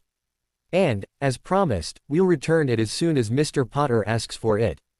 Bones just nodded back. She was glad the locket was recovered by Peverell, stripped of the soul fragment and now resided in the Potter vaults. Next point, said Croaker. We tracked down Quirinus Quirrell at the Leaky Cauldron. We subdued him and a possessed snake that was in his presence before taking both into custody. We're currently interviewing Quirrell, but we suspect he, too, might try to escape our custody. As for the snake, it's Tom Riddle, all right. To stop him abandoning the body of the snake, we've put it into suspended animation and transfigured it into a rubber toy. We don't think the prophecy is all that meaningful any longer, but we're not willing to take chances. As soon as Mr. Potter is up to it, we want you to bring him down to the department. Then, we'll give him the rubber snake and ask him to toss it through the veil. He doesn't need to know why, so we'll leave it to you to figure out a reason for him he'll accept. By that method he'll have met the line, and one must die by the hand of the other. Gee, thanks, she snarked. He just grinned at her before he then pulled a small case from his pocket. He placed it flat on her desk and then tapped it with his wand, where it immediately resized to a case about 2.5 feet square by about 6 inches high. Saul, she exclaimed, reeling back. What the hell? He just grinned again and said, open it. Scowling at him first, she was able to easily lift the lid off and look inside. With a jump of shock she snapped her eyes back up at him. Is that a pensieve? Yep, he replied. Mr. Potter's. We checked. It has the Potter crest on the underside. It's the one out of Dumbledore's office. He had it hidden in a notice-me-not shielded drawer in a cabinet. There's also a hidden room off his office, too, he added. Once you've got time, we'll need to go there, get McGonagall out of the way and open it. We'd like to see what's inside of it, too. We believe we didn't have time to do that yesterday. She sat back again and sighed, I'll organize it. However, I won't have time until after the trials on Monday. Tuesday's good for me, he said. Giving him a slightly pained expression she said, Tuesday morning, then. Meet me here at 9 a.m. It's a date, he grinned, and immediately popped away. It's not a bloody date, she grumbled. The news of Dumbledore's death and the arrests broke in the Saturday morning's Weekend Daily Prophet, front page, of course. The main headline of the article above the fold was simply, Dumbledore dead. Then went on to what was mainly hearsay and conjecture. The accurate points were that he died while visiting the home of a Muggle raised, but implied it was a Muggle-born, that it was a severe heart attack, that he was dead before any help could be gotten for him, and that there were no suspicious circumstances about his death, other than no one could give a logical reason why he was visiting a home in the Muggle world, when such visits were handled by the 4 heads of house at Hogwarts. However, there was conjecture that the home he was visiting at the time was the suspected Muggle home of the boy who lived, Harry Potter. And that was based on the next article, Harry Potter's Muggle relatives arrested. That article covered only that the relatives were arrested, and there was conjecture that it was the home Albus Dumbledore was visiting at the time. It wasn't a long one and wouldn't have even made the paper if it wasn't for the relatives being Harry Potter's. As the 2 articles were written by 2 different reporters meant they'd not yet fully put together the 2 events. She expected there'd be an article in the Sunday's edition that put the 2 events together. Another article written by the reporter who wrote the article about Dumbledore's death also wrote an article on the arrest of certain individuals. However, they only knew of Barty Crouch SNR and Peter Pettigrew being found and arrested. They had nothing on Crouch JNR or that Sirius Black had been brought from Azkaban to the DMLE. However, they did mention that, with Peter Pettigrew being found alive, it raised questions as to Sirius Black's conviction. After reading them, Amelia breathed a sigh of relief. Combined, the 3 articles would give the populace more than enough to gossip about, while also keeping the rest all under wraps for now. Thinking about it further, she couldn't have planned for the news to be made public in a more palatable method if she'd been the mastermind to have planned for it herself. However, it was less than a half hour after the edition hit the streets before the duty desk senior, which was on her home flow begging her to come into the office to personally handle the influx of inquiries from both the media and witches and wizards of the populace that had stormed the DMLE offices looking for more information. "All right, Senior," she'd told the woman. "I'll be there in half an hour." When she arrived, wearing her proper and best Auror uniform, Bones had her lectern set up on the public side of the Auror front counter. All the experienced journalists knew that was where she gave public announcements when she was in control of them, so were already there and waiting for her. The only time she didn't give such public announcements at that spot was when she was acting backup for the minister, who was giving his own public announcements.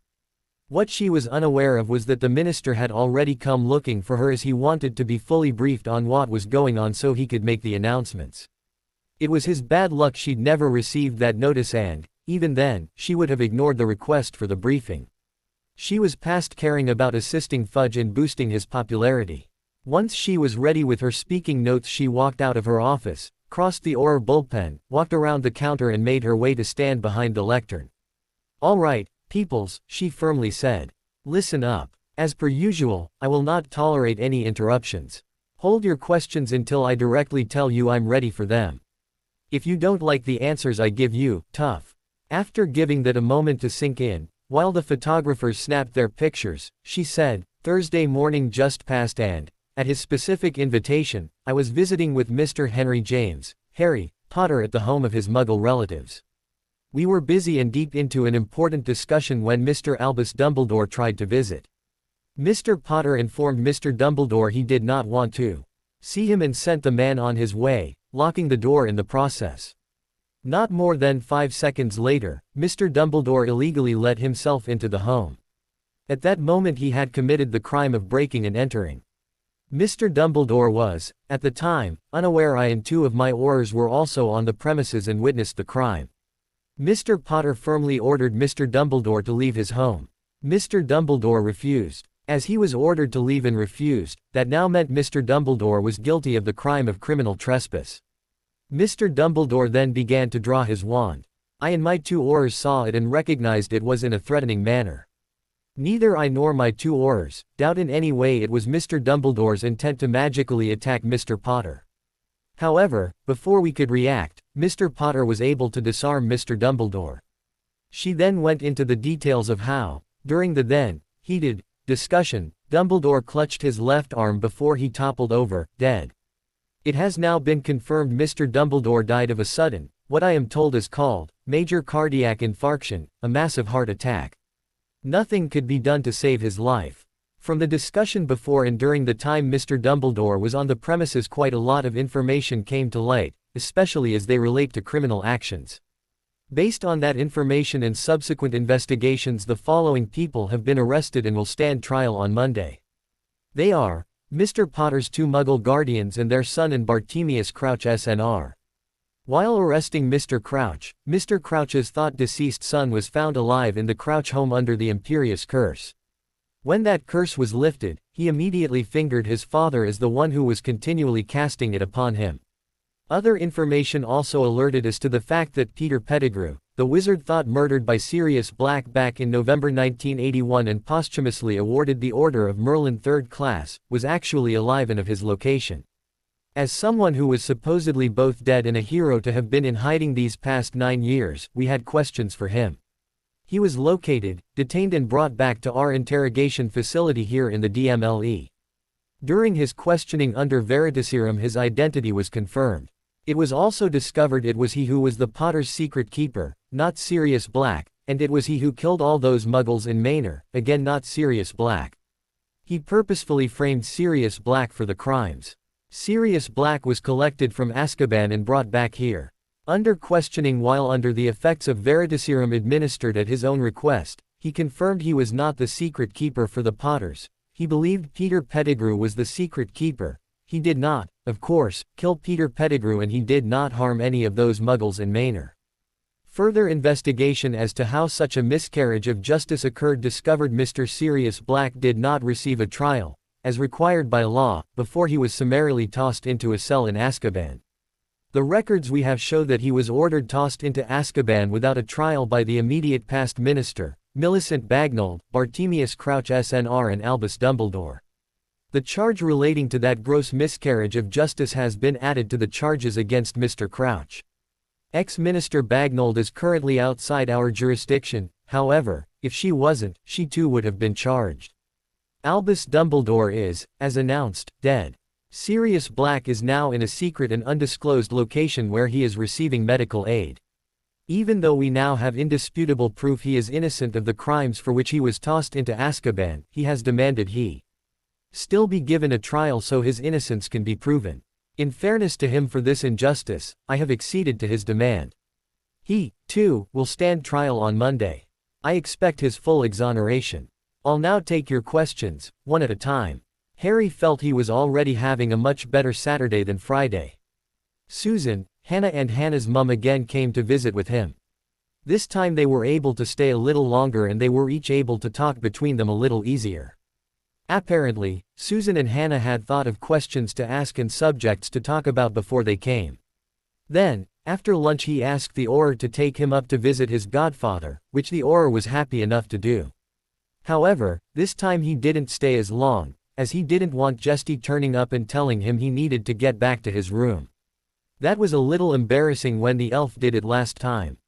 Harry was a bit concerned when Padfoot kept going on and on about pranks Harry's father, someone named Moony and the rarely mentioned Wormtail used to commit all the time while they were at school. To Harry, it sounded too much like bullying. However, he wasn't prepared to tell Sirius that, just yet. They were only just starting to get to know one another again. What Harry did ask about was whether Sirius would be upset about him being the ward of Amelia Bones. If that's what you want, Jamie, definitely not, replied Sirius. He then gave a wry grin and said, besides, I think I'm going to be quite a while recovering from my time at Azkaban. The healers have already told me it's probably going to be longer than it will be before you go to Hogwarts on the 1st of September. However, I would like it very much if we can catch up again when you come home. That is, go back to Amy Bones's place, at Yule Christmas. Harry grinned in relief and said, that would be brill. Sunday morning's Weekend Daily Prophet had the full details of the trials to be held the next day. It faithfully recorded what Bones had briefed them on, as they knew not to misquote her unless they wanted to be brought in to her office where she could correct them on their errors. That is, she would rip verbal strips off them and threaten them with all sorts of punishment if they ever deliberately did it again. Pushed to below the fold, likely because of the news of the trials, was yet further information concerning business owners getting up in their wands about more cease and desist notices coming their way from Gringotts, acting on behalf of the Potter Regent. However, now that it was public knowledge Dumbledore was dead, the prophet was begging to be informed the identity of the new regent, that is, the one who pushed the goblins to send out the cease and desist notices. And the goblins, as per their norm, weren't talking. She near laughed herself silly when the prophet strongly suggested that Madame Bones, as director of the DMLE, go speak with them and demand the information. She then received a flow call from Fudge, who'd stated he'd been contacted by concerned citizens as to the identity of the new Potter Regent. He hadn't come right out and asked until she left him no choice. We need to know who this supposed new regent is, Amelia, he demanded. As Dumbledore was appointed by the Wizengamot, so will the next. Whoever this person is. Shut up, Cornelius, she quietly said, cutting him off. When he gaped back she said, 9 years ago the Wizengamot illegally appointed Albus Dumbledore as regent of the House of Potter after he illegally sealed the Potter's wills. On Albus Dumbledore's death that illegal sealing was released. I am fully aware of who is now the Potter regent, as I, too, was on the list of who was to become young Mr. Potter's guardian and regent on the death of both his parents. And, first off, I can tell you that Albus Bloody Dumbledore was not on that list. Secondly, the person who is the rightful regent has now taken regency of the House of Potter, as they bloody well should have held it since back in November 1981. And, now that you know that, if you try and interfere with that, I will inform the other noble and ancient houses just what you've tried to do. Think about that for a moment, Cornelius. Stay out of it, Cornelius, she snapped. I know and am assured the rightful regent is acting in the best interests of both young Mr. Potter and his house. Dumbledore, illegally acting as regent, signed off on a hell of a lot of contracts selling the use of the name and image of our Savior. Not one Canute of that gold rightfully found its way into the Potter vaults as was required as per the contracts he signed. Instead, it all went into the pockets of Albus Dumbledore. I assure you, if the man was still alive, right now he would be in one of my holding cells remanded into custody to stand trial for grand theft and multiple instances of financial malfeasance and fraud. Now, since the contracts were fraudulent, the regent is acting in the best interests of Mr. Potter, informing all those supposed licenses they are to cease and desist in using his name, image, etc., or find themselves facing litigation and sued until they are so far beyond broke they will start dreaming of the day when they'll once more be only broke. That regent is right to do that. If I find out you've been making promises to any of those people you'll, shall we say, fix this, then you will be guilty of the crime of aiding and abetting in the crimes of malfeasance and fraud. And I'll very quickly move to arrest your ass and dump it into one of my holding cells along with the other criminals. And, no, I really don't give a shit if you're the minister or not. Have I, yet again, made myself clear to you? Cornelius. Yes, he mumbled back, before he immediately withdrew from the flames and closed the connection. Idiot, she muttered, rising to her feet from in front of the fireplace. The court cases on the Monday, as expected, occupied the entire day. And, thankfully, the findings were all as they should be. The dark faction, expecting to be led by Lucius Malfoy, who was still missing, were unable to counter a lot of the votes going the way Bones wanted them. Narcissa Malfoy had not yet made public that her husband was deceased. Bones suspected her of plundering the Malfoy vaults before official notice of the man's death led the goblins to sealing the vaults. The two Dursley adults were sentenced to 10 years each in a Muggle prison for child abuse, while their son was remanded to a juvenile detention facility for 3. On his release, his custodianship would be handed to his father's sister, Marjorie Dursley. The DMLE had a set of contacts in the Muggle justice system for just this sort of thing, and those contacts organized everything. Barty Crouch SNR, just on the continual casting of the Imperious Curse alone, was sent to Azkaban for life. His son already had such a sentence, however, as an escapee, was sentenced to death via the veil. It was carried out at sunset that night. Peter Pettigrew, after first having his Order of Merlin 3rd class stripped from him, was sentenced to death via the veil. He received life imprisonment for being a confirmed Death Eater, assisting in the death of the Potters and the murder of 12 Muggles in Manor. However, on his way back to his holding cell he attempted to flee custody. As he'd already been sentenced, he was escaping lawful custody prison. He was brought straight back to the court, retried on the spot and, like Barty Crouch Jr., found guilty of escaping lawful custody.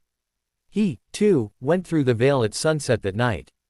Sirius, as righteousness demanded, was fully exonerated of the crimes for which he'd been deemed guilty. Cornelius Fudge, of them all, was the most unhappiest about that. He was expecting a healthy bribe from Lucius Malfoy to engineer Black's execution, but Malfoy never offered it and never showed. As such, probably in spite, voted not guilty to all charges. That brought the late addition to the docket to be brought forward for trial, ex-healer Christopher Chulderton. He was found guilty of ongoing magical assault upon the rightful lord and lady of the noble and most ancient house of Longbottom, 10+ counts. He, too, found himself sent to Azkaban for life. Immediately after his sentencing, Augusta Longbottom used the opportunity to announce her son and daughter in bond, Frank and Alice Longbottom, had woken from being under long-term drugging by Chulderton and were on a long road of recovery. Then she vehemently thanked Bones for discovering it was going on and immediately acting to rectify the situation. Umbridge had tried to voice her opinion in one instance, but was ordered to remain silent by the chief interrogator. The second time she tried to voice her opinion, the chief interrogator flatly told her, "Shut your mouth, woman." Then ordered Fudge to control your pathetic underling or I'll have Madam Bones charge her with contempt of court. We'll then see how she likes to sit in the defendant's chair, tightly bound with the chains, while we sit in judgment of her. Fudge immediately, quietly and firmly ordered Umbridge to remain silent and further ordered her from the room. She left in a huff.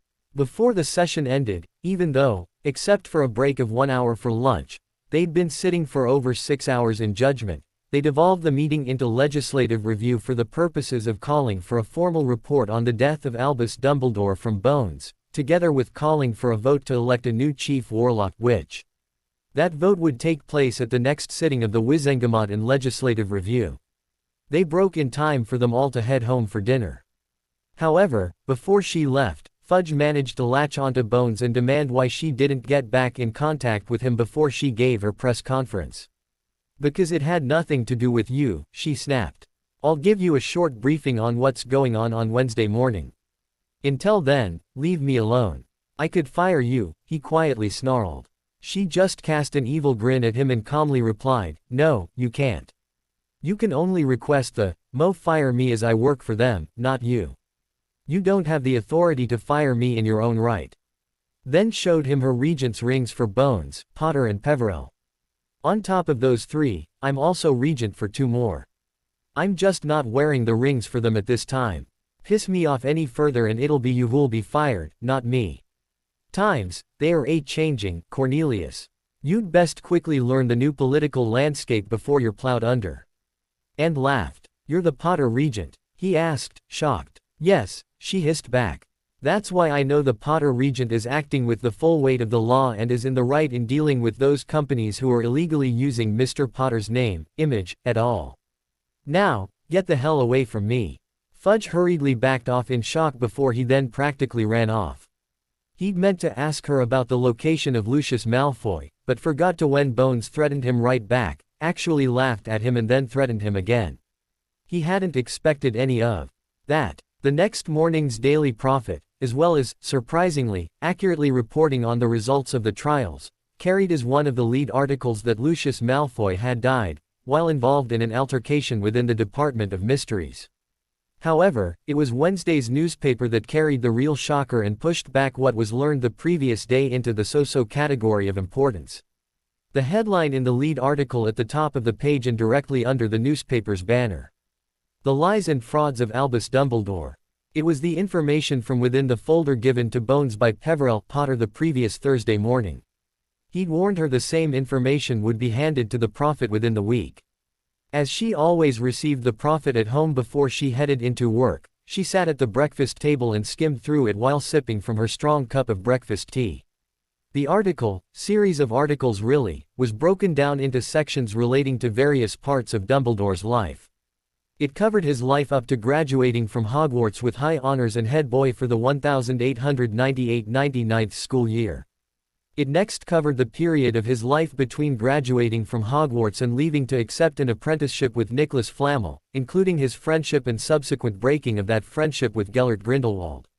It also stated they'd received intelligence that stated Dumbledore, while in a 3-way magical duel with his brother and Grindelwald, accidentally killed his sister with the killing curse.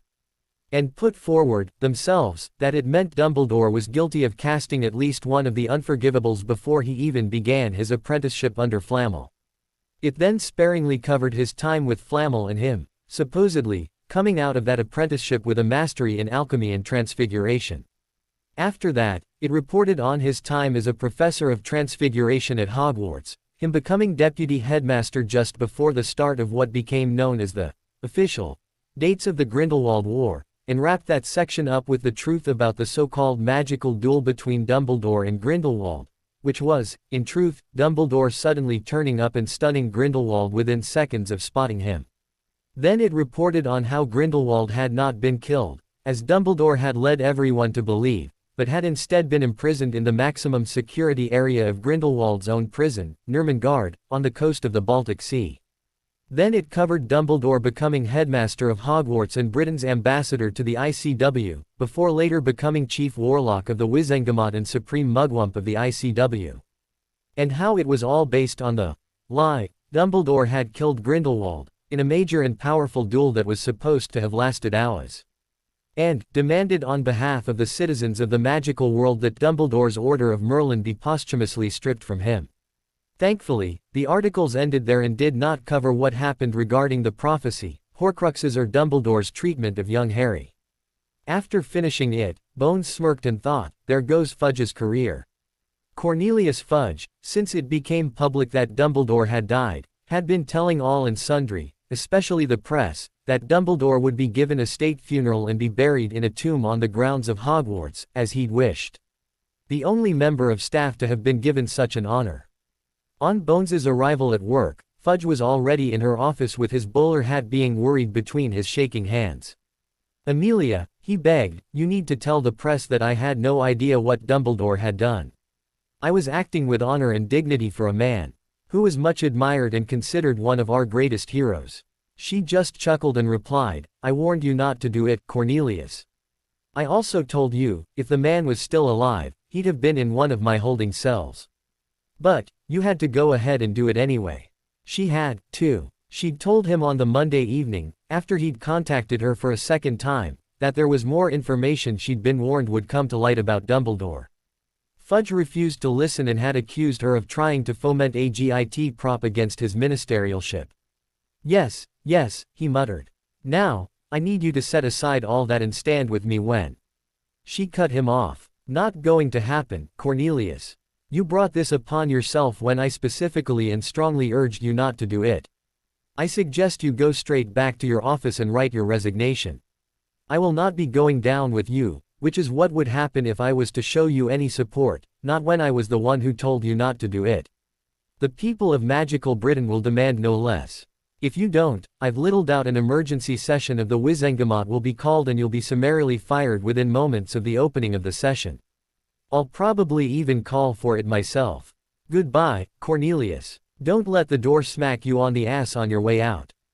As Fudge stood there utterly dejected, she added, "Oh. And take that toad-faced ch of an undersecretary with you. She, after all, is the one who pushed you into this, so your last act as minister should be to fire her before you sign your resignation. I assure you, no one will overturn it." Without another word, Fudge walked out with his head hung down. He was finished and now knew it. Croaker had only waited until Fudge had left before he popped in. He was chuckling as he did. "There goes a broken man," he grinned. "He's a damned fool who only managed to last as long as he did because Malfoy had a use for him," she returned. "However, I'm surprised it only took a couple of days after Malfoy's death before Fudge, without Malfoy whispering in his ear, managed to stick his foot so deeply into his own mouth he managed to choke his career to death. I expected him to last at least 2 weeks, maybe a month." "Well, shall we go?" he asked. "I'm itching to take a look in that hidden room in Dumbledore's office." "Can we delay until tomorrow?" she asked. "I'm organizing a team to accompany us who will be checking over the Hogwarts staff. I have intelligence Dumbledore's been judicious and heavy-handed potioning and charming the staff to blind obedience.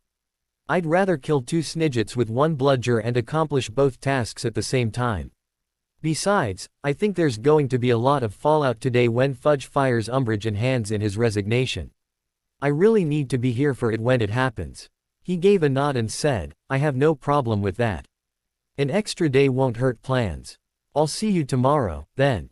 And popped away. The next day shocked the staff at Hogwarts when Bones turned up with a signed court order from the chief interrogator, countersigned by her, for the staff of the school to be examined for effects from mind-altering potions and charms. She was accompanied by 4 of her most senior Aurors available at the time, 4 healers, 2 from the DMLE and 2 from St. Mungo's, and 3 unspeakables. None of the school staff had any chance to refuse. Because the potions and charms were considered mind-altering, the staff had no right to refuse treatment as they were not considered to be able to make logical decisions regarding their own health and well-being. In pairs, separated behind screens and silencing wards in the school infirmary, they were put through a near barrage of tests. Once that started, Bones and the three unspeakables quietly left and headed for the old headmaster's, now acting headmistress's, office. As for the staff, all of them were found to be under the effects of loyalty potions and charms keyed to Albus Dumbledore, even Filch, a squib and the school caretaker, Hagrid, a half-giant and the school games keeper and keeper of the keys, Flitwick, a part goblin otherwise thought to be immune to such, and Pomfrey, the school medi-witch. As soon as the first couple, McGonagall and Pomfrey, were confirmed to be under such potions, a flow call was made back to Mungo's via the infirmary fireplace for a small team of medi-witches to be sent through in support. As soon as they arrived, the medi staff began to strip the charms away and flush the potions from the systems of McGonagall and Pomfrey. It made for an uncomfortable day for the entire Hogwarts staff and, by the end of it, all of them wished for nothing more than to have Albus Dumbledore resurrected so they could slowly torture him to death, before starting the whole process all over again. Later, Bones was even able to widen her vocabulary of Gobelin, the goblin tongue, swear words. She had no idea kindly little Professor Flitwick had such a filthy mouth on him when properly riled. Outside the headmistress's new office, before Croaker and his two ward breakers were able to step forward, Bones said to the gargoyle that protected the stairs, "As regent for the houses of Gryffindor and Slytherin, I demand access to your spaces beyond." Croaker just smirked at her while the two other unspeakables just looked to her for a moment before glancing at one another and looking back. A moment later, the gargoyle nimbly leapt to the side. Croaker gave a snort of amusement. "So, it's true then. The Potter boy is the rightful heir of both houses." "None of your business," she muttered back.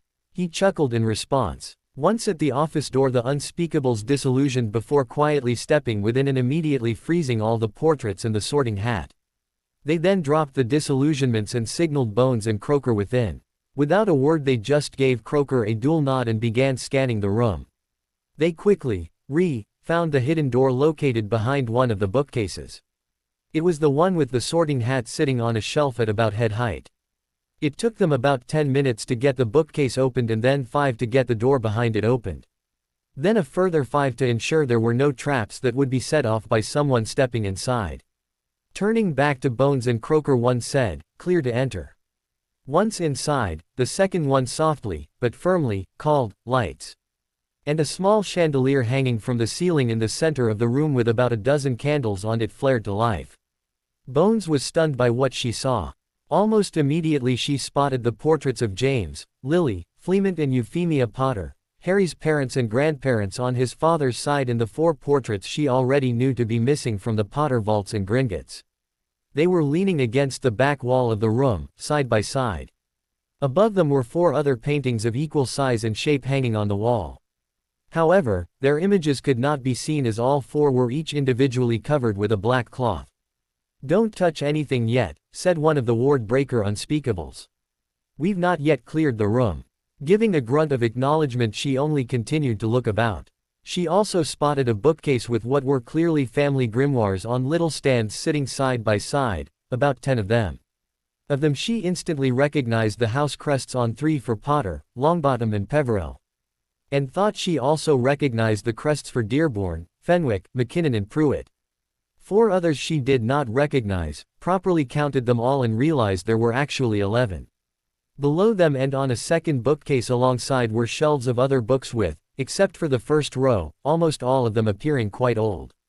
The first row appeared to be all books of the same make and manufacture. They were handwritten on the spine of each a series of chronological dates, with the one furthest on the left marked Sep 1892 to Mar 1898. The next was marked Mar 1898 to July 1903, and so on. The last one was marked Dec 1982 to August 1989. There was then a gap of about 3 inches before the row continued with the same sort of books. However, this time there were no dates written on the spines, they were blank. "Journals," she quietly stated, staring at them. Croaker looked at what she was looking at and asked, "You don't mind if we take those, do you? If you promise to let me know of matters I need to know from them." "No," she replied. "Thank you," he said. "And I so promise." "There must be another somewhere," she said. "The one that goes from August 1989 until very recently." He gave a nod and said, "We'll find it. It'll be in his office, somewhere, if McGonagall hasn't already packed it away and or sent it off to his brother." I think that's the last of it, said one of the wardbreakers. Just give us a tick to recheck everything. And he and his partner were yet again silently casting charms hither and yon. A minute later the partner said, nope. That's all of it except for what's supposed to be there. What's supposed to be there? Demanded Bones. Protection charms on the grimoires, the animation charms on the portraits, that sort of thing, he replied. Thank God. A female voice suddenly said. You've found us. Turning to look, it was the portrait of Lily Potter. Hello Lily, smiled Bones. Yes, we've found you. One of the ward-breaker unspeakables gave a slight annoyed snort.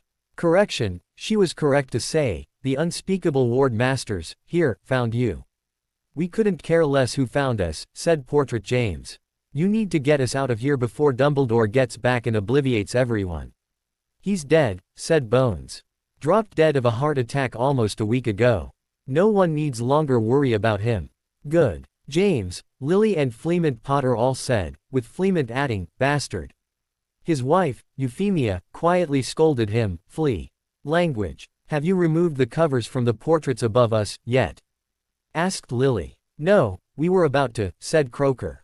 You're in for a shock, said Lily. Oh, yes, indeed, said Euphemia. Croaker flicked his wand and all 4 black cloth coverings were yanked away from the 4 paintings. They, too, were portraits. And it then took the 4 humans a moment to jig to who they were, the 4 founders of Hogwarts. Well, it's about bloody time, said the portrait of Salazar Slytherin. That had the other 3 add their own grumblings, while the 4 Potters were all grinning away. Bloody hell, said one of the ward masters. After about 10 minutes of getting an overview of how they had managed to find themselves in that room, the founders had been there for almost 8 centuries, it was decided to pack everything up. Bones called for a castle house elf to bring a couple of wizard-spaced trunks she was sure could be found in the room of requirements she'd been informed by Croaker about, and they were popped in only a few minutes later. The unspeakables wanted the portraits of the 4 founders, but Bones put her foot down about that. I am regent for both owner houses of Hogwarts. They belong to Harry and I'll be taking them. They can help him understand the history of the school. I'll let you visit and talk to them later. We wish to be returned to the walls of Hogwarts in the Great Hall, declared Godric. You will be, replied Bones. However, school is not in session for another few weeks. I think we can make a big reveal about your being found on the day after the students return. That way, no one can then try and take you from your rightful places again. Between now and then you can speak with your young heir. He's due to start as a first-year student this year. That is a wonderful idea, said Rowena. It would be nice to return to teaching, if only for a short time. Bones gave a nod back and said, Saul, you get Dumbledore's journals. Plus, you get most of everything else except for the grimoires and the Potter portraits. Like me, you'll be trying to track down the rightful ownership of each and, where possible, return it to them. What you organize with them regarding studying artifacts is between you and them. The DMLE, let alone the ministry, needs not be involved in that. Croaker thought about that for a few moments before he shrugged and said, deal. But, I'd really like to have a look inside those grimoires. You and me both, she said. However, the laws on family magics is sacrosanct, you know that. He sighed and said, yeah, but you can't blame an unspeakable for trying. Nor can I stop you from asking the rightful owners if you can borrow them or not, she returned. There is that, he muttered. After getting everything into the trunks were then shrunk and dropped into pockets. Amelia took the one for Harry while Croaker took the one that had everything else, including Dumbledore's journals. Back in the office proper, Amelia said, I'll let you folks look about in here. After all, there's still that missing latest journal to find. I need to get back to the infirmary before I'm missed. Mind if we take another look in the room of requirement up on the 7th floor? She thought of that for a long moment before she said, no. Anything dangerous you find, you're more than welcome to.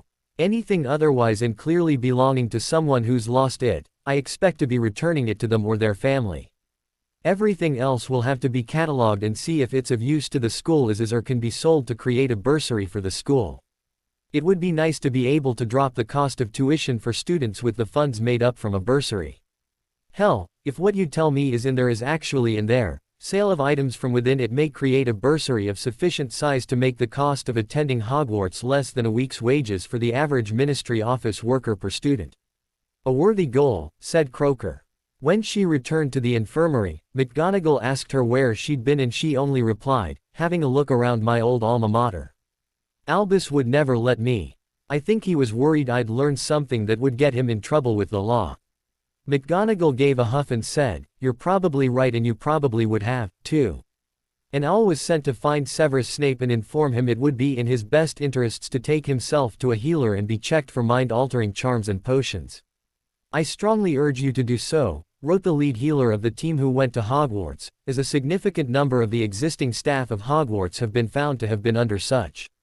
"If you wish to visit me to discuss the matter further, I shall be available in my office at St. Mungo's during normal working hours as of tomorrow morning."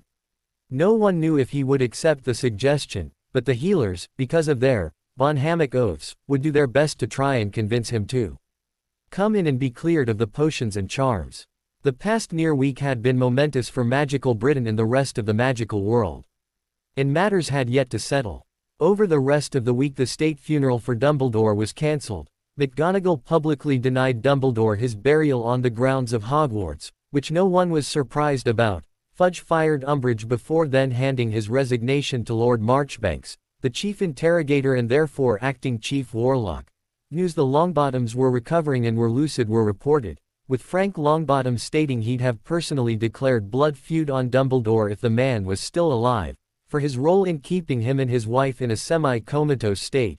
Bones's guardian and custodianship of Harry became public knowledge, which had her inundated with abusive and demanding letters from businesses who'd received cease and desist letters from Gringotts about their licensing of the Harry Potter merchandise, and Lord Black gave one of his rare interviews to the Prophet and, sadly, reported his family healer had accidentally poisoned himself and his nephew, Cygnus, with aconite while experimenting with potions. Both had died before they could be taken to healers. By the weekend, things were finally settling down. On the Saturday it was announced by Aberforth Dumbledore that his brother, not Albus Dumbledore, had been buried in a funeral closed to anyone but family and a few of Albus's close and long-time friends, but not where. Bones knew it was at the family plot in the cemetery at Godric's Hollow, as she was asked by him to provide a couple of oars to provide security in case others found out about it and wanted to interfere. She did, 2 trainees. And no one interfered as Aberforth worried anyway. The 2 trainees reported to Bones the only friends to turn up to Dumbledore's funeral were Bathilda Bagshot and Alpheus Doge. Harry's progress at St. Mungo's in getting his health up to at least par was making leaps and bounds in the right direction. He'd already put on 10 pounds and, after being given a draft that knocked him out for 48 hours, all the scars on his body given to him while under the supposed care of the Dursleys, plus the faint remaining one on his forehead, were excised with new skin magically grown over all the areas. For a few days afterwards he looked a little splotchy, but that passed within a further 3 days. Now they were working on resetting poorly set broken bones, vanishing and regrowing them when and where needed. He was kept sedated using a Muggle drug, not a potion, during that time. Whenever she could, Pauline Abbott took both girls in to visit him, except for the times when he was either unconscious or not very lucid. During one of his, not very lucid, periods the healers also repaired his eyesight, so he no longer even needed the spectacles. That was something he declared to be brilliant, as he used to be teased at Muggle primary school about them. When Susan visited shortly after Harry's eyes were repaired and he was in one of his lucid states, she declared his eyes to be gorgeous and strongly demanded he never again wear any sort of glasses to cover them. It amused Pauline Abbott and Harry seemed happy to comply. During the entire time, Fawkes remained on Harry's bed headboard until Connie Hammer decided the bird was obviously going to stay and conjured a roost for it in the corner. Harry was not told that, after it had been checked and confirmed, the bird had bonded with him. The healers also asked the bird to donate a few tears for Harry's healing potions and Fawkes was clearly very happy to comply. When Harry had asked why, the healers had told him that freely donated Phoenix tears, added to some potions, made such potions both more potent and increased the speed at which they worked.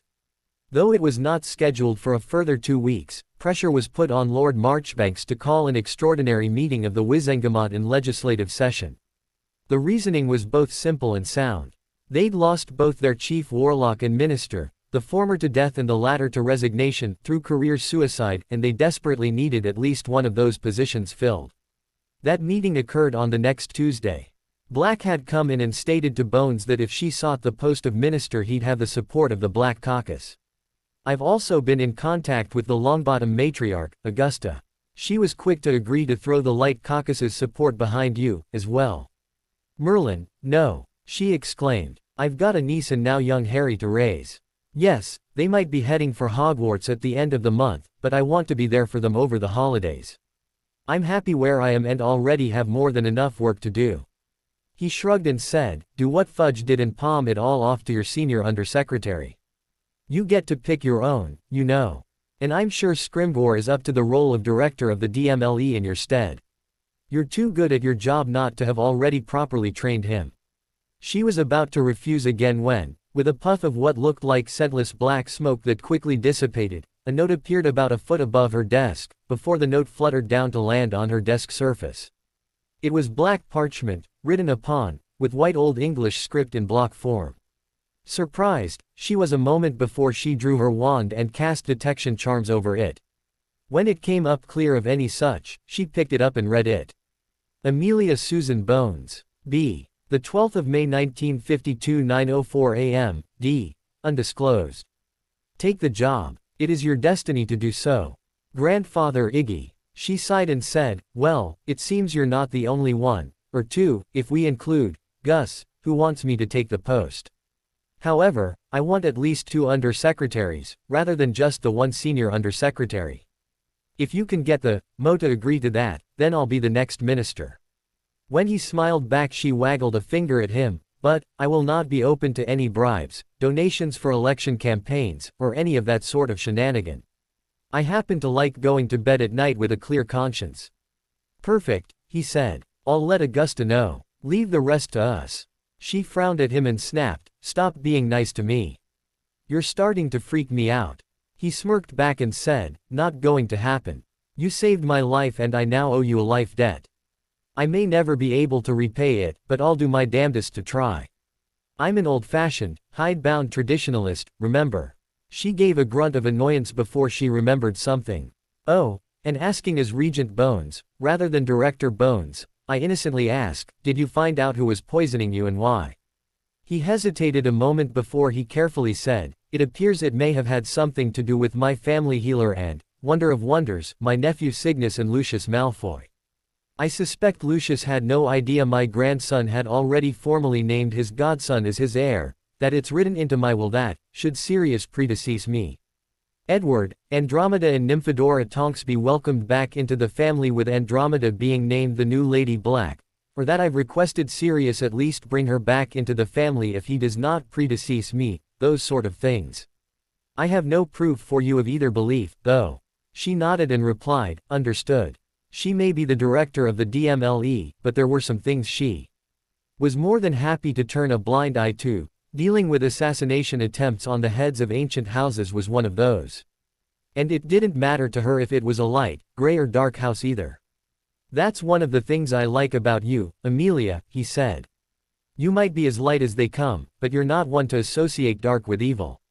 You recognize the dark houses have their own places in society.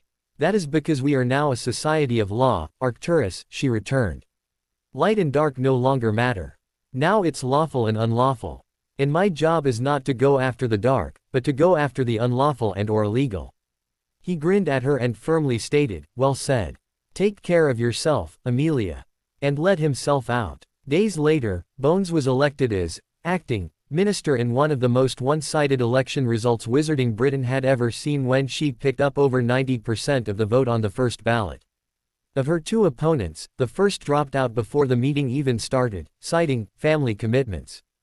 The second, at the conclusion of the ballot, claimed they'd only run to ensure acting minister Bones could rightly claim she won an election for the post, thereby denying her naysayers the opportunity to claim she only became acting minister because no one ran against her. Both excuses were, of course, nonsense. However, everyone allowed them there, little white lies, to save face. However, it was only for the position of acting minister for magic. As someone pointed out, the law required there to be a minimum 6 weeks between the death of a minister and the election of his or her replacement. That election was now scheduled for the Wizengamot session on the first Tuesday of September, the 3rd. Of course, the numbers alone meant everyone believed her to be a certainty for the position once the proper election was held. As soon as the meeting ended, she headed back to her, now old, office, had Binti, the Bones house elf, pack it all up for her, called Scrimgeour into the office and said, "This is now all yours, Acting Director Scrimgeour. Don't muck it up and I'll have the Mo confirm your appointment at the sitting in 6 weeks when I'll likely be properly elected as minister. Oh, and you're going to need your own and new aide. I'm taking Cynthia with me up to the minister's office." "Yes, minister," he grinned at her, as she began to walk out. "Acting," she snapped back over her shoulder. Though a great deal had been going on, Harry's birthday had not been forgotten among the great happenings throughout magical Britain, except by Harry. On the morning of the 31st he awoke to a small pile, what he considered a mountain, of gifts sitting on the table in his room. They were from the Abbotts, the Boneses, Sirius, Grandpa, Arcturus Black, some of the Aurors and some of the hospital staff. Connie Hammer, who'd organized the shift so she'd be there for when he woke that morning, told him, "There are far, far more than just that.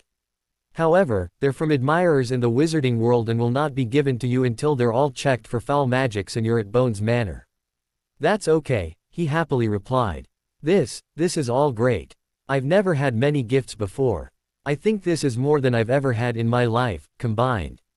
The gifts included clothing, both formal and casual, books, both fiction and fact, toys, a set of colored pencils, quills, ink, blank parchment and a book on basic calligraphy, from Arcturus, a photo album with photographs of his parents, their work colleagues and their friends, all with little captions under each identifying each person within the photo, the Aurors, a faux glass, Moody, and others.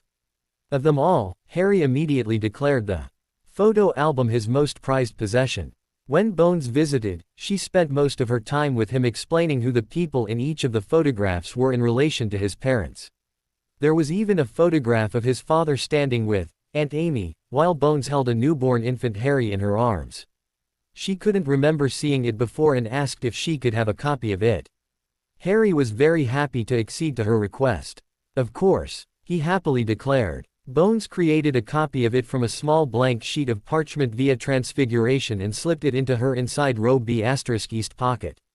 She'd draw the rune on the back of it that made it a permanent transfiguration when she got back to her new and more lavish office. She had plenty of time. At lunch, Jesty brought him a birthday cake and Bones, a couple of her Aurors, his primary healers, a visiting Sirius, and even Jesty sang happy birthday to him before he blew out the candles. He declared it to be the greatest and best day of his life. No one told him that quite a few, including the hospital staff, had to leave the room on a couple of occasions to wipe their eyes and/or blow their noses. Everyone now knew just how badly Harry had been treated at the hands of the Dursleys. For him to have still turned out to be such a good kid amazed nearly everyone. Later that day he was informed that Pauline Abbott would be tutoring him in wizarding etiquette and how to be a young heir of a noble house. Those lessons would start on the Monday and would continue even after he was discharged from the hospital. It was yet another thing Harry considered brilliant. Harry was finally released from hospital on Saturday, the 10th of August. He could have gone home a couple days earlier, but Amelia did not want her work to get in the way of her welcoming him to his new home with her and Susan. During his stay in hospital he had gained almost 3 inches in height and almost 25 pounds, about 11 kilograms, but still did not look overweight. With the removal of all the scars, especially the faint lightning bolt-shaped one on his forehead, the repair or replacement of all the bad bones in his skeletal structure, the repair of organs damaged by malnutrition, including his eyesight, only his vivid green eyes from his mother and messy black Potter hair from his father gave any real hint he was the Harry Potter. He'd also started growing his hair longer, because Susan told him he was the heir of an important house in British Wizarding Society and his hair should be tied back with a grey silk ribbon. Something Sirius confirmed for him later, as he'd be tying his own hair back with a grey silk ribbon too, once he was out of hospital. He was not informed of all the charms and curses that had been placed upon him, though. Bones ordered the healers not to inform him and that she would do so when she felt he would be better able to handle the information. The healers had found that the supposed blood wards were being powered off Harry's own magic, as were a subtle notice me not charm, a wizard avoidance charm, a powerful compulsion loyalty charm aimed at Dumbledore, and a charm that led non-magical people to distrust him. With the exception of the first, the rest were all still there at the time, but had, somehow, been rendered inert. Again, with the exception of the first, they were all removed. Bones knew it was Peverell who'd rendered them inert. Still in place and active that they had to remove were a magic suppression charm, a charm that suppressed his analytical and reasoning skills, and blocks on metamorphic magic, animagus magic, and his abilities aimed at developing occlumency. Those were all removed during one of the periods Harry was unconscious. The only effect Harry noticed with the removal of those was that his jet black hair took on a slight reddish tint and his face took on a slightly more feminine appearance. He had no idea it was the Evanses' genes that had been force suppressed by Dumbledore making a reappearance. However, everyone bar the healers and Harry missed it among the changes going through his body as a result of repairing the malnutrition and, as Jesty told him, putting meat back on his bones. He'd also started receiving another pair of visitors during that time. He'd been visited twice by a Neville Longbottom, a boy who was only 1 day older than he was, and the boy's grandmother. The boy was, to Harry, a little overly excited, but that was quickly explained when the boy told him his parents had been woken up after a very long time in a coma. Young Neville did not know his parents had been forced into that state by illicit potions constantly given to them by a corrupt healer and that the healer was now in Azkaban, so neither did Harry. Neville only knew they now had a new personal healer, and the healer was actually the chief healer of the hospital. On the day of his release on the Saturday, Aunt Amy turned up with Susan in tow and quickly organized for Harry's discharge into her care. She was told his relevant medical records would be copied and sent to Mediwitch Pomfrey at Hogwarts, so the Mediwitch knew to keep up with the treatments he still needed, including his visits with Mrs. P. With Harry neatly dressed and almost jumping up and down in nervous anticipation, she asked, "All right, Harry, this time we'll be traveling from here to Bones Manor via flow. That's through a potion in powder form and a fireplace, right?" He asked. "Yes, it is," she replied, taking him by the hand, his right and her left, and walking out the door. Instead of having to drop down to the public flow points on the ground floor, Harry exited the hospital via a master healer's office on the first floor. He didn't know it, but it was to avoid him being seen by anyone likely to report it to the Daily Prophet or other media outlets. Bones carefully explained how the flow worked and to keep his elbows tightly tucked in, hold his breath while he traveled, and that it would only take a few seconds. Then Susan gave a practical demonstration while flowing away first. Carefully following instructions, he tried next.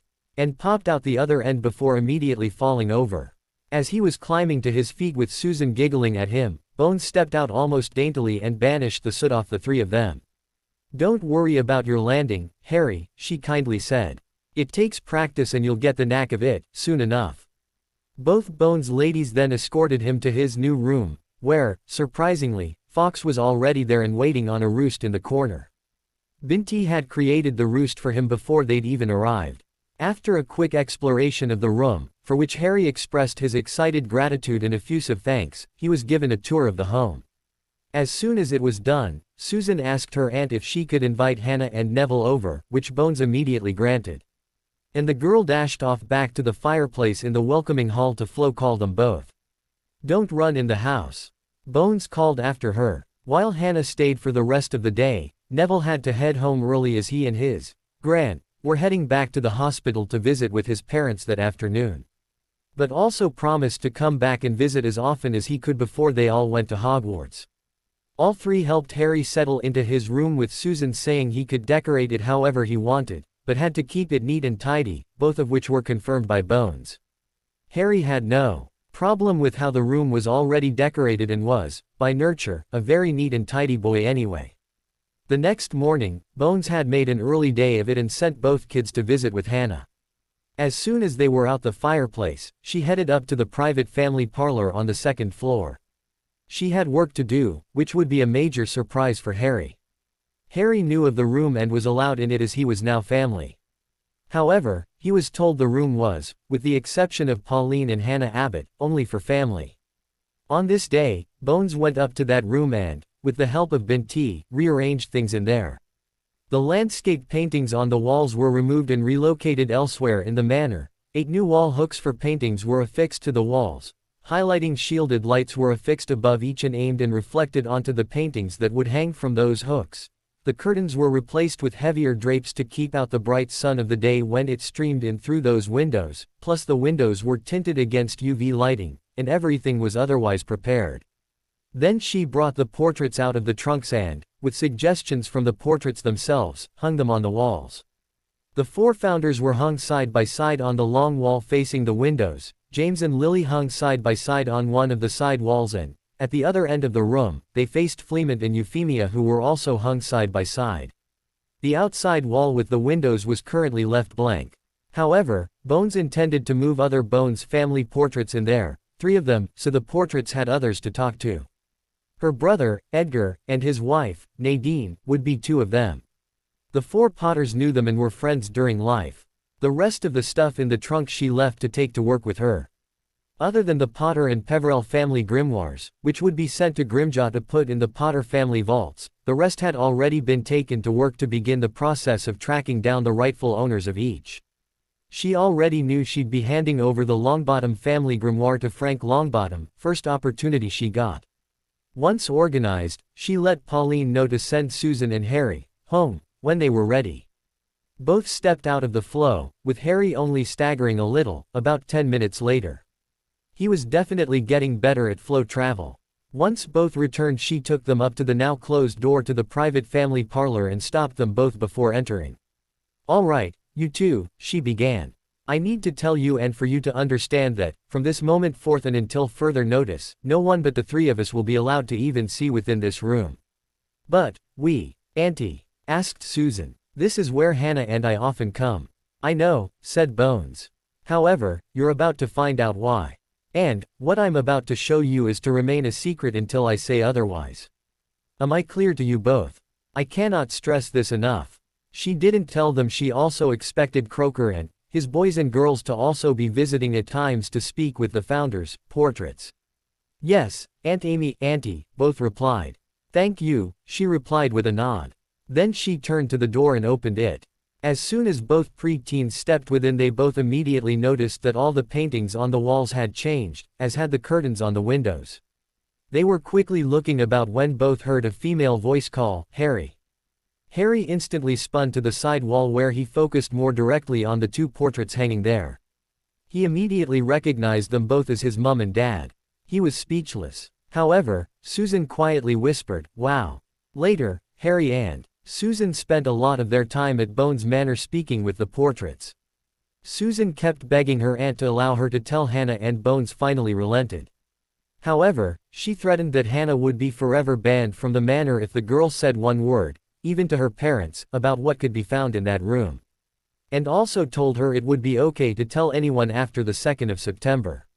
"Why then?" she'd asked. "Because the portraits of the 4 founders will be handed over to the school in a big presentation that evening," her aunt replied.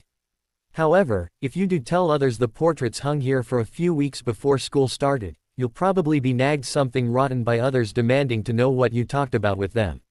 I dare say you will very quickly come to believe telling them the portraits hung here was a bad idea." Very quickly both Harry and Susan saw the wisdom of that and decided not to tell anyone, after all. It was during their talks with the portraits that Susan learned that Harry was the rightful owner of Hogwarts, as he was the direct descendant of both Gryffindor and Slytherin. "But, what about Hufflepuff and Ravenclaw?" she'd immediately asked. "Witches were not allowed to own property until the early 1800s, replied Fleement. "But, that's not fair," the young girl stridently stated. "Maybe not," said Euphemia. "However, it was the law. As such, and since they lived well before that law came into effect, neither Helga Hufflepuff nor Rowena Ravenclaw owned any part of Hogwarts," said Fleement. "It was jointly owned by Godric Gryffindor and Salazar Slytherin." "And now Harry," said Susan. "And now Harry," agreed Fleement.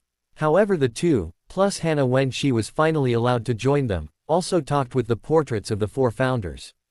And it wasn't long before the founders were arguing among themselves as to which houses the three pre-teens should be sorted into. "Why the argument?" asked Harry, after they'd been arguing about Susan for the past 10 minutes.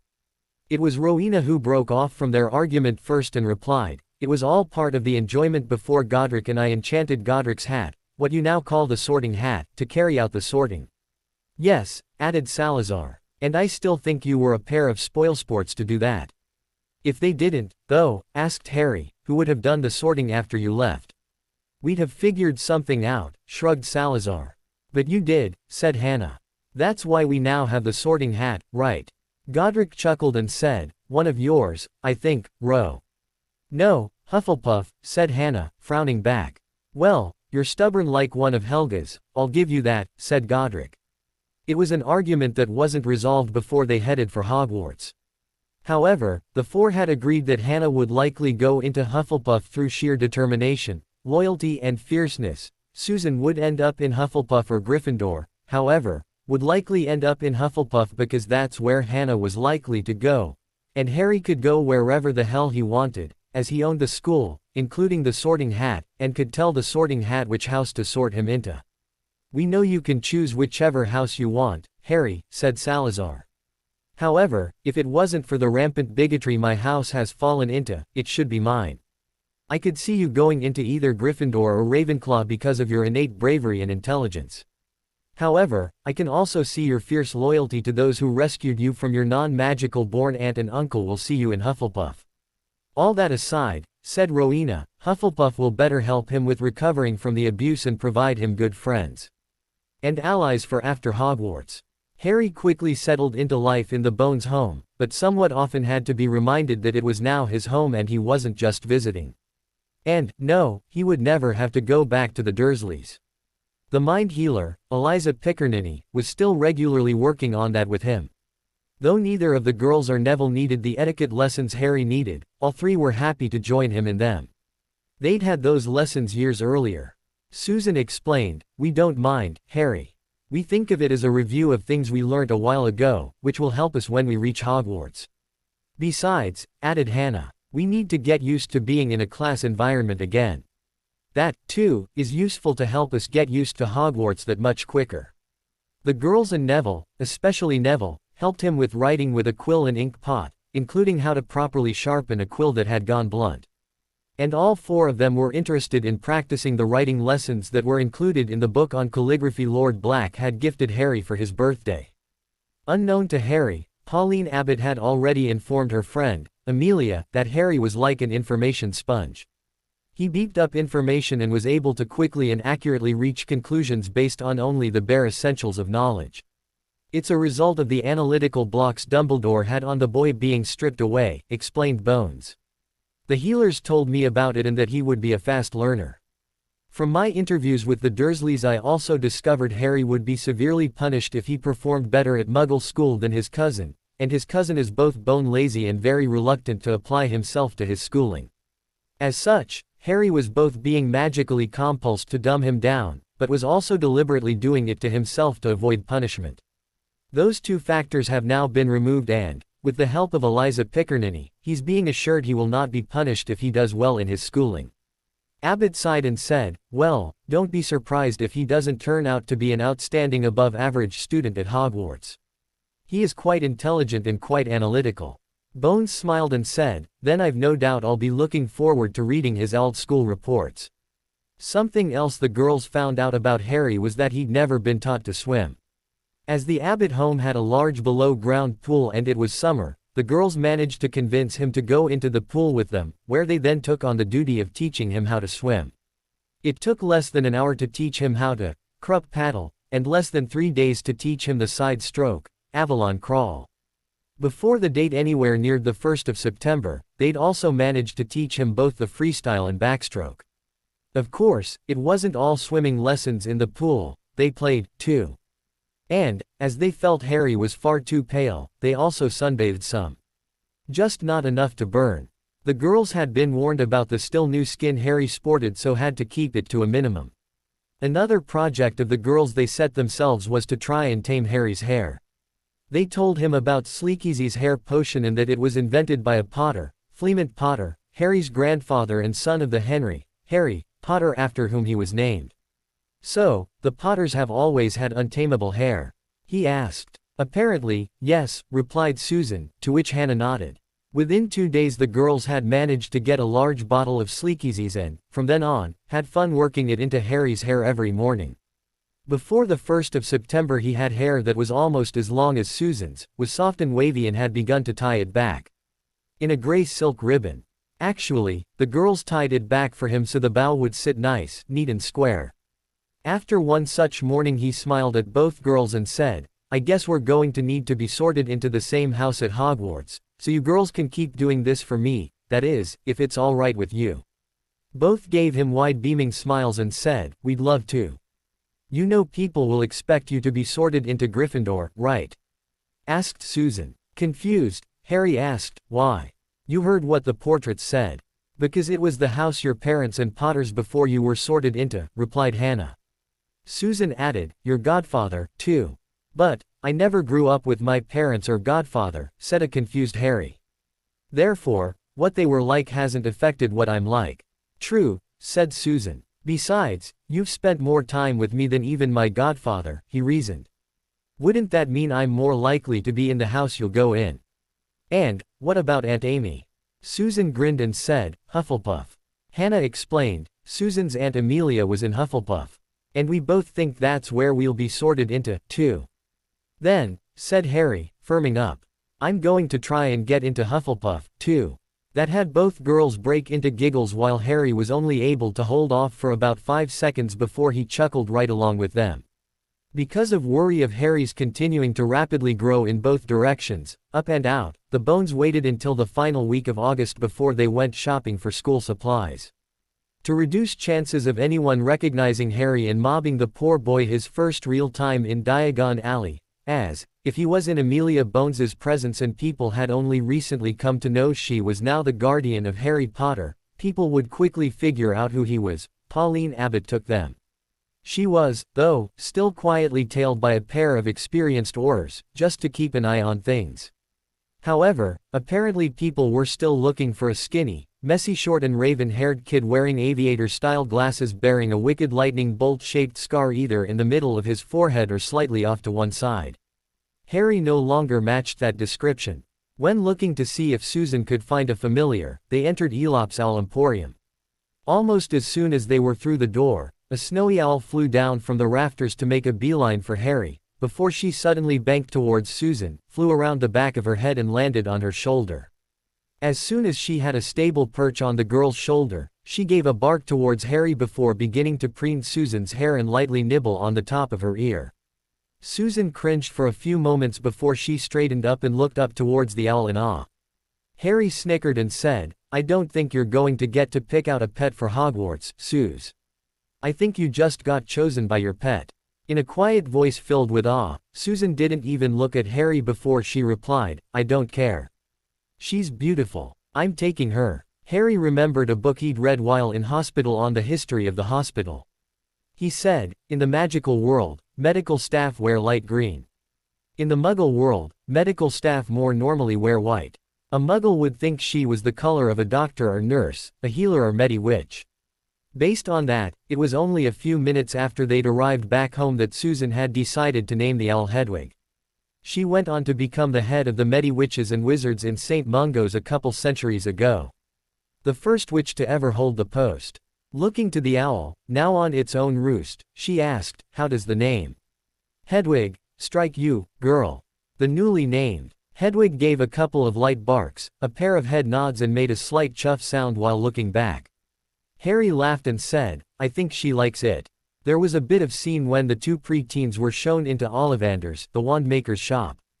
Ollivander promptly said he'd have no problem fitting Miss Bones, or Miss Abbott, but Mr. Potter already had the wand that would be his for life.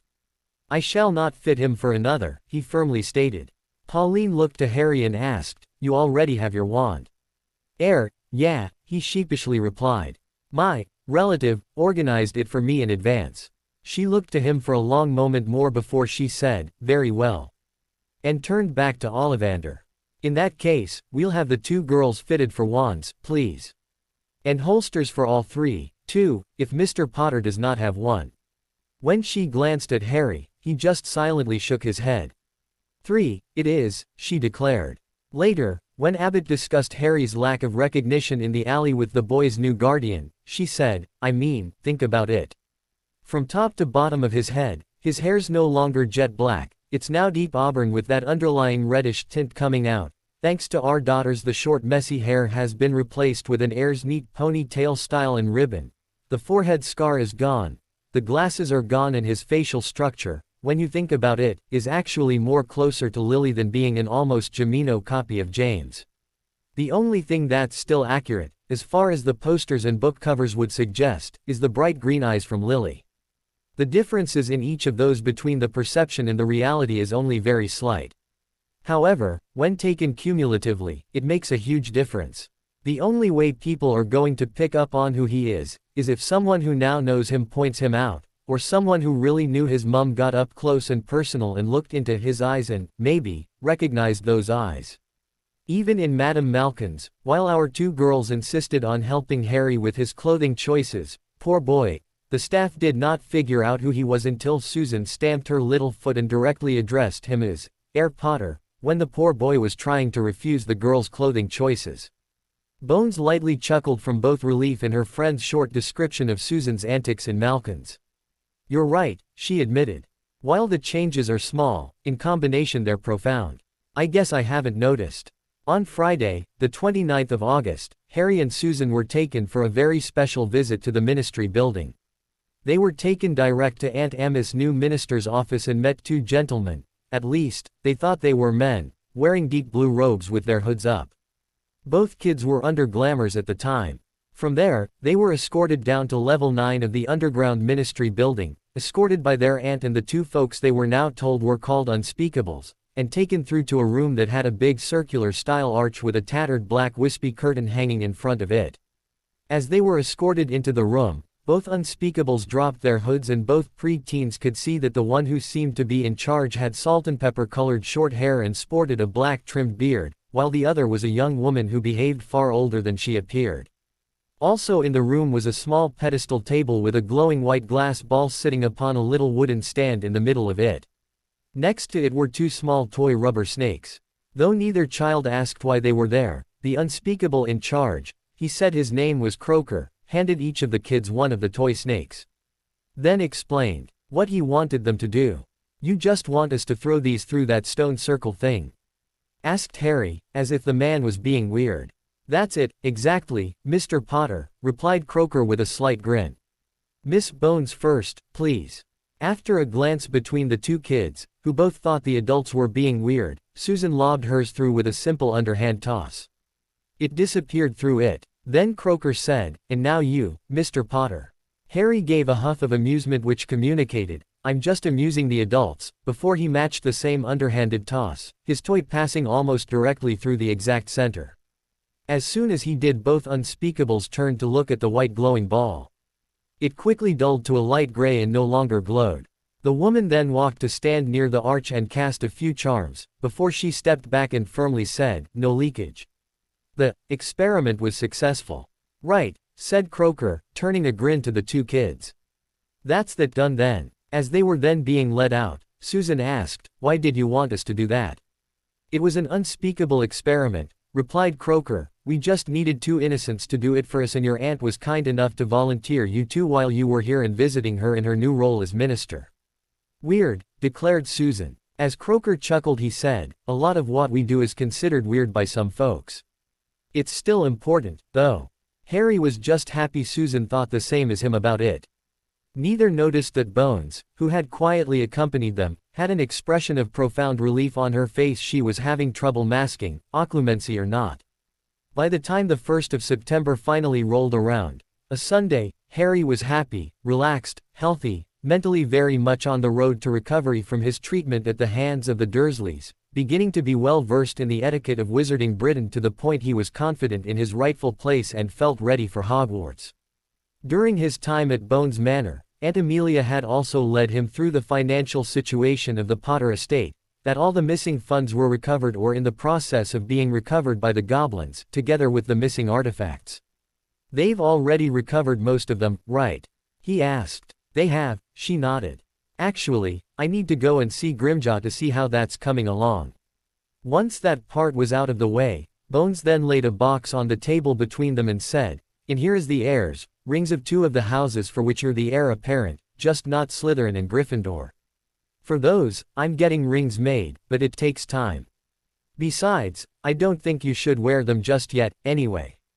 "Why not?" he asked. "Because it would cause problems for you and the staff at Hogwarts," she replied. "Besides being recognized as a first-year student, you would also be recognized as the rightful owner of Hogwarts. That would create a bit of a difficult situation for the staff and for you." "Oh," he said, getting it. "Because they won't know whether to treat me as a student or as their boss, right?" She smiled and replied, "Precisely. However, on top of that, whenever one of the students has a problem with one of the staff, they'll try to come to you to get you to overrule the staff. Which puts you in a difficult situation." "Yeah, I can see that," he quickly said. "You're right. It would be best if others don't know I own the school. Susan and young Hannah do, so you can quietly discuss it with them away from those trying to listen in," she suggested. "Otherwise, please keep silent about it." "I will," he firmly nodded. "Good, thank you," she said. Then, indicating the box between them, she said, "Open it up." Once he'd opened it, he saw 3 rings within. They looked to him like signet rings. "Pick up the one with the red shield and the griffin on it first," she said. "And slip it onto the ring finger of your right hand. That's the heir's ring for Potter." Once he did that, felt it warm a little and shrink to fit, she said, "Now the black one with the flying horse creature on it. That's the heir's ring for Peverell." Once he picked it up he asked, "Which finger?" "Same finger," she replied. "Just press it firmly against your Potter's heir's ring and the 2 will blend together." Harry did just that and felt them blend into one. "And now for the signet ring identifying you as a recognized son of the House of Black." It had a raven on it. Harry picked up the much more slender ring, slipped it on the right finger and pushed it against the blended Potter and Peverell rings. As he'd already expected, it too blended with the other 2. The ring was now a vertically halved shield in red on one side and black on the other.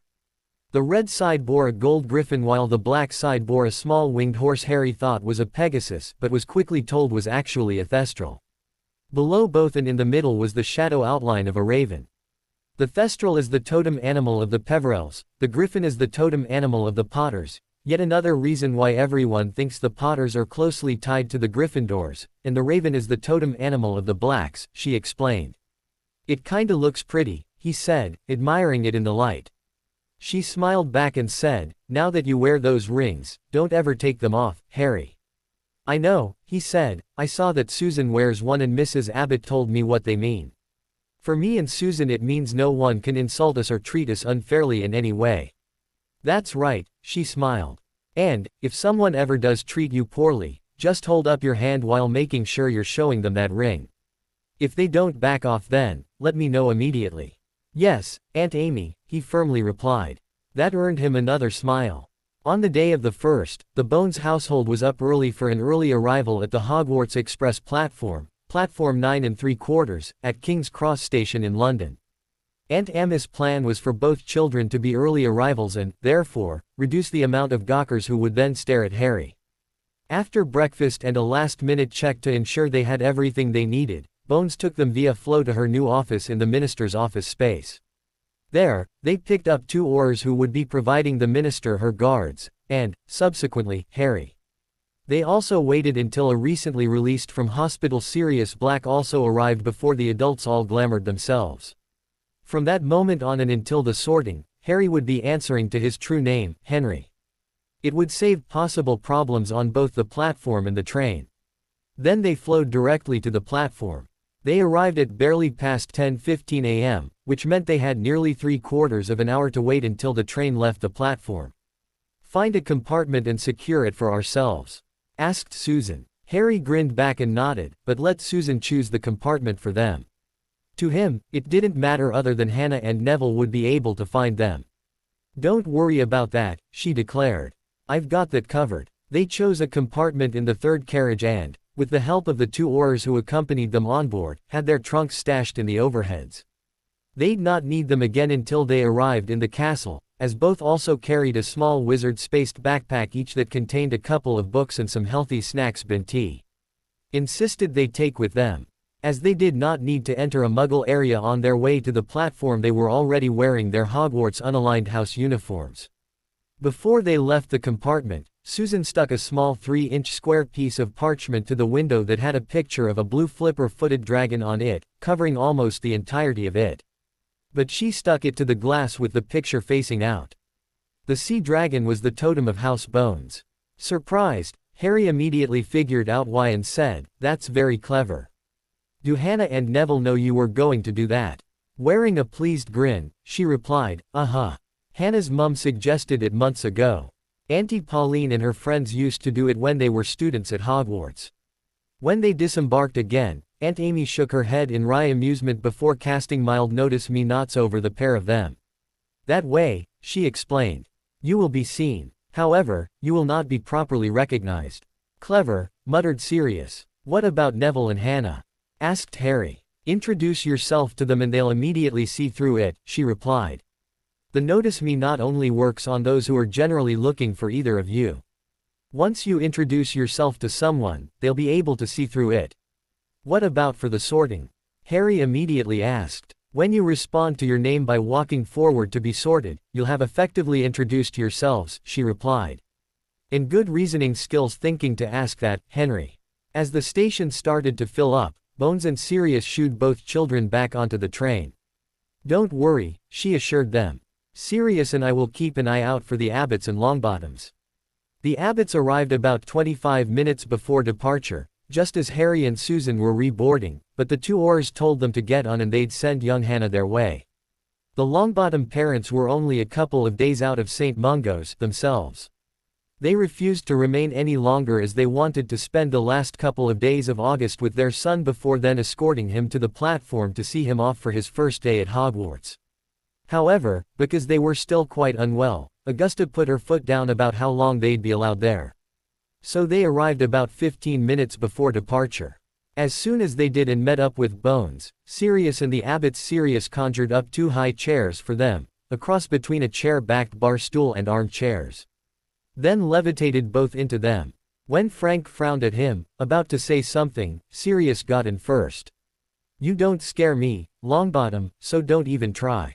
Your mother, however." Augusta gave a huff of false annoyance over humor and firmly stated, "Afraid of me, Black. So you should be." And both Lord and Lady Longbottom were firmly ordered to remain on the high chairs by Augusta. "Do it or I'll activate your emergency portkeys," she firmly threatened. While Alice was more than willing to go along with it all, Frank mumbled, "Uppity woman. I should just disown you. See that I don't." Augusta chose to ignore it. Apparently it was a threat he'd been threatening her with about 3 or 4 times a day for the past 3+ weeks. Now it was just, water off a duck's back, to her. The same 2 Orrs who carried in Harry's and Susan's trunks and stowed them, also brought in Neville's and Hannah's and did the same. So, with the 4 children now, safely, in a compartment, they were able to catch up with what they'd been up to for the past few days. Neville was now also growing his hair longer and already had enough for his own gray silk ribbon to tie his hair back. As soon as the girls saw it, they retied it for him in a much neater style. After explaining about their trip down to the Department of Mysteries, Neville asked, "They wanted you each to throw a toy rubber snake through a big arch thingy?" "Yep," said Harry. "We were told it was an unspeakable experiment they needed our help with." "Weird," said Hannah. "That's what we thought," agreed Susan. One of things they discussed, of course, was yet again the houses and where they'd be sorted. They'd finally managed to convince Neville to get himself sorted into Hufflepuff with the rest of them. However, he didn't take much convincing. "I've spent most of my life with my Gran telling me I was expected to go into Gryffindor," he explained.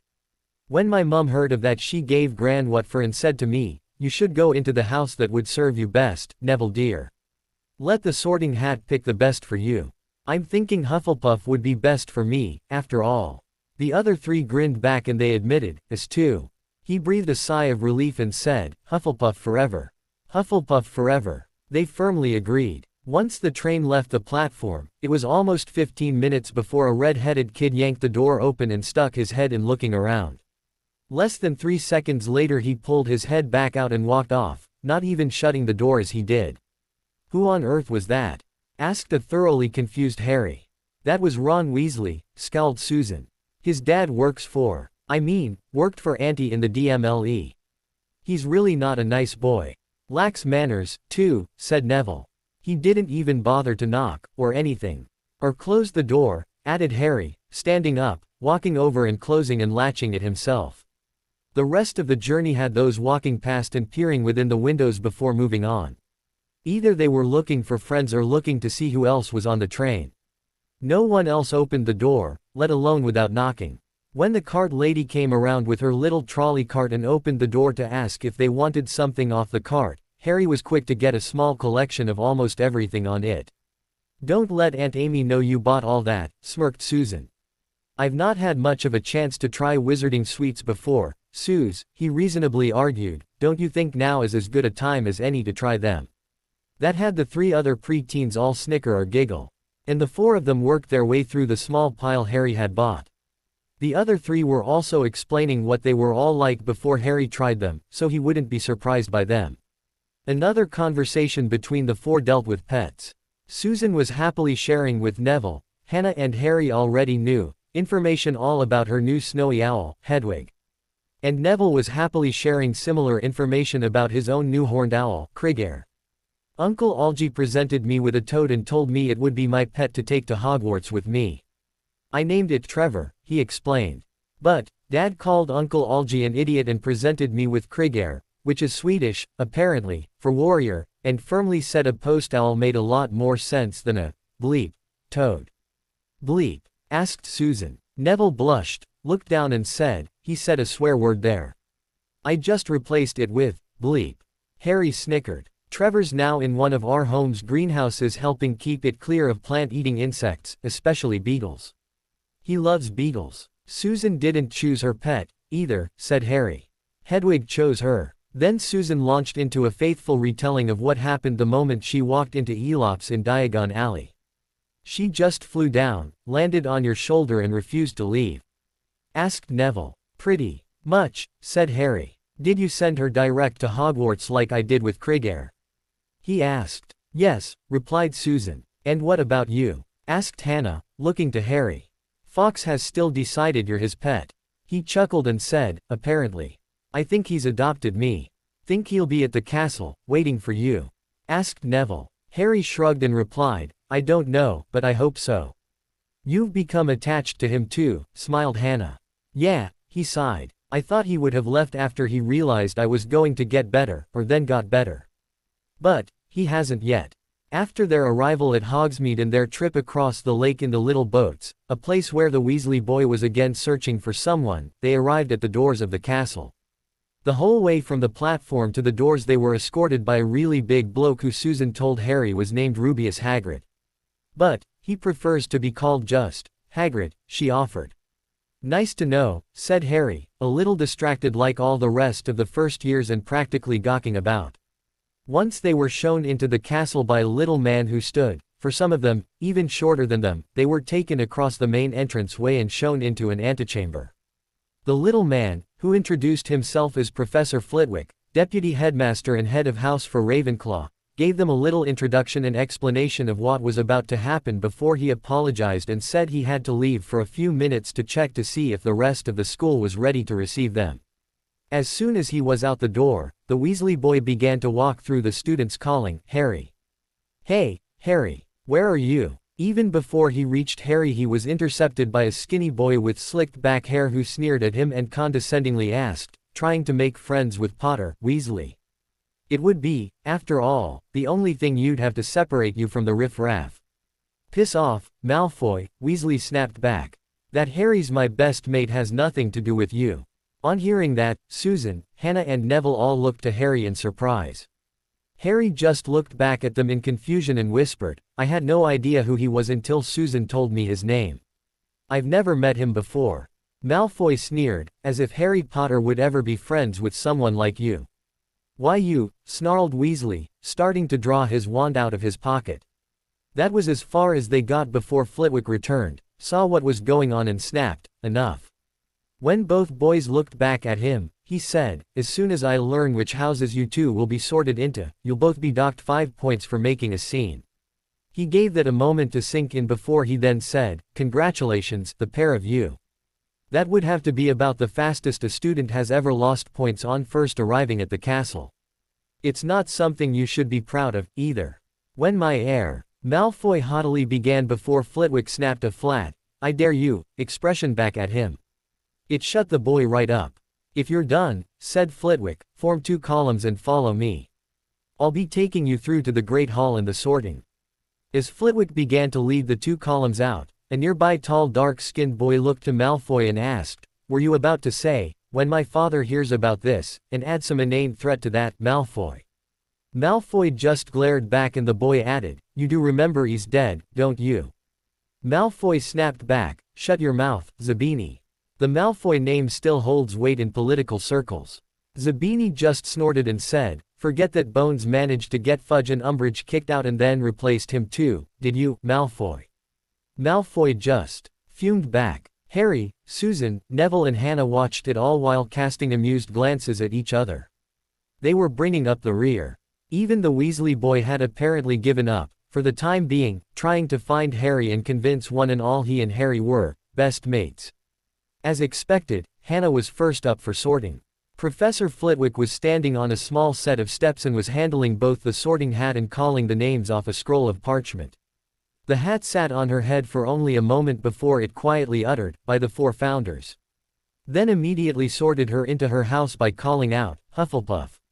As she hopped off the stool to the approbation of the students of Hufflepuff, she cast a look of surprise to her 3 friends and mouthed, "Sorry." None of the other 3 could figure out why she was apologizing for being sorted into the house the 4 wanted, anyway.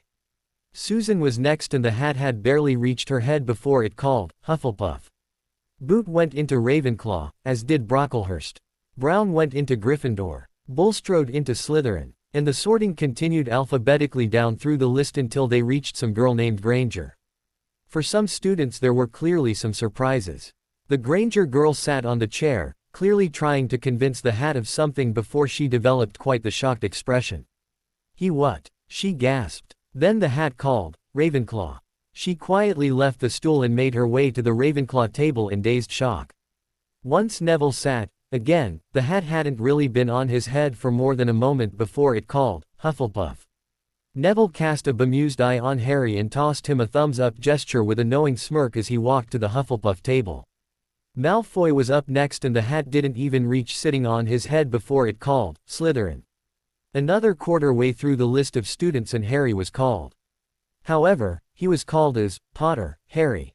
Calmly and with his head held high, but not too high to be thought haughty, he walked forward and stopped before stepping up onto the low dais on which sat Flitwick's steps and the stool the students sat upon to be sorted. Looking to the professor he quietly said, "Actually, Professor, while I answer to the name, Harry, as you were close to my parents in the time leading up to their deaths, you should know that my actual name is Henry. I was named after my great-grandfather. His name was Henry, but called Harry by his close friends. For official announcements in future, such as my being called up for my sorting, please address me as Henry Potter." The professor gaped in shock for a moment before he slightly blushed. "My apologies, Mr. Potter. Your name incorrectly sits upon my scroll as Harry Potter. I do, indeed, know your true name to be Henry. I shall correct the records at my first available opportunity. Potter, Henry." Harry replied, "Thank you, Professor, for your understanding and forbearance." Then stepped up onto the dais before the stool, smoothly pivoted on the toes of his right foot and sat. The hat was placed on his head a bare moment later. "Well, boss, isn't this a turn up for the grimoires?" said the hat in his mind. "Boss?" asked Harry. "Well, I thought it was a bit more polite than owner," replied the hat. "So, you know," Harry mentally smirked. "Didn't come as that much of a shock, really," replied the hat. "I knew your father was an heir, and his father before him, and so on. Just as I knew young Tom Riddle was the heir of Slytherin. I didn't tell him, though, Riddle, that is. That boy's mind was already a cesspit, evil little sprog. He'd have immediately abused the authority, if he knew. It didn't stop him from finding out, though," thought Harry. "No," the hat mentally sighed. But, that had nothing to do with me. I wasn't blaming you, Harry was quick to assure. I'm aware, replied the Hat. The shock was discovering from the mind of little Miss Abbott that you're now also the rightful heir of Slytherin. I don't think anyone saw that coming. Harry asked, did you also find out from her that Amelia Bones is bringing the 4 portraits of the 4 founders to the school tomorrow? Normally I'd never tell anyone what I saw in the mind of another, replied the Hat. However, I can see that you both knew and that you both knew the other knew, so, yes. I can also see that you have decided not to let others, but a very select few, know you're the rightful owner of the school. On your behalf I shall inform the castle's ghosts, portraits and house elves of that determination lest they unknowingly give away the secret. Harry mentally winced and sheepishly thought, oops. We didn't think of that. Again, I'm aware, replied the Hat. It shall be my honor to inform them.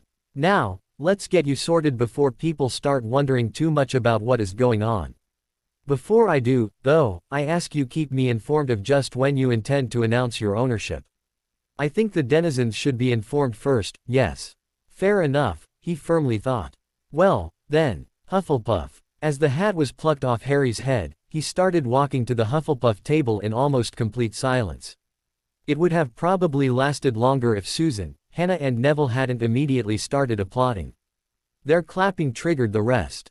However, there was also a lot of shocked whispering going on between friends across all 4 tables. Harry didn't notice, as he had his back to that table, but the same thing was going on up on the head table. As he sat next to Neville and opposite Susan and Hannah, his 3 friends leaned in and Susan, first to speak, said, you and the Hat spoke to one another a fair bit. Have to spend a lot of time convincing it.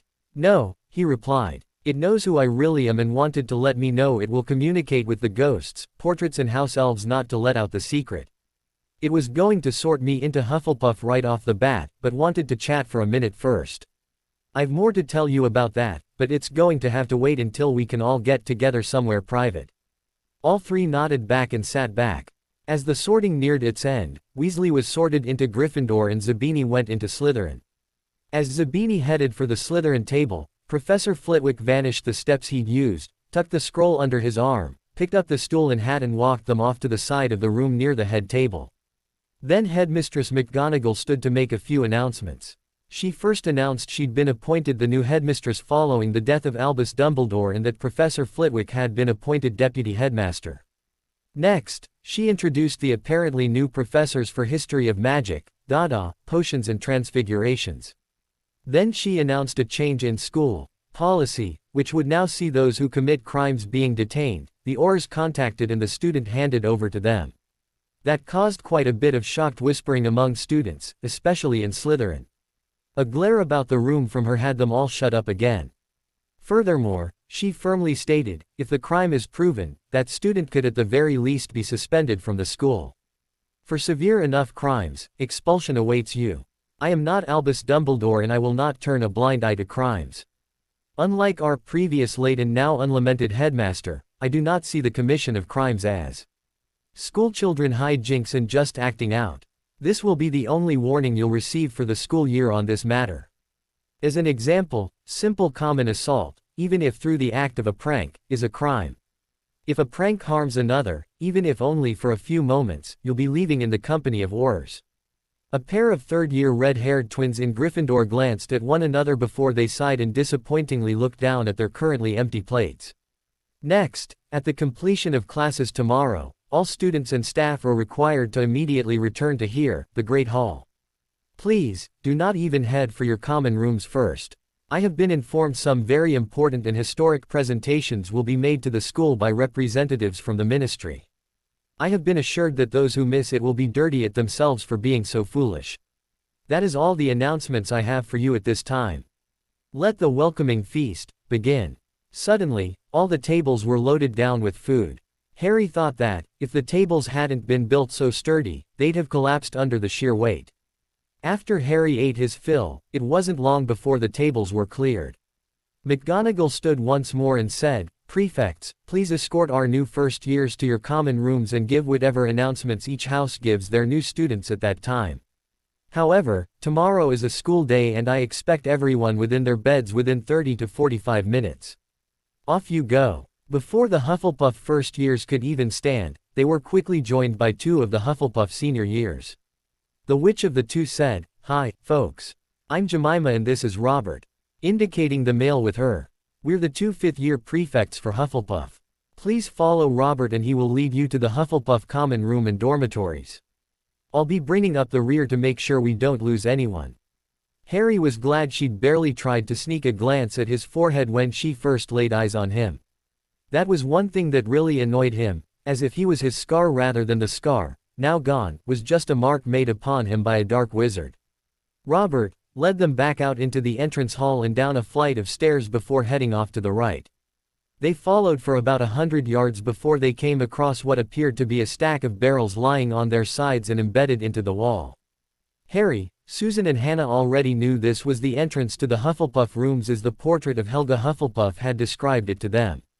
They also knew Harry, as the owner of the school, didn't need to use the password to get in, so he deliberately hung back so as not to unintentionally trigger the release. Robert then used his wand to tap an odd rhythm on the middle barrel. A moment later, the lid swung open on hidden hinges and he indicated everyone within. They walked down a short and slight ramp before entering a large rectangular room. As they all gathered within in a sort of clumped group, both prefects walked around them. Robert, gesturing with his offhand, said, "Spread out a little so you can all clearly see us." As their group opened up he was counting. 10 of you. 5 boys and 5 girls. That means we have exactly 1/4 of this year's intake of 40 students. That's a little low on usual years, but understandable. Jemima smiled at him for a moment before she turned back to the first years. "Welcome to Hufflepuff," she said. "Contrary to what the other houses might imply to you, or simply tell you outright to your faces, you should feel honored to make it into Hufflepuff. Hufflepuffs are those the Hat deemed to operate better as a student among those who favor hard work and loyalty. Some will tell you that Hufflepuff is the house of the Duffers. However, I'm pleased to tell you that our current Minister of Magic was a Hufflepuff, so, 2 or 3 of the 8 directors of departments within the ministry. The lead singer of the Weird Sisters was also a Hufflepuff. Celestina Warbeck was one too. And so was the current editor-in-chief of Witch Weekly. Hufflepuffs are constantly rising to the tops of their chosen professions because they believe hard work is what is needed to get them there. That they got there and continue to get there is proof of that." Robert then took over and started indicating about the room. Unlike in somewhere like Slytherin, there is no hierarchy in the house other than prefect status. Everyone else is treated equally. Therefore, it's first come first served for where you choose to sit, what table you choose to do your assignments upon, that sort of thing. If the spot is currently vacant, you're allowed to sit there. Next, yes, the castle has house elves that keep it clean and tidy. However, that does not excuse you leaving your personal things lying around. In shared spaces, such as this common room and your shared dorms, always remember that others live here too. For example, no one wants to have to move your dirty socks out of the way so they can sit down on a chair.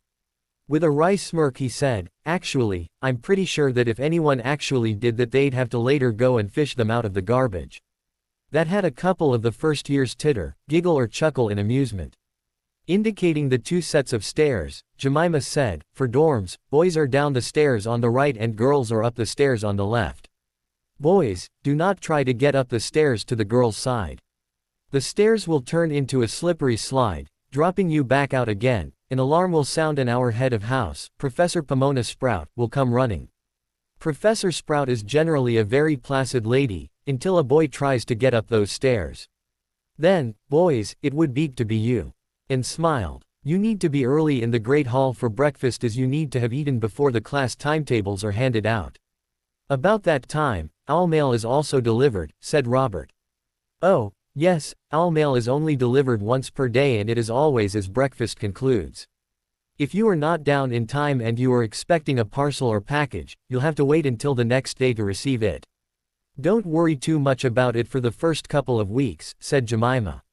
"A senior will always come into your dorms and wake you to make sure you're up in time." Robert, they later found out his name was Robert Hawking, turned to Jemima Marchbanks and asked, "Is that it? We've covered all the important parts. Other than showing them to their dorms, yes," she replied. Turning back to the first years she said, ladies, if you would follow me, please. And, gentlemen, said Hawking, smoothly adding on, if you would follow me. Harry discovered that the common room was only a very small percentage of the whole Hufflepuff Badger seat. Down the boys' stairs they discovered a long hallway with many doors leading off it. Each dormitory off the hallway used wizarding expansion charms within to make them much bigger than the spacing of the doors would otherwise indicate. He also discovered, of the first-year boys, they were paired to a room, except him. He was the lucky one to have a room to himself. Neville was in a room with a boy named Ernie Macmillan, and the other two boys, Justin Finch Fletchley and Wayne Hopkins, also shared a room. Harry was suspicious it was the castle's house elves that chose him to have the single room of the five. He found out much later he was right in that he missed that he was the fifth if the names were listed alphabetically. The house elves had, though, originally put his effects in the owner's suites. It was while they were enjoying dinner that the hat communicated with the elves to move him, Harry, into the Badger seat. And it was the house elves who also set up the roost for Fawkes and turned his single window for his room into an owl window, just in case Fawkes chose to fly in or out rather than flame in or out. Macmillan saw it and exclaimed, "Hey, how is it Potter rates a private room?" Hawking replied, "There are 5 of you. There is 2 to a room, no more. Do the math." "But, why Potter?" he demanded. "I'm the heir of an important house, too." Harry sighed, stepped towards Macmillan and raised his right hand vertically, palm in. "Mr. Macmillan, while you are the heir of an important house, take a look at my ring, or, should I say, rings. I'll also remind you that, while I am legally considered only an heir, I'm actually the head of houses." Macmillan took one look, blanched and stuttered, sorry. Yes, I see. My apologies. And quickly entered his assigned room. Neville snickered while the other two looked slightly confused. "While you might be the heir or even head of a house or houses, Mr. Potter," said Hawking. "That is irrelevant in Hufflepuff." "I know," said Harry, turning to him. But Mr. Macmillan needed a slap down. And I was obviously the one who had to give it to him. "I'll have words with him about his behavior," smirked Hawking. "That's why I'm a prefect." When Harry entered his room, it was to find Fawkes had already made himself at home. He had a comfortable roost, a tray under him to catch the ash when he had his burning days, a side tray of water on one side and a tray of dried chili and peppers on the other, his preferred snack food. Harry also found his things had been unpacked and the elves had done their best to set things up for him. Harry found out from Neville the next morning that Hawking was as good as his word and gave Macmillan a telling off. And then reminded Macmillan that Neville, his dorm mate, was also an heir of an important house.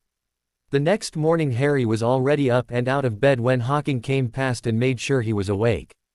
"Good," he'd said. "You had a shower, too, right?" "Yes," replied Harry. "Thank you for checking." Hawking gave a nod and said, "Common room in 15 minutes. Then pulled his head out and walked on. Harry and Neville both were there in 5. They were glad, too, as so were Hannah and Susan. As soon as the girls saw them they practically forced them both into chairs and, moving to behind them, started working on their hair. Harry had forgotten all about it until the last minute and had both his brush and one of his gray silk ribbons in his school satchel. Neville, apparently, was the same. But, he'd pre-prepared while Harry, not so much. A couple of minutes later and Susan was finishing up tying Harry's hair ribbon at the base of his neck as Hannah did the same with Neville's. "Can anyone get in on this?" asked one of the male upper years. "If you bring down your ribbon and hairbrush and we've got time, why not?" replied Susan. That had a couple of the other girls confessing they'd be willing to do it too. One of the seniors muttered, "Why didn't we think of this before? This is a great idea." When the rest of the first years all began to gather in the common room there were lots of, "How'd you sleep?" "Sleep well," and even, "Aren't these beds comfortable?" that sort of thing. Of the friends, Neville asked their 2 girls, "Who, on your side, got the single room?" "Sally Ann Perks," said Susan. Then she leaned in and quietly whispered, "She has a prosthesis in place of her right lower leg and foot. It's this metal and plastic contraption. She had to have a special bathroom made for when she bathes. You wouldn't know it from the way she walks," whispered Hannah. "Mad-Eye Moody really hobbles." "That's because the Muggle world is a lot better at making such devices, Hannah," Harry quietly said. Moody's leg would be what the Muggles had back about 150 years ago. The Muggles have not stopped improving on that design. And they're not likely to stop for a long time to come. Hell, I've seen people on television run in races, which as far as he got before he was interrupted by Jemima Marchbanks. We're all here, called Jemima, getting their attention. Time to go and get breakfast.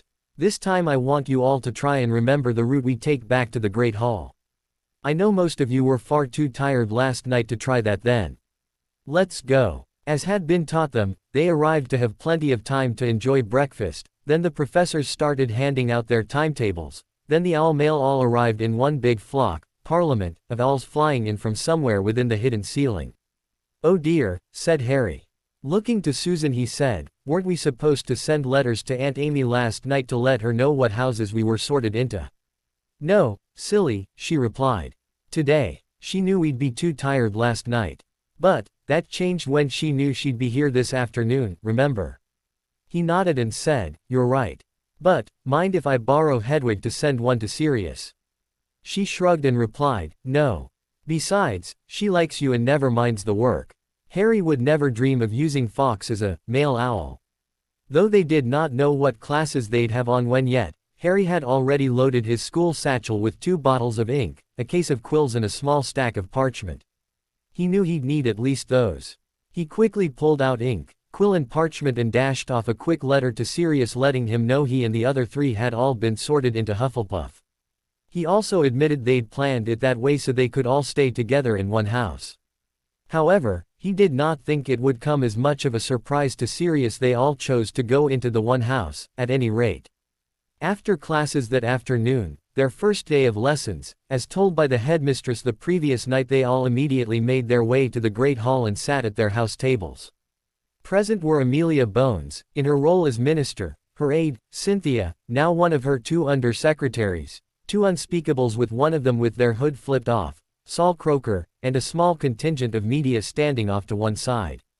Standing on the floor almost hard up against the dais were 4 easels with what appeared to be paintings upon them. Each appeared identical in size and each was covered with a black cloth. Harry, Susan and Hannah all knew exactly what they were, the portraits of the 4 founders. Standing between the 2 middle portraits was a small table with a few covered items upon them, each covered with a doll-sized, black sheet of its own. Once it looked like everyone had arrived, the headmistress announced Aunt Amy as Minister Bones, and allowed the woman the floor. Standing next to the table, the minister looked to the headmistress and said, I believe you and your staff should join your students, headmistress. You're not going to want to miss any of this, and you would not properly see if you all remain sitting up there. So, for the first time in so long that nobody could even remember when, the staff all went and sat at the tables of the students. From a long ago established habit, Professor McGonagall went and sat at the Gryffindor table while the rest of the staff spread themselves out among the others in similar fashion. Once they were all seated, the minister smiled and said, a little over 6 weeks ago I met the most incredible person. I will not say who that was, as I believe I would immediately be thought as someone who was losing their mind and should be placed in the St. Mungo's ward for the mentally enfeebled if I was to do so. However, during that meeting they provided me with a great deal of information. For example, they informed me of the location of certain historical artifacts long thought lost. First, she said before pulling one of the small sheets off one of the items on the table. Then she picked it up. I have been informed and have had it confirmed that this is the lost diadem of Rowena Ravenclaw. That had a great collective gasp rise from all those in the hall, staff, students and visiting dignitaries alike. The photographers were taking photographs as fast as their hands could work. As she then placed it back on the table she said, I believe I should leave this here for now. I have more to unveil for you first. Then she pulled another sheet away and picked the item underneath up by its chain and held it aloft. This is the missing locket of Salazar Slytherin. Again, I've had it authenticated. Yet another gasp from the audience and yet more photographs were taken. Placing it back on the table she then flicked away the next sheet and picked the item up by one of its handles and held it, too, aloft. And this is the fabled cup of Helga Hufflepuff. That was also returned to the table after a delay for photographs. I know there are still other much valued artifacts of the founders still missing, she calmly continued. However, I know where another is at this moment and will have it brought here. She held her offhand up, a la Dumbledore, and called, "Fox." When the bird responded to her call and alighted on her arm, many were amazed. No one, but Harry and his family and friends, knew what had happened to the immortal bird after the death of Dumbledore. Even the other Hufflepuffs did not yet know Fox was now staying in Harry's private dormitory room. She whispered something to the bird and it flamed away. A moment later and it was back with the Sorting Hat clutched in its talons, dropping it into Bones's outstretched hands. "Blasted bird," the hat grumbled aloud. With a smirk, Bones then donned the hat and seemed to have a short conversation with it mind to mind. "I see," said the hat. Bones then removed the hat and held it with her offhand, but lying somewhat flat. A moment later it seemed to twist itself almost into a knot in her hand. Quickly, she reached into the hat with her right hand under the brim and, with almost a flourish, she pulled the hand under down and away to her right while pulling the upper hand with the hat gripped up and away to the left. As quick as that, Bones was holding the sorting hat in her left hand and a long sword in her right, gripped by the hilt. She placed the sorting hat on the table and raised the longsword up so it laid flat on the palm of her now empty offhand and said, "The long-lost sword of Godric Gryffindor." And turned the sword over slightly so the people closest could just make out the name Gryffindor written down the blade in Old English script. That, of course, was the staff. By then the shock was so deep that only one or two people actually gasped again.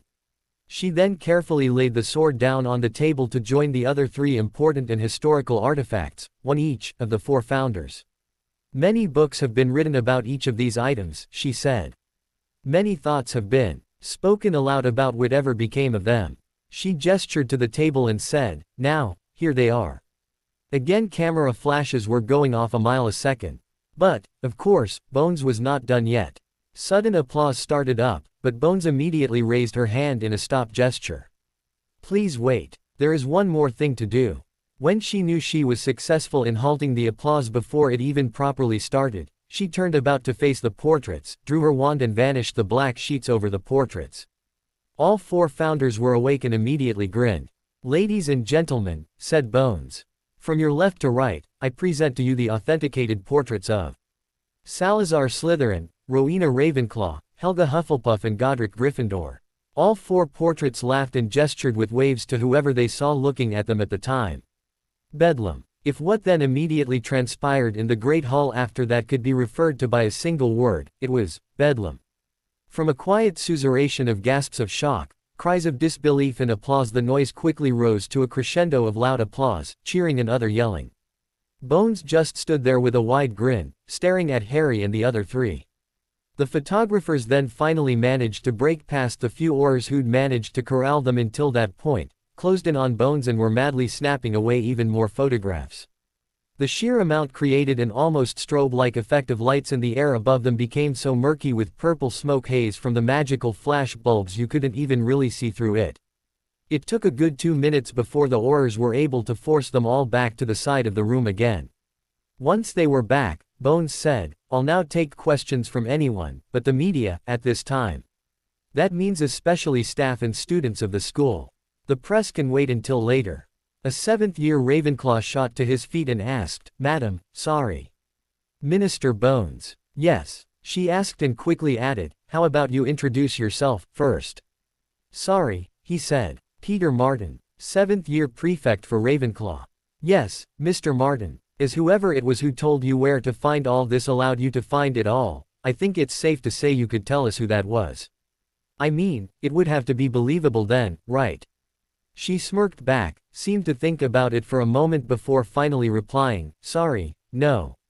If I was to tell you who that was, the very next set of questions would be related to how I managed to meet them. And that would place the security and privacy of a young and still living person at risk. So, it was a young seer." He pressed. She grinned and replied, "You can believe that." She never said it was true, but implying it was a seer who was responsible was a perfect cover for the truth. She quickly glanced at Croaker, who was smirking. He gave a very slight head nod back, meaning he agreed with the idea. A sixth-year Slytherin, who had been beaten to his feet by the seventh year, claw by half a heartbeat, called out, "Everett Bowl. How do we know those are really the portraits of the founders?" Salazar laughed and said, because I told the unspeakables how to find and get into what you modern folks call the Chamber of Secrets under the castle, Mr. Bull. They'll be doing that over the next couple of days. However, no one else will be allowed in there until those experienced with dealing with such enter and deal with the basilisk I placed in there and under stasis. After that, and with the permission of your headmistress, I cannot see why a lucky few cannot be allowed to go inside and confirm its existence for everyone else. That had the 6th year stumped for a disagreeing response, so he sat again. Who verified and authenticated those are really the artifacts of the founders on the table? Asked a 6th year, Claw. Oh, and I'm Darren Hilliard. The unspeakables did, Mr. Hilliard, she replied. Except for the sword, which they'll authenticate once we finish here. However, as I drew it from the sorting hat, I cannot see it not being the real thing. It is, said the hat, a touch firmly. It's been inside me since Godric put it there himself, except on 3 occasions when I allowed it to be drawn in defense of the school. This time is the only time I've allowed it to be drawn when not in defense of the school. There were a few more questions, but most just wanted to approach and look at the artifacts and portraits more closely. With the Aurors standing close watch, the students were allowed to approach in small groups. Once everyone who wanted to get up close to see them for themselves had done so, the artifacts were supposedly temporarily taken back to the ministry by the minister, while the staff, with assistance by the unspeakables, set up a physically and magically secure way to store them on display within the school. In reality, the items were temporarily stored in a corner of the school's trophy room under a Fidelius charm. As for the portraits, they immediately went up onto the wall in the Great Hall, exactly, they claimed, where they were when they were taken down by a headmaster who did not like to hear them constantly complaining to him about how the school was being run. Even the mounts for the portraits were still there and could be seen if you knew where to look. The portraits were returned to their places and locked into place with house elf magic. The next morning Harry was woken early by a house elf, who asked him to come to the Great Hall before everyone else was awake, to perform a small task for the school. When Harry arrived, the portraits, especially Rowena, led him through how to channel the magic of the school through the Elder Wand and into the locking charms on the portraits so no one would ever again be able to remove them from the walls. Harry did so. Now, the only way the portraits could be removed was if the Great Hall was removed. The portraits were there for good. I'd best get back to my room, said Harry. I don't want to give people any idea I'm more than just a Potter, that boy who lived nonsense, aside. Thank you, Harry, they each said. And he quickly hurried back to the seat. When Harry and his friends headed for the Great Hall for breakfast, or, in Harry's case, returned to the Great Hall, they joined others in witnessing the wonderful entertainment the senior years of House Slytherin were putting on for everyone. In a completely un-Slytherin-like manner, they were actually arguing with the portrait of Salazar Slytherin. At least, that's what they thought they were doing. Salazar, however, was having a high old time.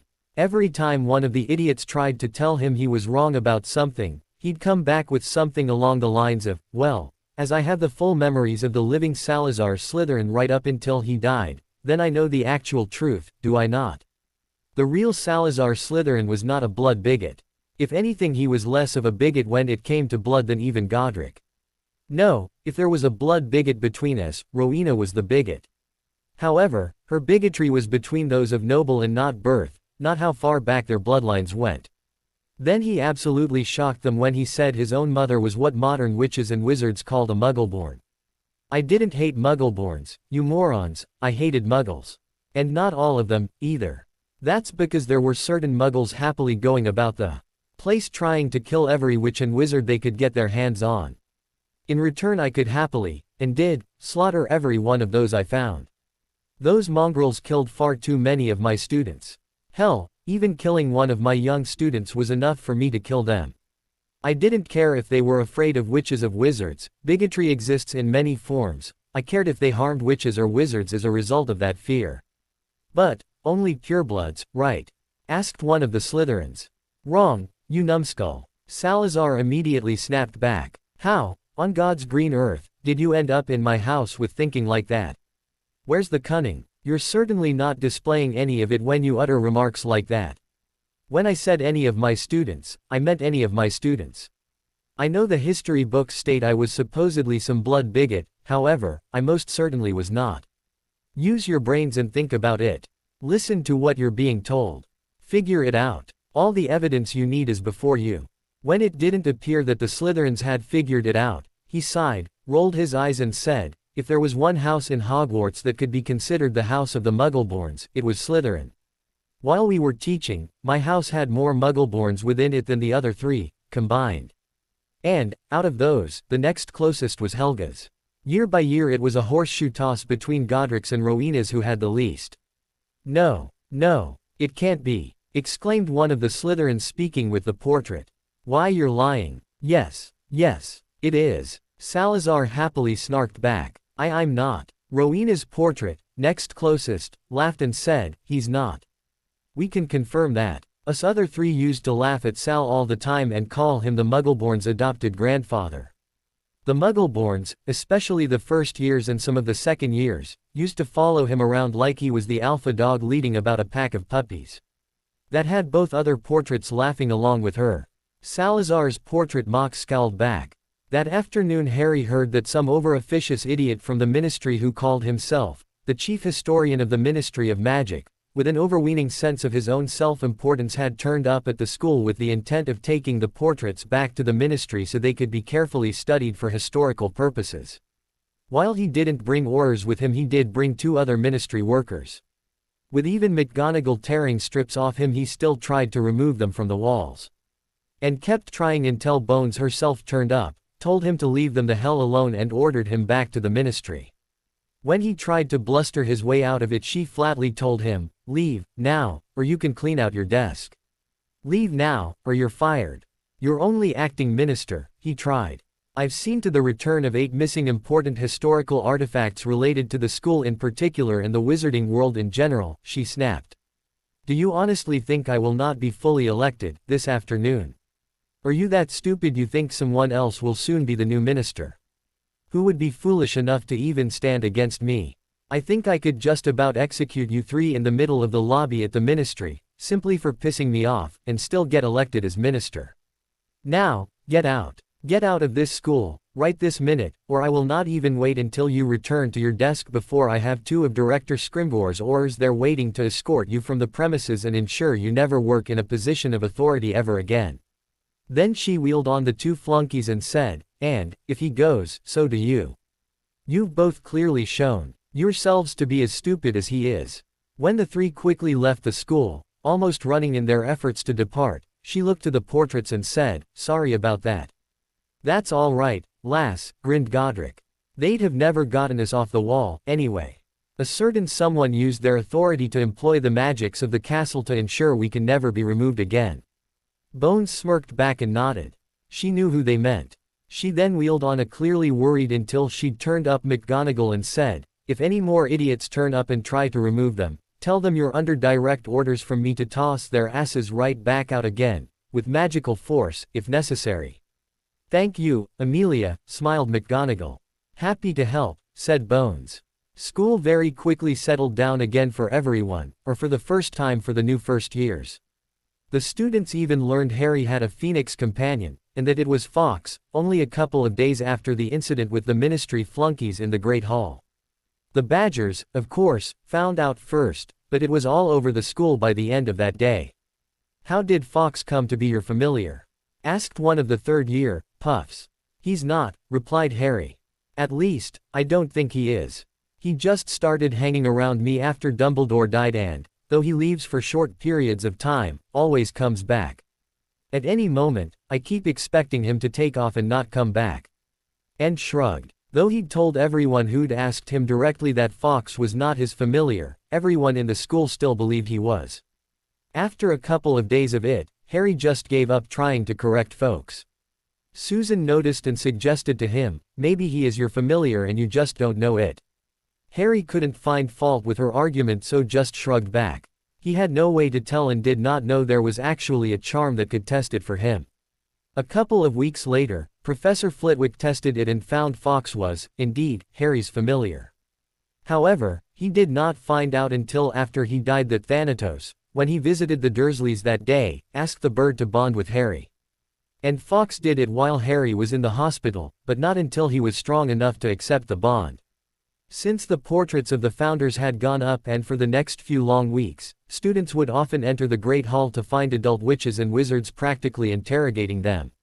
Alongside them would either be a dictaquill operator with a dictaquill, or they'd be writing the material themselves as fast as they could. There'd been reporters, historians, and just the curious who'd come to talk with them. As the portraits were at the other end of the hall from the head table and the number of attending students at the school was currently quite low, there was often a wide gap between where the students sat at each house table and where the visiting witches and wizards sat while interrogating the portraits. As such, most students and even the staff started ignoring them after the first couple of weeks. It helped when Professors Flitwick and Babbling erected a semi-permanent ward that extended forward of the portraits for about 20 feet. That still left a further 30 feet before where the 7th years would approximately sit. As the headmistress had said in one of her announcements towards the end of the first week, the finding and returning of the 4 portraits was a golden opportunity for historians and other important personages to converse with the portraits and discover the truth of that part of the history of the magical world in general and the school in particular. And that students and staff should generally leave them alone unless they were showing themselves to be nuisances. If they were and it was a student so bothered, it was to be immediately reported to one of the professors to deal with. Before starting his first year at Hogwarts, Sirius informed Harry he'd received a letter from Uncle Mui, and was organizing a time when he would reconnect with the man.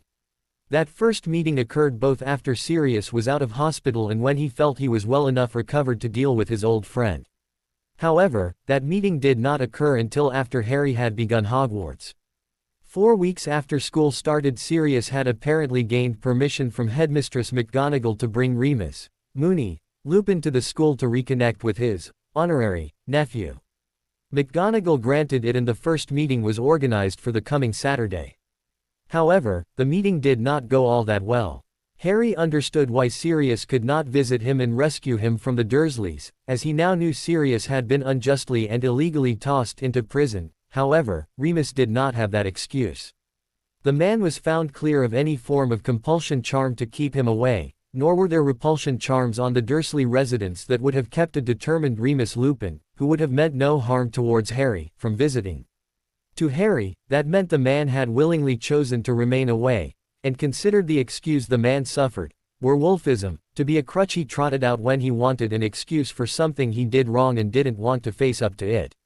The excuse held no water with Harry. If anything, Harry thought even less of him for thinking he, Harry, would accept such an excuse. Harry told Sirius, flat out, he had no wish to meet the man, let alone rekindle a familial relationship. Sirius began to argue on his friend's behalf, but, after a look at Harry's expression, decided not to push it. As the school body had been informed, the Unspeakables had returned to the school while classes were in session, gone down to the Chamber of Secrets, killed the giant basilisk within, but left the carcass for the time being. A raffle was drawn of names of trusted students, mainly prefects across all 4 houses, but even younger years were thrown in, and a group of 24 were escorted down. Harry was one of them. On return, those students were quick to report that the portrait of Salazar Slytherin did not lie. His directions on how to find the chamber, how it appeared and what the beast was within were, in fact, accurate. Salazar's portrait just stood proudly and a little smugly in his frame, but he did not gloat. Not even when looking smugly upon the embarrassed and grouchy diners of the Slytherin table. After giving the carcass of the basilisk, as they put it, time to cure, the Unspeakables had returned with a team from Gringotts and removed it. The carcass was rendered for potion ingredients and the money raised from it made its way into the newly created bursary fund for the school. Harry had liked Bones's idea for a bursary fund, once she'd explained it to him, and the ministry created it on her direction. With nothing other than a biannual report to the ministry about its financial state, the bursary was to be wholly and jointly managed by the headmaster or mistress and their deputy. There was an incident at the school on Halloween when a young Ravenclaw first-year witch named Hermione Granger had been verbally insulted so badly by the youngest Weasley boy she spent the rest of day and into the evening in the girls' bathroom on the 2nd floor. The same bathroom that housed one of the main entrances to the Chamber of Secrets.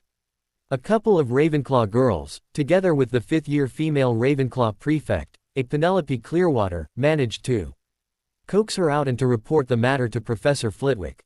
The girl had felt so intimidated and abused she was demanding to be sent home, even knowing it meant her wand would be snapped, her magic bound and she and her family being obliterated of all knowledge of the magical world.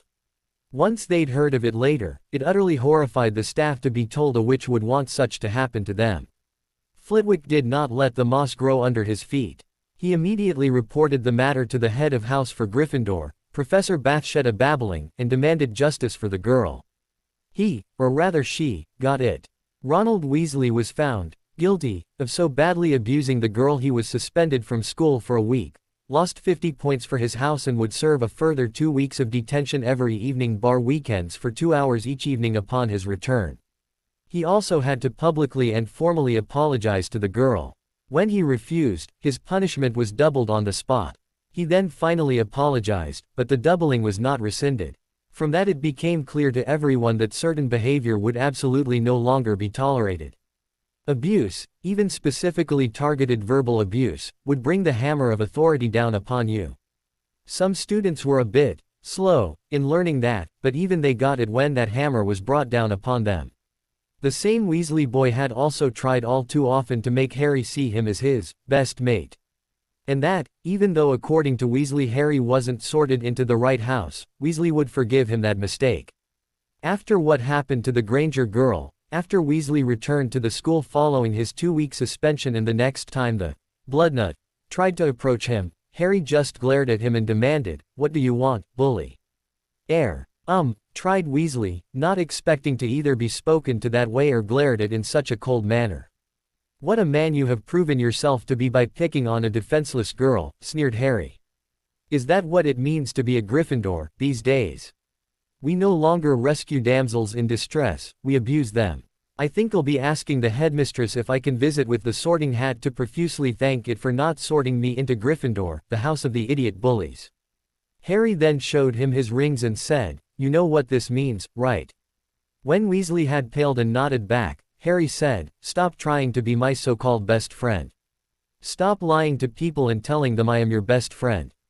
Or I'll stand in the Great Hall and publicly announce the truth to everyone. Do you understand?" Again, Weasley nodded, now clearly terrified. "Good," snapped Harry. "Now stay the hell away from me and stop picking on girls." Weasley all but ran off in fear. However, he stopped with his crap right then and there. Mind you, that could have also been because, as Harry found out later, his 3 older brothers had taken him aside for some important family time, which had the youngest 2 of the 3, the twins, also spend time in detention with point losses and the bully needing wand work from Madame Pomfrey, the school medi-witch, to heal bruises and other contusions he'd earned.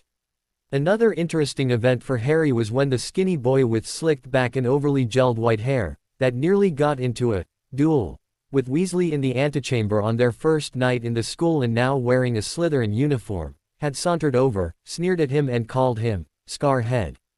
Harry remembered seeing him about the place and that his name was Drago, or something. He smirked back at the boy, quickly drew a small slip of parchment out of his bag, wrote down contact details for the specialist eye healer who'd attended him in St. Mungo's and handed it to the boy. "What's this?" Drago demanded. Harry flicked up his fringe, pointed at his forehead and said, "No scar." Then he turned his head slightly and pointed at the gray ribbon tying his hair back, heir apparent's ribbon. And finally held up his right hand, palm in, and used his offhand to point at the combined ring on his ring finger and added, "And then there's this." Lowering his hand he said, "I figured you're having trouble with your eyesight." Then indicated the slip still in Drago's hand. "That's the contact details for a good eye healer at St. Mungo's. Have one of your housemates read it to you. You clearly need the man's help." As all the younger Hufflepuffs laughed, Drago turned red in combined embarrassment and anger, spun about and stormed off. When he'd reached the Slytherin table, some older year Slytherin snatched at him by his lapels and forcefully dragged him down and onto a bench.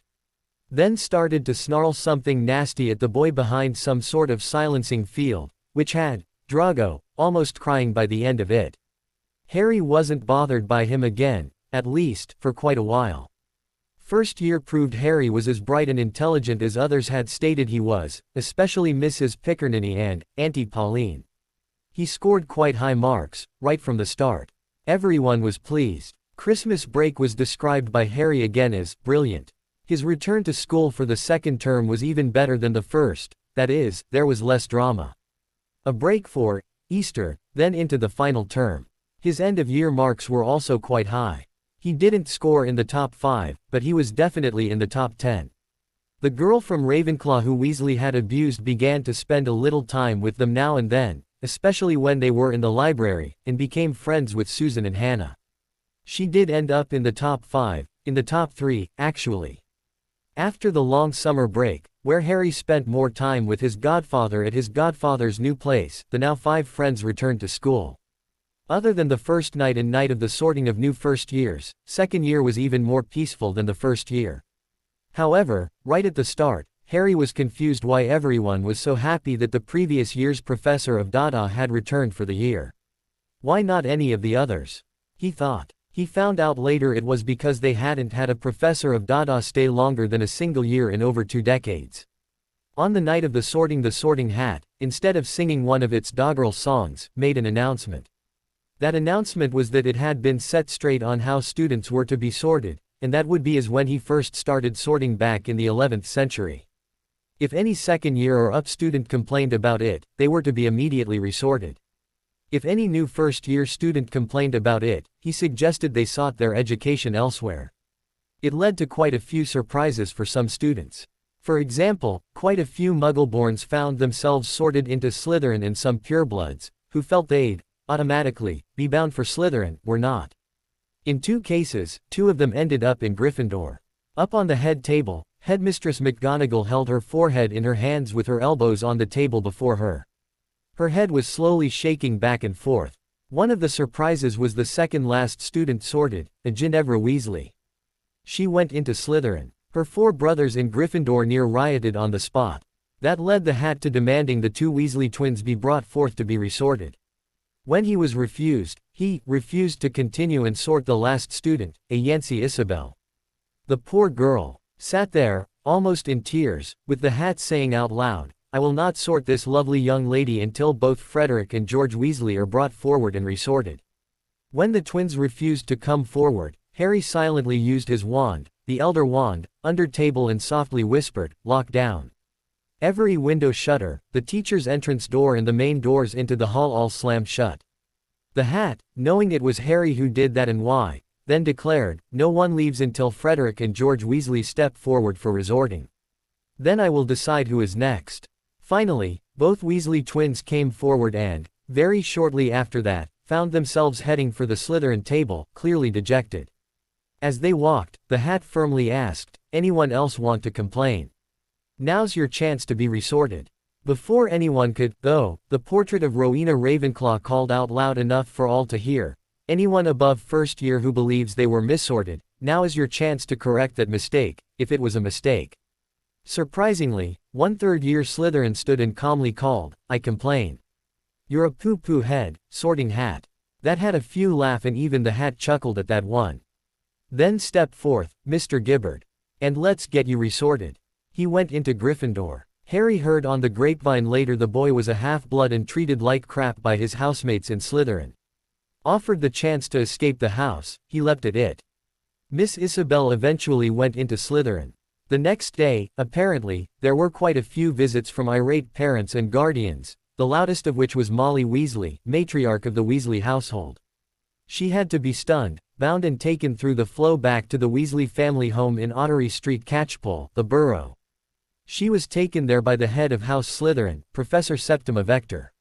She did not return. Mind you, unknown to anyone else and guided by the portraits of the 4 founders, Harry subtly adjusted the wards so her magical signature was blocked from the grounds. She'd apparently tried a few times more to enter, even coming to the school via the fireplace in the 3 Broomsticks Tavern in Hogsmeade and trying to walk in through the front gate, but was blocked in every attempt. It took until Christmas for that furore to die down. On returning to the school after the Christmas break, it was to see the Weasley twins, plus their little sister, all wearing Gryffindor colors.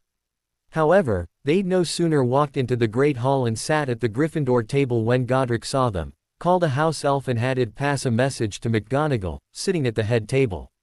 McGonagall waited until the students, bar the new first years, were all within the hall before she ordered all three of the misdressed Weasleys to stand. Reluctantly, they did, shamefaced. She congratulated them on a masterful prank that harmed no one, awarded them 5 points each for it, then turned around and docked them 10 points each for not sitting at their rightful table for the feast, as per school rules. Then ordered them back to the Slytherin table. As they walked there was a flash upon each of them of house elf magic and their robes, reverted, to Slytherin trim. Harry found out later through the castle's house elves that it was apparently their mother who retrimmed their robes from Slytherin to Gryffindor, whether the staff like it or not. Apparently, she completely forgot that their personal possessions, when taken from the train to their quarters, would have been put into Slytherin anyway. Just after the Easter break, Professor Sprout took each second year aside and talked to them about what electives they'd undertake the next year. Harry quickly chose arithmancy and ancient runes, which pleased his head of house. He'd wanted to talk to his 4 friends first, just to find out what they'd be taking, but decided they would probably pick either the same or very similar. Susan chose the same as him, Hannah chose ancient runes and Muggle studies, Neville chose ancient runes and care of magical creatures, but Hermione chose the same 2 subjects as he and Susan plus a third, Muggle studies. She'd wanted to choose all 5, but she was firmly told by her own head of house, Professor Flitwick, that such would not be possible. That had the girl miffed for a couple of weeks, but her response only amused the other 4. Susan reasonably asked, as there are only 3 separate allotted times for electives in the class schedules, just when would you be doing those other 2? Hermione quickly borrowed a third year's class schedule and confirmed what Susan had said. But, what if someone, like me, wanted to do 5? Harry smirked and replied, well, you can always repeat the year and take the other 2 then. Hermione frowned and pouted at him before giving him a gentle whack on top of the head with one of her textbooks. That's not funny, she muttered. After wincing slightly from the whack, he shot back, but it is practical. The only other annoyance for the year, for Harry, was the Weasley girl constantly trying to follow him about whenever he wasn't in class or the Hufflepuff common room. He never knew why she stopped until after he'd graduated, when Susan owned up to it, but Hannah and she had lain in wait for the girl while she was trying to surreptitiously follow Harry, grabbed her, dragged her into an unused classroom and verbally laid into her with all sorts of dire threats. Susan had already laid claim to Harry and, little Miss Weasley, had better stop trying to poach him. In third year there arose another drama. However, it was not within the school. Someone had tried to resurrect a tournament of old, the Tri-Wizard Tournament, and had started to make plans and the like to have it hosted at Hogwarts for the 1994-95 school year. McGonagall was told by the ministry official it would happen, whether she liked it or not. She then, apparently, contacted Bones and told her what she'd been told. Bones then confronted the ministry official, who turned out to be a Ludovic Bagman, and he was ordered to tell her what the hell he thought he was doing. In very short order, Bagman was fired, with his files gone through to find out how far and how deeply his plans had developed. What plans he'd already initiated were immediately cancelled and people already contacted were recontacted and informed otherwise. The Tri-Wizard Tournament is dead and will remain dead, everyone was told. Even if someone else in another country is stupid enough to try and resurrect it, Hogwarts will not be an attending school, as tradition would otherwise dictate. No one disagreed and the nearly revived tournament was dead before it was even close to being reborn. The only scandal that arose from it was Bagman, now about to face wizarding British justice, fleeing and being caught illegally port-keying into Makusa, immediately being arrested as a wanted felon by Goblin courts and subsequently being handed over to them. The man was never seen again. Apparently, he owed the Goblins significant gambling debts and had tried to use the Tri-Wizard Tournament as a way for him to skim heavily from the tournament budget, as well as make illegal bets behind the scenes to raise the necessary gold he needed to repay his debts. The Goblins were not amused. Nor was Minister Bones or Director Scrimgeour, when they found out through the Makusa ambassador to Wizarding Britain they wouldn't be getting him back when they had wanted to put him on trial for what they'd learned after he'd scarpered. During the summer break between third and fourth year, Harry was Sirius's special guest in the minister's box at the Quidditch World Cup. Harry was highly amused, as he would have been in that box as Minister Bones's ward, anyway. However, Sirius told him, "This way, you're my guest, not Amos.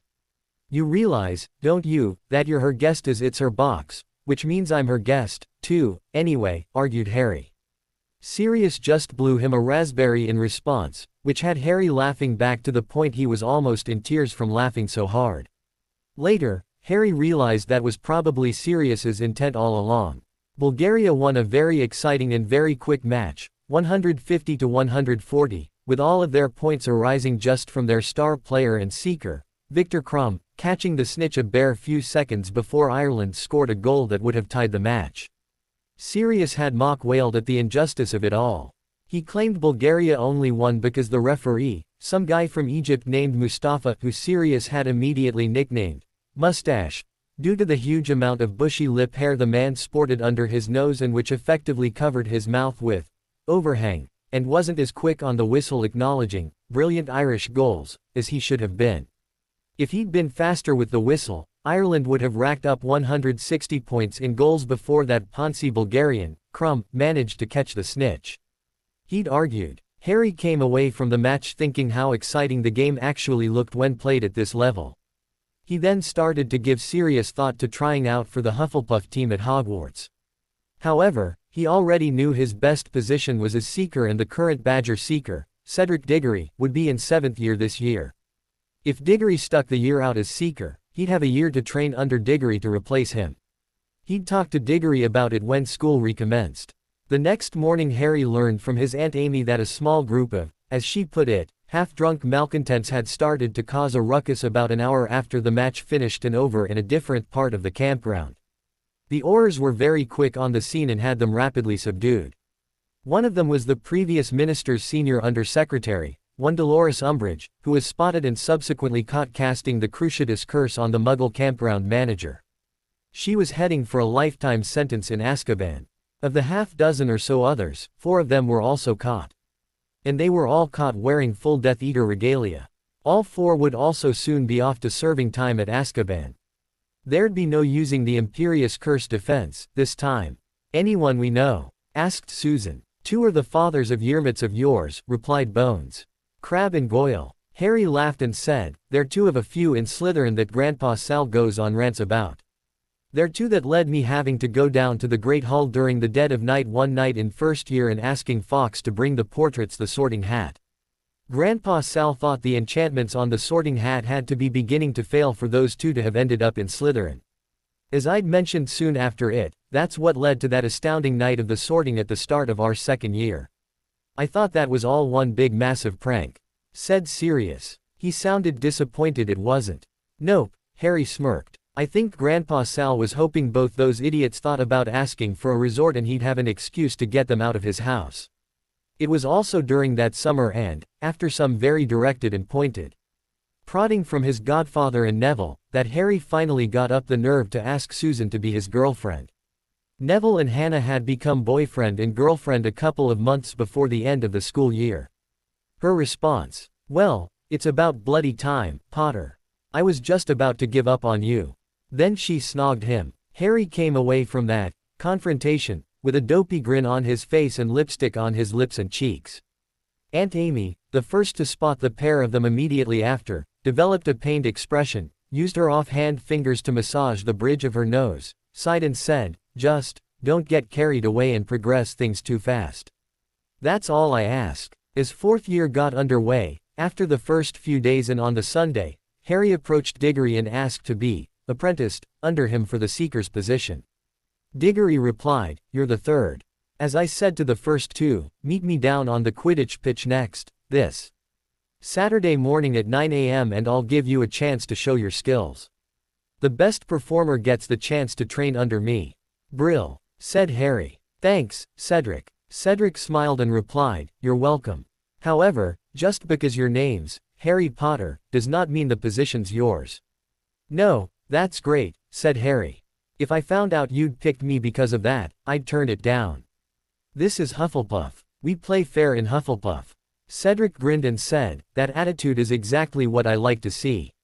Harry had asked his godfather to send him his broom, but, instead of sending him his Nimbus, Sirius sent him a brand new firebolt. The note with it said, "Tilda #tilda. Harry. This was going to be a Christmas present. However, it sounds like you will probably need it now. If you get the position, I'll also go out and buy you the armor you're going to need. Good luck. However, I don't think you're going to need it. I've already seen what you can do on a broom. Sirius. #. Harry tried out for the slot and easily beat out the other three. Another asked after he did, and Diggory immediately put him on the team as both a trainee and as reserve seeker. Harry then joined them for all the training sessions.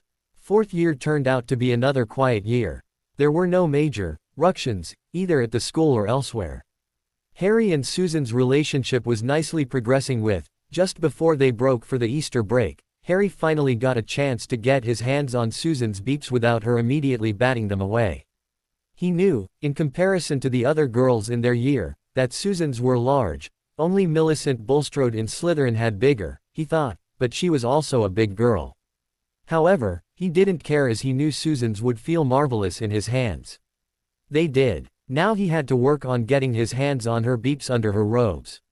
Harry never got a chance to play in a proper inter-house Quidditch game that year, but Diggory made sure he was given plenty of training with the rest of the team. There were times during training when Diggory, as team captain, just flew about coaching the other players while Harry searched for the snitch. Diggory also taught him the various ways to seek that improved one's chances to be the first to spot the snitch. He taught him how to distract and fake out the other seeker and how those same tactics could be used against him. He taught him about focusing on bright days to look for the glint off the snitch, rather than the snitch itself.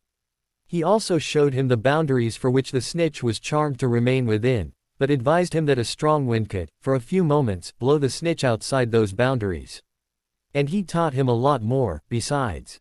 Harry absorbed the lot and was willing and eager to learn even more. Diggory was a strategic seeker. He had a strategy on how he was going to seek on the day, based on weather and light conditions and which team they were playing against. However, he also said that Harry had already shown himself to be an intuitive seeker. Harry was able to subconsciously determine where he needed to be looking and what he needed to do to be the first to the snitch. It sounds odd, explained Diggory. But an intuitive seeker nearly always makes a better seeker than a strategic seeker. Personally, I think it's because an intuitive seeker has a touch of the seer about them. Whatever it is, it works. It's a strength, so, when strategy seems to be failing you, go with your gut. Over the first 3 years of Harry's Hogwarts education, Slytherin won the Quidditch Cup the first year, Ravenclaw won it the second year and Gryffindor won it the third year. This year Slytherin won it, but Hufflepuff had been close to pipping the Snakes for the win. Harry was determined Hufflepuff would win it for the next 3. This year the Weasley twins had returned to playing Quidditch, but they now played for Slytherin. As a beating pair they were phenomenal. Harry knew they'd be trying to get him off his broom next year, as they'd tried the same with Diggory this year. He'd be trying to develop a strategy that would counter the ones they employed against Diggory. For a start, he knew they were on matching Clean Sweep 5s and the Firebolt was both faster and more maneuverable, that meant he could outfly them. However, that would also cut down on his ability to seek. He knew he'd figure something out, though, so would let it percolate in the back of his mind until a workable strategy came out. As for his schooling, he was having a ball. Just like his friend, Neville, he was a reasonably powerful wizard. However, he also knew he had a bit of an advantage over the boy by secretly being the owner of the Elder Wand. Of that, he was most pleased that Aunt Amy had managed to cast a Fidelius charm with her as the secret keeper that was both simple and effective. The secret was, the wand used by Henry James Potter, commonly known as Harry Potter, is both the same wand used by Albus Dumbledore and is the Elder Wand. That was it. He'd had a few people comment on how unusual it looked due to the 4 groups of berries around the shaft from the hilt to a couple inches short of the tip, but no one had ever put it together that it looked identical to the wand Albus Dumbledore was known to use, or that it was the Elder Wand. When people asked if it was Ollivander made, he'd just reply, nope. It was made by an old family friend no longer in the wand-making business. It's a one-off. No one ever questioned him any further on it. Harry was sent the prefect's badge for Hufflepuff when he received his book list for 5th year. Sirius, Amelia and Susan all wanted to celebrate with him and for him. However, when he found out Hannah was offered the prefect's badge for the girls, He quickly called Professor Sprout and asked if he could send it back to her and she offer it to Neville instead. She admitted it was a toss-up between he and Neville for the badge, so, when Harry suggested Neville would be a better choice as he didn't want people thinking, of course Potter got the badge, he's Harry Bloody Potter, isn't he? She relented and awarded it to Neville. Everyone, bar Sirius, was pleased with that. But it took Harry only explaining his reasoning for it for Sirius to then agree. However, Sirius was told the second part of the truth that Harry hadn't told anyone else. Harry wanted Neville to have it so he'd get to spend more time with Hannah. You're being a good wand partner. By getting your mate more snogging time with his girl, exclaimed Sirius, understanding. Now, that, I can get behind. Their 5th year started with every professor of their classes making sure they knew they were in their OWL year and that their OWL exams were held at the end of the year. When they finally reached their 9th professor they'd met, for the first time that year, in this case, Professor Flitwick in charms, Harry just about breathed a sigh of relief. However, there were 2 students, they shared charms with Slytherin this year, that had the little professor laugh when he spotted them roll their eyes. I take it you've already heard that from your other professors and quite a bit. Yes, Professor, Daphne Greengrass drolly replied, one of those he spotted rolled their eyes. It bears repeating, he smirked back. Yes, Professor, she drolly replied again, exactly the same as the first time. Funnily enough, he laughed. Even Harry smiled at that one. It was a clever comeback. They all even felt the effects of it being their OWL year right from the start. Assignments were now handed out with mentions of how long in feet, rather than inches, they needed to be. And there was more of them. He was also alerted by the new Badger Quidditch team captain, Tammy Appleby, when training would commence. She took him aside and said, I know Cedric trained you near religiously. I expect you to show us the effects of that training right from the start. We've already been back a week, so it's time to get training underway. I've booked the pitch for first thing tomorrow morning at 6:30 a.m. We'll spend an hour and 15 on that and then it's back into the castle for breakfast. I'll let you know what we're doing for the rest of training once we can get together and discuss class schedules away from listening ears that shouldn't be listening. All right, Tammy, he replied. I'll be up and ready. She gave him a nod and a smile and moved off, looking for her next victim, target. Harry and his friends quickly managed to get used to the new reality of their OWL year and the length of assignments. So, they were still working at a comfortable pace, even if it was a busy pace. After a year of shadowing Diggory in his role as seeker for the Badgers, the added work of playing on the Badger Quidditch team wasn't an added imposition. Thankfully, Diggory had to deal with 2 new players on the team the previous year, both chasers, so this year they had an established team except for Harry. Quickly, Appleby had the team working and meshing well together again, so she also started adding in a strategy of 4 chaser plays if they were really down on goal points. However, it was quickly worked out that Harry wasn't the best shot at goals, but his timings to pass the quaffle off to others in motion was excellent. This suited Appleby, no problems, as the Seekers weren't actually allowed to score. They were allowed to handle the quaffle for short periods and pass off to others, though. Their first game was against the Ravens of Ravenclaw and Harry nearly had the game won for the Badgers before the Chasers could rack the points up. However, he quickly worked out that the Ravens seeker, Cho Chang of 6th year, while supposedly a decent seeker, couldn't seem to get her head in the game. She kept trying to distract Harry with her feminine wiles, while also calling to him just how much better Cedric Diggory was as a seeker and a wizard. He also knew her to be Diggory's on-again off-again girlfriend. It did not take him long to figure out she was actually missing her boyfriend far too much to concentrate on the game, so he was keeping an eye on the scoreboard while also keeping an eye on her to see if she'd suddenly wake up and get on with why she was actually up here on a broom. He held off going after the snitch as long as possible because the tried and true team of Badger Chasers were hands down far better than the Chasers on the Ravens team. When it finally looked like Chong was starting to notice just how far ahead the Badgers were getting on points, Harry watched as she looked in shock at the scoreboard before she firmly shut up and focused on the seeker hunt. He laughed at her and said, "Idiot girl," then drove his broom down. As she wasn't that far away from him at the time, she was right in behind him and only 2 broom lengths back as he dove. A quick few twists and spins as he dove, together with allowing the speed to ease off a little, and he had her right on his tail twigs when he, fake, Wronski fainted. She never had a chance. As he pulled up with inches to spare, his offhand grasped the snitch right as he heard the whistle give a high shrill. He simply allowed the broom to slow right down while holding his hand aloft as he flew. Potter has the snitch. He heard the announcer yell. Potter has the snitch. The Badgers win. Chong didn't quite end up in the infirmary after her crash into the grass of the pitch, but it was a near thing. He later heard she'd ranted and raved about how Potter had tried to kill her for the rest of the afternoon and evening in the Ravenclaw Tower until someone hit her with a silencing charm and firmly told her to shut the hell up. The Wronski feint is a completely legal move, that male, Claw had yelled. He also had the snitch in his hand within 5 seconds after it, so it probably wasn't a feint, after all. You got outplayed. Beep it up, deal with it and move on, already. Hermione had told him all about it. She's also told him, later, over the next couple of weeks Chong had then tried to badmouth him to everyone. Harry was going to confront her about it until Hermione suggested he mention it to Professor Flitwick and let him handle it. So, he did. According to Hermione, Flitwick confronted Chong about it in the middle of the Ravenclaw common room and gave her a right serve. Then deducted 20 points off her and assigned her a week's detention. And, finally, told her if her behavior was repeated, he'd pull her from the Ravens and tell the team captain she was permanently benched. That finally shut her up. Gryffindor had already played Slytherin with a Slytherin win, but it was close with the Snakes trailing a fair bit behind before the Slytherin seeker finally caught the snitch. As a team, the Gryffindor chasers were brilliant. Then Gryffindor played Ravenclaw with the Gryffindor Lions victorious, utterly trouncing the Ravens, just as the Badgers did.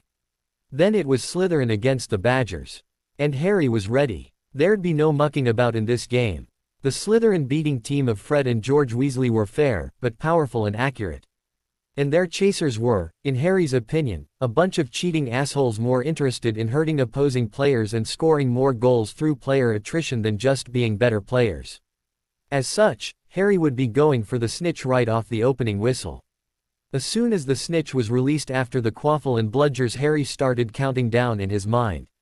He knew it was exactly 5 minutes, to the second, when the snitch would first become visible after its release. He'd be using that 5 minutes. Straight away, as he expected, the Weasley twins targeted him. Anticipating that, he was up high, very high. He was almost 300 feet up and looked like a speck in the sky to the spectators. As the twins worked their bludger back and forth between then rising to meet him, Harry timed it. As they reached 20 feet below him, as soon as one twin swung their bat to hit the bludger to the other twin, he threw a sloth grip roll, to invert and pulled hard, up, throwing on the power and diving for the deck. He blew past the bludger, behind, and sped for the ground. He heard one twin shout, "Fucking hell." As he blew past between them. They'd just been conned and they knew it. However, they, too, were being a little clever. They abandoned the bludger and dove down after Harry, knowing the bludger would immediately dive down after them without their needing to beat it back and forth. After all, it had nowhere else to go and no other targets in the vicinity, so would head for the deck. Harry would be laughing if it wasn't for worrying about accidentally swallowing a bug while he was doing so. Instead, he was grinning his head off. In his mind he also had his countdown going on and, when he reached about 50 feet off the ground, knew the snitch should make an appearance. Now, and, as if fate itself was guiding his eyes, he spotted it almost directly underneath the goalposts at the Slytherin end a moment after it appeared. Screw the Wronski, he thought. There's seekers nowhere near me. He simply pulled up and had to firmly heave back on the broom to strongly apply the braking charms to slow down enough to snatch the snitch out of the air. He still hit it with enough force he felt the sting of it slapping into his palm, even through his glove. Wheeling hard about he held his hand aloft showing he'd caught the snitch. There was about 3 to 4 seconds of near silence before the announcer, Lee Jordan, yelled, "Bloody hell. Potter's already caught the snitch. It's over." The Badgers win 180-30. The resultant applause was almost deafening. Harry still heard Jordan's follow-on call, that would have to be one of the fastest snitch catches in history. 5 minutes, 8 seconds from game start. That catch had the whole school talking about it. The Ravenclaws were trying to figure out how he'd managed to stay on the broom considering the amount of resistance through the air he'd have been generating at the time he popped up from lying on it while trying to pull out of the dive. They'd already calculated he'd reached the maximum speed of the broom, 300 miles per hour, during the dive. Even Professor Septima Vector, the professor of arithmancy, was making calculations. The Gryffindors were arguing it was so Gryffindorish, the move it proved the hat was wrong about sorting him into the house of the Duffers, and he should have been sorted into Gryffindor, after all. They weren't interested in the dynamics, just the sheer bravery of the feat. The Slytherins were positive he'd cheated as they couldn't figure out how he'd managed to time everything to be in the right place at the right time and have the snitch just where he needed it to be to catch it so fast. The Hufflepuffs. They just thought it was effing brilliant, except Susan. Within a minute after the match, Harry had found himself dragged off by an irate and determined redhead witch who shoved him into the stadium's broom closet for actual flying brooms, threw up silencing charms and proceeded to verbally rip him to shreds for his recklessness. Harry just kept grinning away until she stopped for a moment to take a deep breath. Then he grabbed her and snogged her half silly. That shut her up. Once she was suitably dazed, he left her in the closet and took off for the change rooms to change out of his Quidditch gear. By the time he was allowed to shower and change by his teammates, Susan had already left. Hannah and Neville had grabbed her and dragged her back to the castle. When Harry finally managed to get past all the well-wishers and congratulators between the change rooms and the Badger seat, he'd just walked into his room when Susan, who'd been waiting for him in his room, grabbed him and tossed him onto his bed.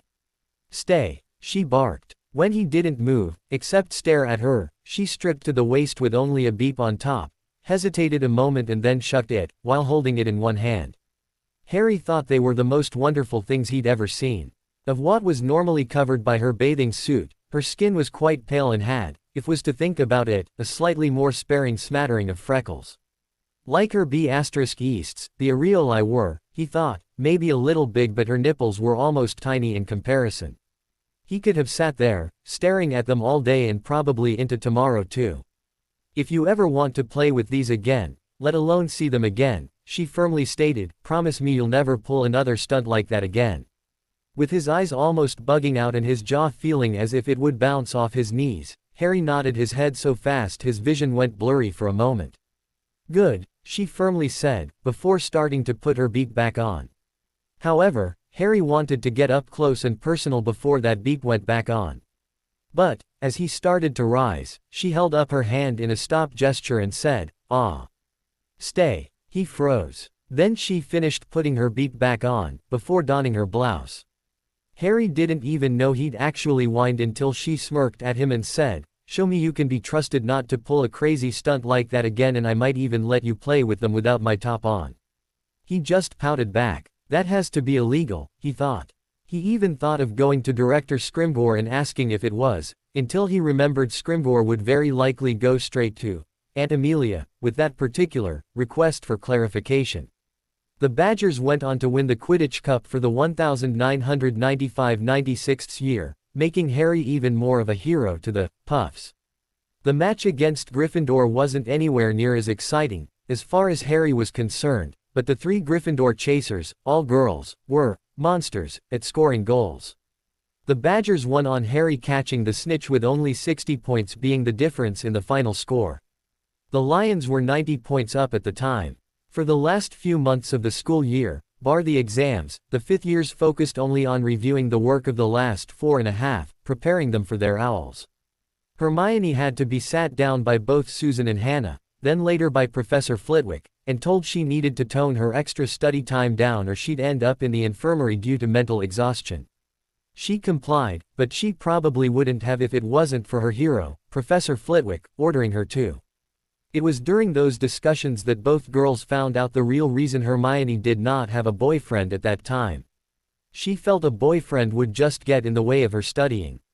The girls were then determined that Hermione would have a boyfriend the next year and started trying to figure out who would be suitable boyfriend material for her. If they'd asked Neville or Harry for ideas, both would have told them it would be a mistake. After the exams, they had to wait only a few days before they needed to catch the train back to King's Cross and begin their summer vacation. All of them, including Hermione, felt they deserved it. However, Hermione was somewhat upset this year they'd not be assigned summer assignments. It makes sense, said Harry. Until we get our exam results, we have no way of knowing what classes for which we'd be eligible for our Newt years. After all, you need to earn an OWL in a subject to be eligible to undertake a Newt in that subject. But, we don't even know yet when we'll get our OWL results, whined Hermione. Unlike first, second, third, fourth and sixth year, which are graded by the professors, OWL and Newt exams are graded by the WEA at the ministry under direction from Dowager Lady Marchbanks, replied Susan. They always grade the Newt exams first, as those who sit their Newts need their exam results for some of the careers and apprenticeships they're hoping to get. OWL exams get graded after that, because there's still over 2 months from when they grade the Newt exams before 5th years need their results to get into their 6th year classes. That's plenty of time. But, what do we do while we wait? Begged Hermione. We distress, Harry firmly replied. OWL year was a mad year. Admittedly, it won't be as bad as our 7th year, but it was still bad enough. You need to let your mind unwind and chill out for a couple of months before we get back to school and knuckle in for our 6th year and the start of our Newts. It would be unhealthy for our minds to spend all that time stressing and studying. You need to learn to relax, Hermione. Still pouting a little over it, she was a little while before she quietly admitted, I don't know how to relax. Boyfriends and snogging, replied Hannah, which had Neville blushing. Sunbathing in the summer sun and developing a tan, added Susan. Playing games. Swimming in a pool. Come on. What did you used to do to relax? Read a good book. She shrugged. Well, I hope you've got a decent bikini, said Hannah, because you're now officially invited to come to my home to spend as much time as possible by our pool, or in it. Harry and Neville just glanced at each other and shrugged. They didn't care. So long as they got to stare at their girlfriends in bikinis, they were happy. Hermione did join them visiting the pool at the abbot's place, however, there was a significant delay in that. As a secret reward for doing so well and getting through her OWLs, as if she wouldn't do well in them, her parents took her on holiday over to France for a few weeks almost from the day she arrived home. She only had enough time to send a letter to Hannah, letting her know she was off to France and why, before she was gone. Even then, she probably wouldn't have been able to send the letter if it wasn't for Hannah using Neville's OWL, Krigare, to send Hermione's parents a letter letting them know Hermione was invited to Abbotsford to visit whenever she wanted. Thankfully, Hermione included in her letter when she was likely to be back in Britain and promised to write as soon as she could. Susan and Hannah agreed between themselves to send Hermione letters by Krigare and Hedwig a day apart. And that they'd solve the problem of travel for Hermione to visit. Hermione's home, being a Muggle home, was not connected to the Flow network. Harry just shrugged and said, her 17th birthday is in mid-September, ask Aunt Amy if she can be taught how to apparate early and get her license early. Then there's the night bus, but it's one hell of a ride and Hermione might not like or be willing to ride it very much. And, finally, see what it would cost for her to have a semi-permanent two-way portkey between her place and Hannah's for the summer. One morning and only a few days after they'd returned home from Hogwarts, it was a hot day so Harry and Susan flew over to the Abbotts' home to use the pool. However, Aunt Pauline told them Hannah had left a little while earlier to visit with Neville. They were off to visit someone or somewhere for the morning and they, meaning Aunt Pauline and Uncle Heath, were heading off somewhere for the morning, too. You two can stay and use the pool. If you want, offered Pauline. Just because none of us are going to be home doesn't mean you can't use the pool. Neither Harry nor Susan took much convincing and they were in the pool within a minute. When Pauline and Heath came out about half an hour later, it was only to tell the two teens they were off and to make themselves at home. Both teens were already in the pool and on semi-floating air mattresses. About 20 minutes later Susan was probably getting bored as she started flicking water with her nearest hand over Harry, who retaliated by flicking more back. Within the minute they were both off the mattresses and, wrestling, in the water. Harry maneuvered them to be next to the wall of the pool closest to the house and started to snog his girlfriend. She seemed to be all for that, raised her arms around his neck and was snogging back. Then her legs came up to wrap around his waist. Within the minute and while keeping a careful eye on the back of the house for movement, Harry finally got his hands on Susan's bare beeps, currently with pebble-hard nipples, by the simple expedient of sliding the cups of her bikini top aside from each. He'd gotten that far and the girl hadn't even made a tentative move to stop him, so he moved right on to the next stage.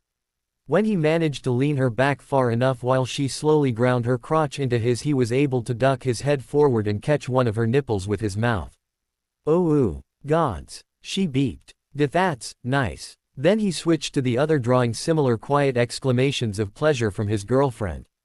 They didn't progress too much past that point that day, except for Susan tentatively and overly gently holding little Harry for a few moments, but Harry was very pleased he'd made progress. He was also really happy she really enjoyed him licking her nipples. To him, that meant she'd be more willing for him to do similar in the future. Life was great. Bones wasn't willing to allow Hermione to earn her apparition license early, but she did organize the girl a short-term, repeated-use, two-way portkey. It landed her out front of the Abbot's home going one way, and within her backyard at her parents' place going the other way. The first time she turned up to go swimming in the pool, both Harry and Neville were stunned by what she'd stripped down to wear. According to both of them, it was a really tiny bikini. It wasn't, but compared to what their girlfriends currently wore, it was. Both boys ended up getting whacked on the arm and glared at by their girl, but neither minded when less than 2 days later, both their girls wore similar. Apparently Hermione took them shopping into the Muggle world and they came back with something more appropriate. Pauline had come out to the pool once after that, saw what the girls were wearing and how the boys were looking at them, just shook her head and walked back inside. Of the 5, Harry and Neville were the youngest and less than a couple weeks off their 16th birthdays at the end of the month. Both Susan and Hannah had their 16ths a few months earlier and Hermione was just 2 months shy of her 17th birthday. Obviously Pauline had decided she wouldn't get involved and that the teens were old enough and mature enough to make their own decisions regarding their bodies. Neville and Harry, though, when they got to talk in private and apart from the girls, both confessed they thought Hermione was stacked. All results arrived a little over a week after Hermione arrived back in Britain from the family holiday in France. As expected, they all did well. And none of them failed a subject. That meant they all got to choose what they wanted from their subjects to take into their newt years. Harry's dream job was as a healer. He still had the very occasional nightmare of how he was treated by the Dursleys. He kept potions, Gada, charms, transfiguration, arithmancy and ancient runes and added the pre-apprenticeship of healing. Susan was following her aunt into the Auror Force, so kept the same first 3 and last 2, but chose herbology and Muggle studies for the other 2 as she wanted to be an Auror battle medic. The others all chose theirs, with Hermione again wanting to take every subject, including at least one pre-apprenticeship course, into her newts. She received a letter from Professor Flitwick to visit her to discuss her options, and she used the flow from the Abbots to visit with him. She returned an hour later and said she'd have to think about what she wanted to do. The professor convinced her to drop down to only 8 subjects maximum. Neville was definitely going into herbology and chose subjects that reflected that. He'd be undertaking the pre-apprenticeship for herbology with Professor Sprout before then, very likely taking an apprenticeship under her. And Hannah chose subjects that both supported Neville and added others that could aid Neville in what he'd be doing. Neither of those 2 teens doubted they'd marry very soon after graduating from Hogwarts. The last 2 years flew by for the 5. Harry was offered the position of team captain for the Badgers Quidditch team in his 7th year and turned it down. But that was because he thought the Seeker, constantly having to seek and being right out of the play, wasn't the wisest choice for team captain. He suggested to the team it should be Robert Cadwallader, a 5th year and chaser, who should have the position. That way, Harry could apply all his focus on seeking. As Harry was determined to do, just as with his 5th year the Badgers also won the next year and, finally, came out way on top for their 3rd season win in a row. While Harry was Seeker, the Badgers remained undefeated across all 9 games. Like Hannah and Neville, Hermione had been offered prefect for her 5th year and accepted the role. Then went on to become head girl in her 7th year. The head boy was Kevin Entwistle from Ravenclaw. Those 2 tentatively started dating in their 6th year, were definitely boyfriend and girlfriend in their 7th year after both teens had spent a little time with each other's family during the summer break, and were practically engaged at graduation. None of their friends from either side doubted the 2 would not get married within a year out of Hogwarts. They were wrong. At the graduation ceremony Bones, who was still minister and appeared would remain so for a great many years yet, stood at the headmistress's invitation and gave a short speech. Then she said, just as I caused a major shift in what people knew back in your looking at the students' first year, by unveiling the finding of the founders, artifacts and the 4 portraits themselves, I have another shocking piece of information to impart upon you all. That had a lot of whispering going on, including among the staff. However, she said, it is not my news to impart. I ask you to turn your attention to the 4 portraits of the founders of the school. The silencing ward had been temporarily removed. When everyone turned around, Rowena said, even today, there are many people who believe this school, this castle and the land it sits upon were equally owned by the 4 of us. That is not true. Helga then added, until the mid-1800s women folk, be they muggle or magical, were not permitted, by law, to own property of any form. Back in our day, women were even thought of as property themselves. The Muggles granted women ownership rights in the early part of the 1800s and wizard folk granted women ownership rights in the late 1800s, barely 120 years ago. Therefore, said Rowena, this school, castle and land was owned only and outright by Godric and Salazar. Through an arrangement between them, both owned an equal share. That means, added Helga, the rightful descendants of Godric and Salazar are the rightful owners.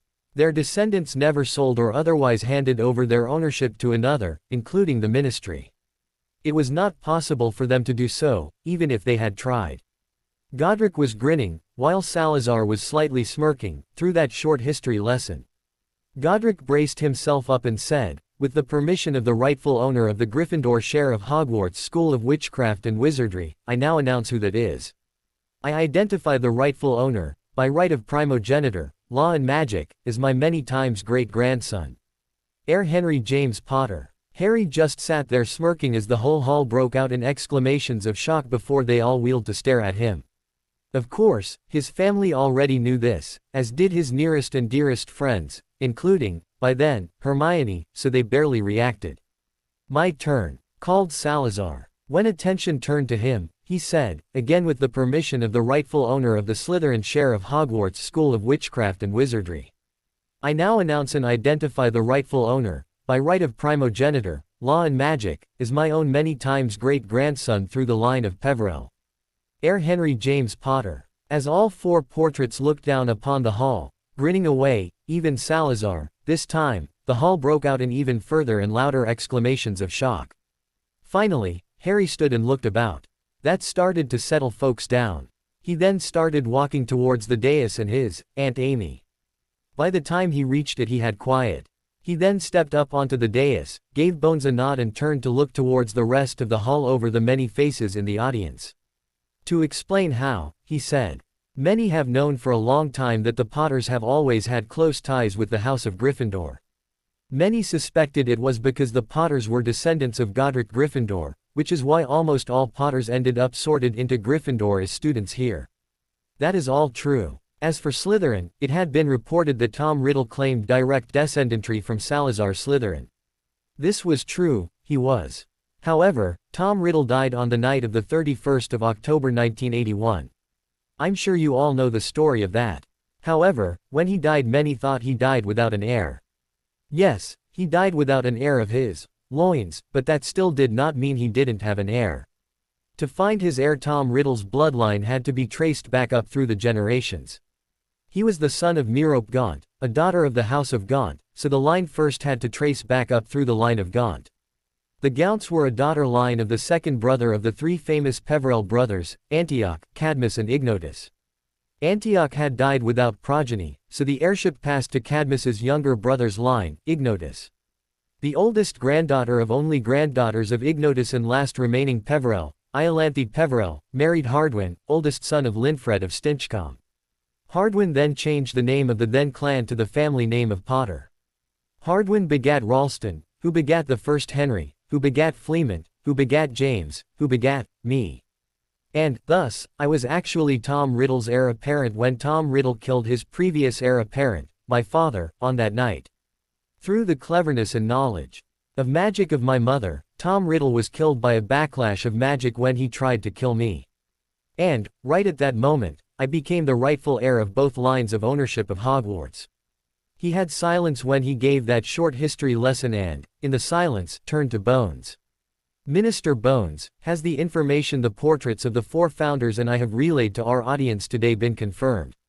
She grinned back and said, indeed it has, Heir Potter, or, as I should properly and formally address you, Mr. Henry James Potter, heir apparent of the noble and ancient house of Potter, most recently now due to the death of Lord Arcturus Black, heir apparent of the noble and most ancient house of Black, heir apparent of the most ancient house of Peverell, heir apparent of the most ancient house of Gryffindor and heir apparent of the most ancient house of Slytherin.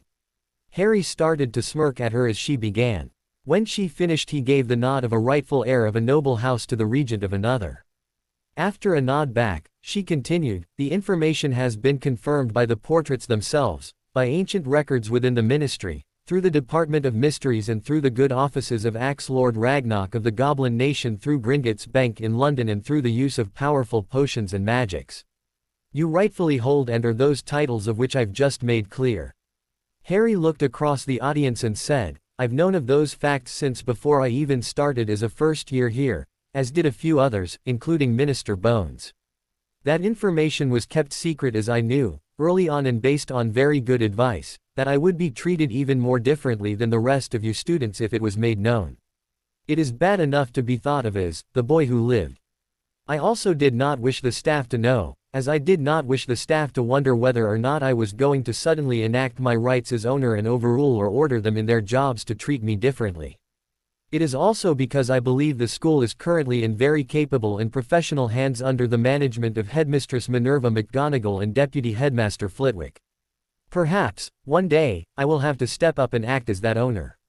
However, I do not foresee that happening for a very, very long time. My dream, which I'm currently pursuing, is to be a specialist pediatric healer, not a school administrator. I am very happy to say I have already been accepted into an apprenticeship healer position within St. Mungo's.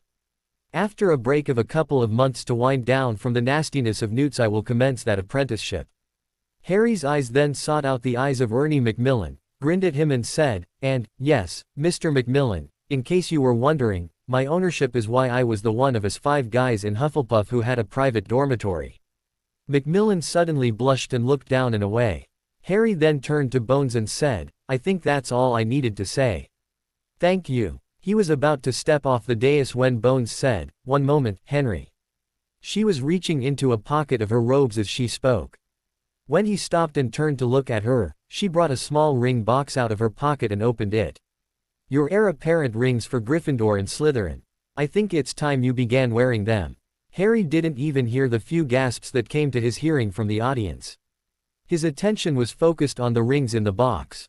After a curious glance into his now ex-guardian's face, he no longer needed one. Once he turned 17 the previous summer, he reached in with his left hand and drew out the first ring.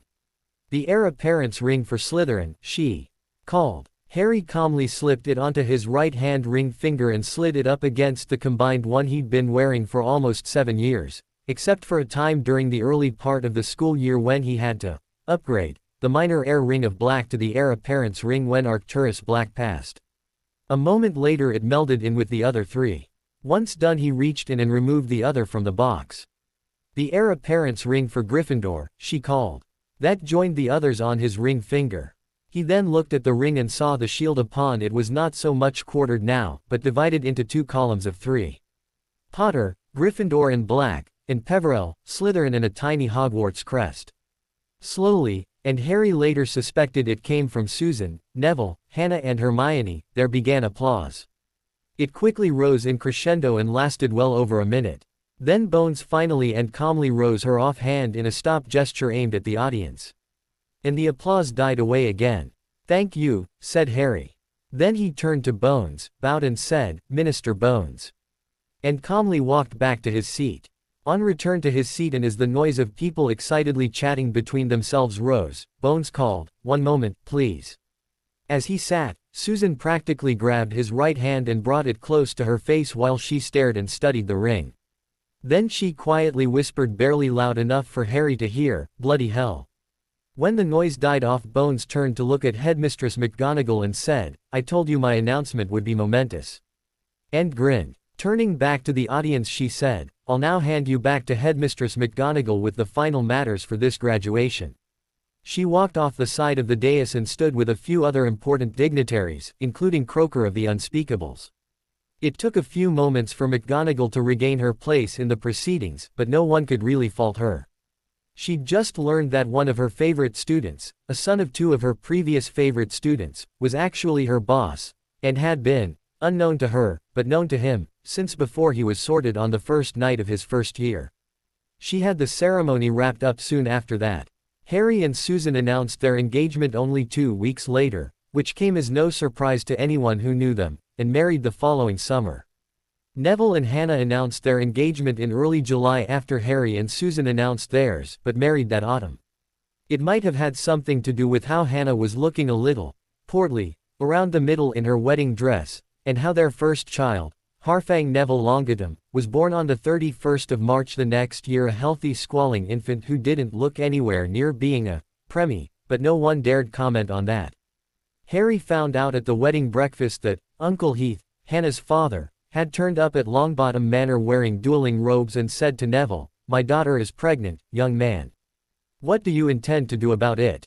Going direct to Frank, Lord Longbottom, Harry then learned it was more of a prank pulled by both fathers on Neville. They both knew he'd do the right thing and it just shifted the date of the wedding forward a little.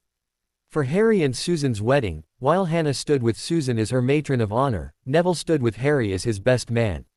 It was the reverse of how they stood for Neville and Hannah's wedding.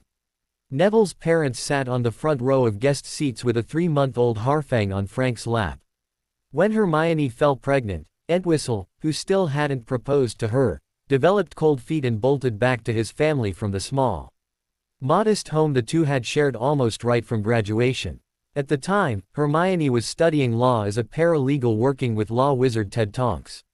Harry sent Entwistle a note which said, "Propose to the girl and marry her before the baby is born or they will never find your body. My future godchild will not be born a bastard." In a well-hidden charm cast with the Elder Wand, the note was timed to auto-incinerate 10 seconds after it was opened by the young man. No evidence, that way. Entwistle very publicly proposed less than 24 hours later and begged Hermione's everlasting forgiveness for being a scared idiot and bolting. She accepted and a very pregnant Hermione became Mrs. Hermione Entwistle only 2 weeks before the baby was born. Unsurprisingly, Harry was named godfather. By then, Entwistle had forgiven him the prank note as he felt it was just the kick in the pants he needed at the time. Harry and Susan's first was born on the 30th of March, just 1 day before the first birthday of Harfang. Harry was proud to tell only his friends that, though he did not know it at the time, he went to bed on his wedding night with a woman who wasn't pregnant and woke the next morning with one who was. Over the subsequent years Hannah had a second child, a daughter, Susan bore their second, a boy, and more children followed. Harry finished his apprenticeship, as did the others, and he went on to become the go-to healer for all issues relating to the health of wizarding children. He also provided specialist advice to the DMLE regarding child abuse and was a prime ministry expert witness in many cases of such. Susan ended up working as an Auror for a couple years and then decided it wasn't for her. She wanted to work closer to home and be there for her children. Harry had no problem with that, as they were well off from the long-established Potter fortune. One of the cases Harry was brought in to consult upon for the DMLE about a decade after he finished at Hogwarts, as he still worked in concert with the DMLE after Susan left their service, shocked the hell out of him. He was brought in regarding the treatment of a young 8-year-old Muggle-born girl who had been treated abhorrently by her own father. Her name was Heather Dursley and her father was one Dudley Dursley. During that investigation Harry found out Vernon had died in prison after being mouthy to another prisoner, a lifer. Petunia was released early on good behavior but was a real mess. It was at her urging that the freaks were called in and Dudley's treatment of his daughter was discovered by the magical world. The mother, apparently, had died under suspicious circumstances. Marjorie Dursley had died a few years earlier of alcoholism. Harry argued that he and Susan should be given custody of the girl, with Petunia flatly stating, and signing off on, she had absolutely no intention of fighting for custody. Dudley ended up in the same prison his father went into, but managed to live through it. As with Petunia, he he never remarried. Heather was formally adopted by the Potters and became yet another child of theirs. The Potters ended up having 6 children by birth. With Heather, that made 7. Harry declared they now had their own Quidditch team and Susan declared she'd bear no more, or Harry would be eunuched. Hannah bore 4 for Neville and Hermione bore only 2 for Edwissel. However, everyone was happy. As for others, Sirius eventually married and had 2 boys, twins. However, his wife died soon afterwards of complications related to a childhood bout of dragon pox. Sirius eventually got over it, if, for nothing else, for the sake of his 2 infant boys, decided marriage was not the life for him and raised his 2 boys on his own with support from Remus. They turned out be a pair of real rambunctious troublemaking pranksters, but were well loved and cared for. Harry did eventually forgive Remus his behavior immediately after when Harry was orphaned, but they never became friends or anything. As far as Harry was concerned, he was Sirius's friend, that's it. And he was comfortable enough to tolerate him at that. However, he also gained Harry's respect by how he stood with Sirius when his friend lost his wife. He eventually died of a heart attack brought on by one of his transformations during a full moon. However, that was not unexpected. From his own knowledge as a healer, Harry knew werewolves, if it was a death from natural causes, often died that way. Harry kept an eye on things at Hogwarts, but never interfered unless the school board tried something stupid. One of the things he organized soon after graduation was for the Room of Requirements to be stripped of all the so-called detritus in its Room of Lost Things configuration. That material, detritus, was transported through portkeys to a warehouse complex he'd bought and, from there, sorted into what was worth something and what was just rubbish. Apparently, the house elves of Hogwarts spent a lot of time assisting there. Slowly, but surely, the piles and piles were reduced, with the effects sorted, shelved if saleable and vanished if not. And for that which was repairable, repaired. What was left was slowly and carefully sold or otherwise returned to the school for future use, except for that which was discovered owned by others. He was given a monthly report of what was found, what had been sold, what they had tracked down to the original owners, or their families if the owners had already passed on, and returned, what had been vanished and what had been handed over to the ministry for the ministry to decide what to do with. Artifacts considered too dark were carefully stripped of their dark curses or, when they couldn't be, destroyed. The school bursary flourished with the constant influx of gold and McGonagall was already eagerly looking forward to using the funds from it to refresh what needed refreshing in the school and even offering full scholarships for the underprivileged. One of the times when Harry was called by McGonagall was for one of the times Harry thought the board was being stupid. The board tried to seize full control of the bursary. Harry turned up at their next meeting, threatened the lot of them with terminating their positions right then and there as per the school charter and told them to keep their sticky fingers the hell out of it. Another was when they tried to overrule the headmistress on who should be offered scholarships. Their choices were all purebloods who, actually, were from reasonably affluent families. Harry walked in, stared at the chair wizard of the board and said, "You get out. You're fired." Then glared at the rest of them. "You were warned not to interfere with the bursary. In almost every case I only give one warning. I've never given a third and will never give a third. The next time I have to come here to sort this problem out, you'll all be fired. That is, of course, if you're alive to be fired at the time. I might just decide to kill you F-ers, right where you sit. This land is mine," he snarled. "This school is mine. What was in the Room of Lost Things is mine to do with as I wish. The money raised from it is mine. As a result, I effectively own the bursary. The next time you idiots try to steal from me, you'll be lucky to live through my wrath." When the chair wizard was still sitting there as Harry finished reeling off his threat, Harry drew his wand and raised it to point it right at the man. "I thought I just told you to get the F out." The man ran out the door. No more warnings. He snarled at the rest, once the idiot was gone. "The next time I come back I leave bodies behind me." Over half the board resigned that night. Their replacements, together with those who stayed, never tried to get anywhere near the bursary again. It was for the headmistress and deputy headmaster to deal with, no one else. Almost 25 years to the day he walked out of Hogwarts as one of that year's graduates, Harry was called back to the castle by Flitwick. He quickly made his way to the little charms master's office and knocked. "Come in," he heard called. Entering, Harry didn't even manage to open his mouth in greeting before the professor said, "Follow me, please, my lord." He walked around Harry, out the door and started down the outside corridor. Harry had rarely seen the little man so serious and perturbed about something before. He could only think of 3 times off the top of his head. One was when Hermione was so distraught over how the late, drunk himself to death, Ronald, waste of oxygen, Weasley had treated her as a first year. She ended up begging to be banished from the magical world. 2 was when he learned from Hermione how badly little Luna Lovegood was being treated by certain housemates in the claws, and he investigated. What followed that was one of the biggest loss of points a house had received in a single instance in the history of the school. Rowena had subsequently demanded the entire house be brought before her and, in a closed session, the doors to the Great Hall were locked with only Flitwick the headmistress and the Ravenclaws within. She verbally flayed them alive for over half an hour.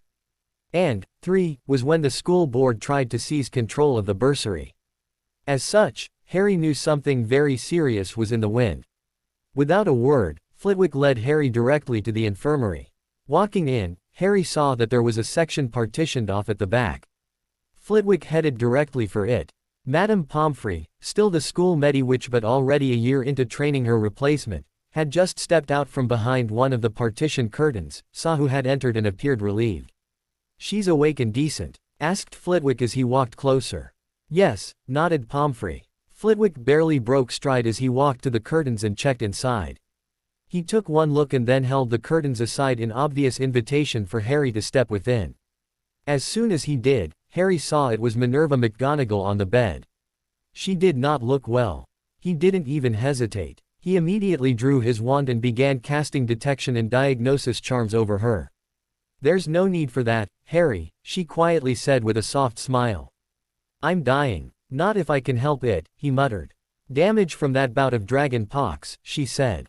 About 15 years earlier she contracted a dose of dragon pox from a student coming to school when they shouldn't have, when that student's parents knew the child had the pox.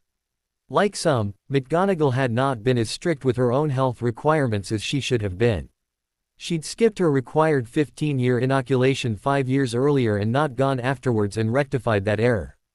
The parents of the child, however, were subsequently charged with child abuse of, not just their own child, but 12 others and simple abuse of 2 adults who'd contracted it off the platform at King's Cross and McGonagall. Those children were the students who all contracted the pox as a result of that first carrier being sent to school, all Muggleborns. Both parents knew their child was sick, still recovering from the pox and still contagious, yet still sent the child to school. They had long-term plans that would have them overseas and on a private holiday in Makusa 2 days after the 1st of September and believed they could not alter those plans. As well as becoming the primary healer for those children, Harry was a prime witness for the prosecution against the parents. The parents had been tracked down by the Pride, the Aurors of Makusa, arrested and dragged back to magical Britain to stand trial. It was successfully argued that sending the child to Hogwarts was a clear case of child abuse, not just of their own child, but of every child that attended Hogwarts. Not only did they lose custody of their own child as a result, they were forced to pay for the medical treatment of everyone who'd become sick from it, and then spent 3 years in prison for the criminal side of the case to go right along with the financial penalty. However, Harry's detection and diagnosis scans confirmed what McGonagall had told him. Pomfrey was doing everything needed to prolong the witch's life, but such is a constant rearward battle that never ends well. He sighed in sadness and looked at her. "You need to retire," he quietly said. "I can't," she argued back. "The board won't confirm Phileas as my replacement." "Screw the board," he half snarled. "Do you want him as your successor? Do you believe he is capable of the role?" "Yes, to both," she smiled. "Then so shall it be," he firmly declared. "I need parchment, ink and a quill."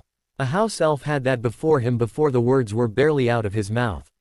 Quickly, Harry wrote an executive order that stated, as of the time he signed and dated the order, Phileas Flitwick was the headmaster of Hogwarts School of Witchcraft and Wizardry, and further ordered that his termination could only be issued by the current owner of the school as laid down by the school charter as it stood at the time the order was signed.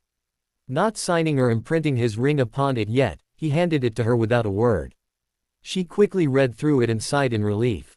"Please hand me my wand."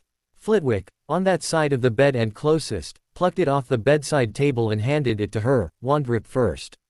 She gently accepted it, held it at an angle across her and quietly said, "I, Minerva Genevieve MacDonald née McGonagall and of the Clan Ross, in naming my successor, Phileas Axedragger Flitwick, hereby retire from the position of headmistress of Hogwarts School of Witchcraft and Wizardry, in this place and at this time, due to health reasons. As I say, so I swear, so must it be."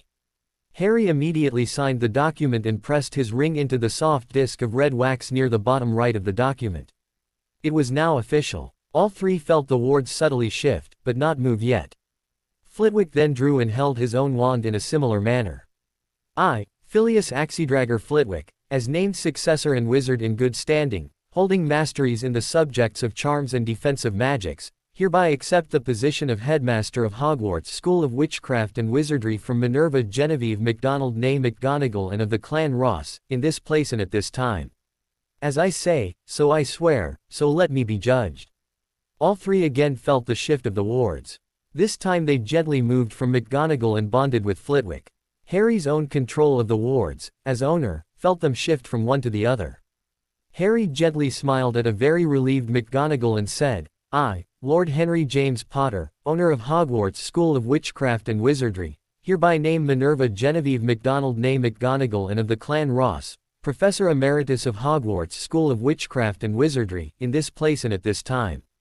As I say, so I swear, so must it be." While Flitwick looked at Harry in surprise, McGonagall practically gaped at him in shock. "Harry," she quietly exclaimed. "This is your home, Minerva," he quietly said. "Everyone knows that. I will not have any fool find an excuse out of some dusty old book on traditions or long-forgotten law to see you evicted from this place. By naming you Professor Emeritus you cannot be evicted, not by those twits on the school board voting unanimously, not by that moron the Mo elected as our latest minister since Amelia Bones retired, not by anyone. You leave only when you decide to leave, not before." With tears in her eyes she quietly reached out and took him by the hand. Very heartfeltingly she said, Thank you. "Any time, Minerva," he smiled. He then looked to Flitwick and asked, "Who do you want to be your deputy, Phileas?" No one missed the emphasis. "Bathsheba," the new headmaster promptly replied. "Then make it so," he ordered. "And, if the board gives you any guff about that, tell them you're under orders from me to immediately send me an elf and I'll come running. Then they'd better not still be on the grounds when I get here. They'll have all been fired and I'll permanently disband the board right then and there." He smiled back with a twinkle in his eyes. Minerva lightly chuckled. Minerva McGonagall passed a few months later, only a few weeks after Christmas.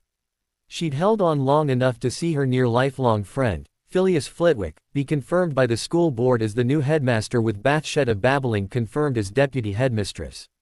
According to both Phileas and Poppy who were sitting vigil beside her bed at the time, her last words were, "Here I come, Jamie." Harry knew her deceased husband's name was Jameson MacDonald. She and he were only married a little over a year before he was killed by members of the Knights of Walpurgis back during the last days of the Grindelwald War. She lost her husband, unborn child and any chance to have any more children as a result of the attack. It was why she was such a lioness in protecting the children under her care in Hogwarts. Though a widow and legally required to use her married name, she'd, unofficially, reverted to her maiden name of McGonagall while a professor and, later, headmistress. Poppy Pomfrey retired as the school's lead Mediwitch only a couple of weeks later. She cited she'd only stayed as long as she did because of her dedication to her friend, Minerva McGonagall, to be there for her when her friend passed. Harry eventually did fire the school board. He fired them when, after a great many years and his children had all grown up, married and had children of their own and those children graduated from Hogwarts, he decided it was time for a career change and wouldn't mind giving being headmaster a shot. At the time he was a master healer, holding masteries in healing, mind healing, defensive magics and arithmancy. Flitwick was still headmaster and looking to retire. However, his deputy, Bathsheba Babbling had also chosen to retire and did not want the post if Phileas wasn't going to be there. Harry had to work hard to convince her to stay for another couple of years and train her replacement. She agreed, but only if he would become headmaster. The school board did not like that decision and decided they would not confirm his appointment. Stupid move. So, He fired them, ordered them permanently off the grounds and took the reins of the school. Bathsheba stated her replacement would be the professor of herbology, Professor Neville Longbottom. Harry laughed and said, "I am not surprised." As Harry was moving to the school, so too did Susan. She trained under Bathsheba to become the professor of ancient runes, having already attained her mastery of the subject, plus a mastery in arithmancy, and actually took over almost a year early. In place of the board, Harry created a new body and purposefully named it the School Advisory Panel. None of the old members of the school board were invited to sit upon it, nor their spouses, nor their children. Far too many of them considered sitting on the board was an inheritable position when it wasn't. Harry fulfilled the role of headmaster of Hogwarts School of Witchcraft and Wizardry with distinction. He held the post for over 60 years and became the longest-serving person in that role in history. His only aim was to outstrip the length of Dumbledore's tenure. He exceeded that by a wide margin. Under McGonagall's, Flitwick's and his headship, a period that lasted well over a century of a golden period of magical British history, the school had flourished. The Great Hall had to be expanded again and expanded yet again. The same with the areas and towers of the four houses. Sortings now started with the first-year students all brought to the school a day early with their families and sorted then. If they hadn't done that, the feast would not have started until most students would have otherwise already been abed and asleep. Their latest intake was 135 first-year students. Each class now had a head of department, senior professor, and 3 adjunct, junior professors. Electives now numbered 12, and each house had a junior, 2nd and 3rd years, middle, 4th and 5th years, and senior, 6th and 7th years Quidditch team, a broom race team, and a football team. There were also now 2 deputy heads, a deputy headmistress and a deputy headmaster, one for the girls and one for the boys. And there were a lot of other changes, besides. Better yet, as far as Harry was concerned, the cost of admission for a student to the school was even less than it was almost a century and a half earlier when he was a student. It was now one of, if not the, cheapest to attend schools in the world. And the number of scholarships per year outstripped the number of the entire student body when he attended. Which helped explain why they now had so many students. Scholarships, as they were right from the start of the bursary fund, were awarded on a case-by-case basis according to need. It went from full scholarship to partial scholarship with only about 25% of the full fee charged. It was something the 4 founders heartily approved of and stated to one and all they wished they'd have been able to do it back when the school was first built.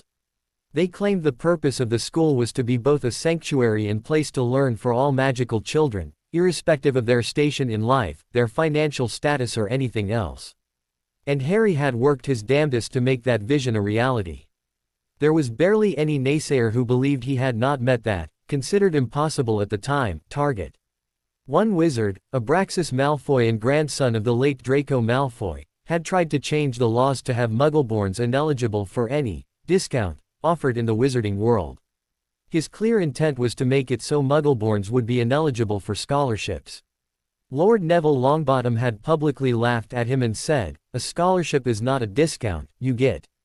The full fee is still paid, just not by the student or the student's family, and is, instead, paid by Lord Potter's personal bursary." Susan, sitting as Lady Bones and proxy for Potter while Harry was at the school, added, "And discounts are a business decision and, currently, not for this body to determine due to current laws. If Mr. Malfoy wants this body to determine such, then I will happily second a bill to so amend the law for him. I've been wanting to get rid of bigoted practices by wizarding businesses for as long as I've known of them, and such a bill will enable me to do that." It never happened. It was during his 64th year as headmaster Harry had begun to feel ill. And, like healers, doctors everywhere, believed he could treat himself. However, he just couldn't figure it out and eventually had to visit another master healer. He did it in secret. During that visit he was given the bad news, though it did not come as a surprise. "Simply put, you're getting old, headmaster," said the healer. "Those early years of your life, full of neglect and malnutrition, did you no favors."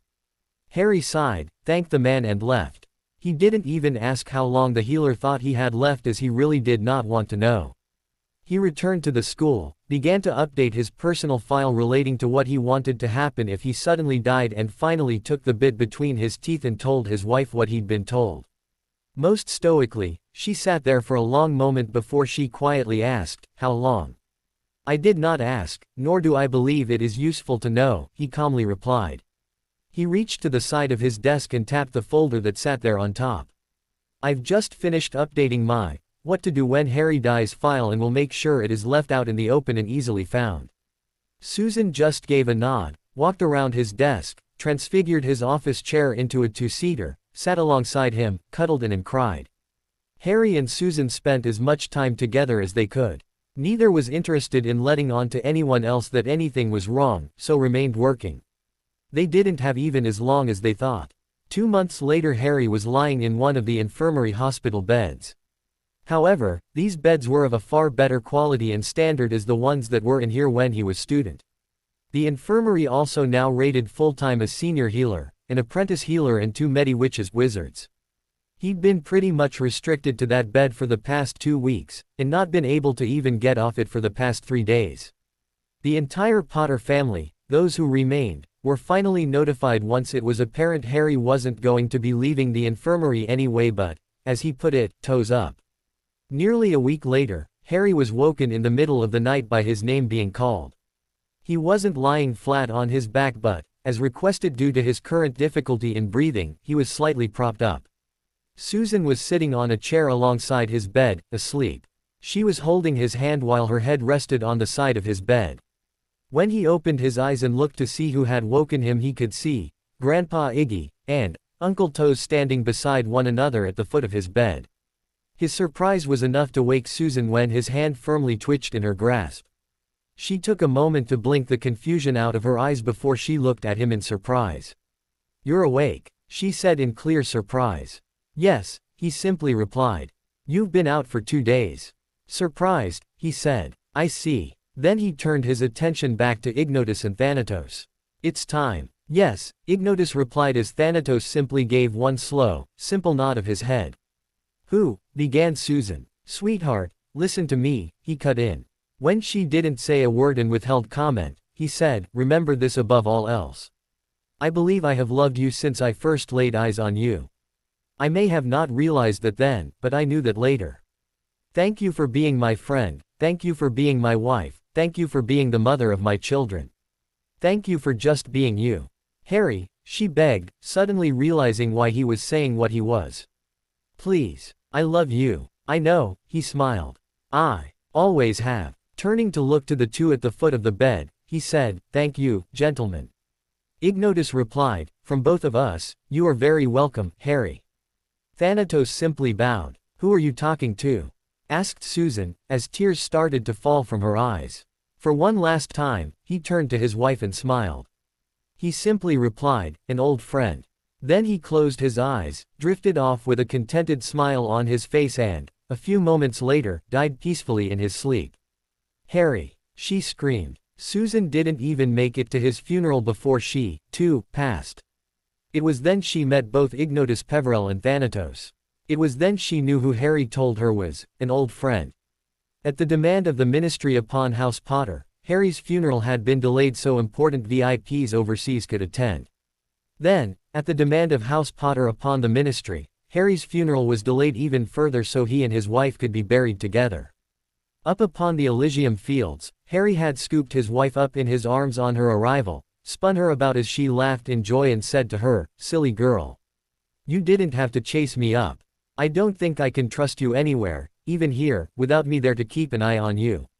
She replied as he lowered her back to the ground. "Come on," he grinned, taking her by the hand to lead her. "There's some folks I want you to meet." To be continued. I hope you enjoyed this story. Also remember to subscribe and like this video. See you in the next video.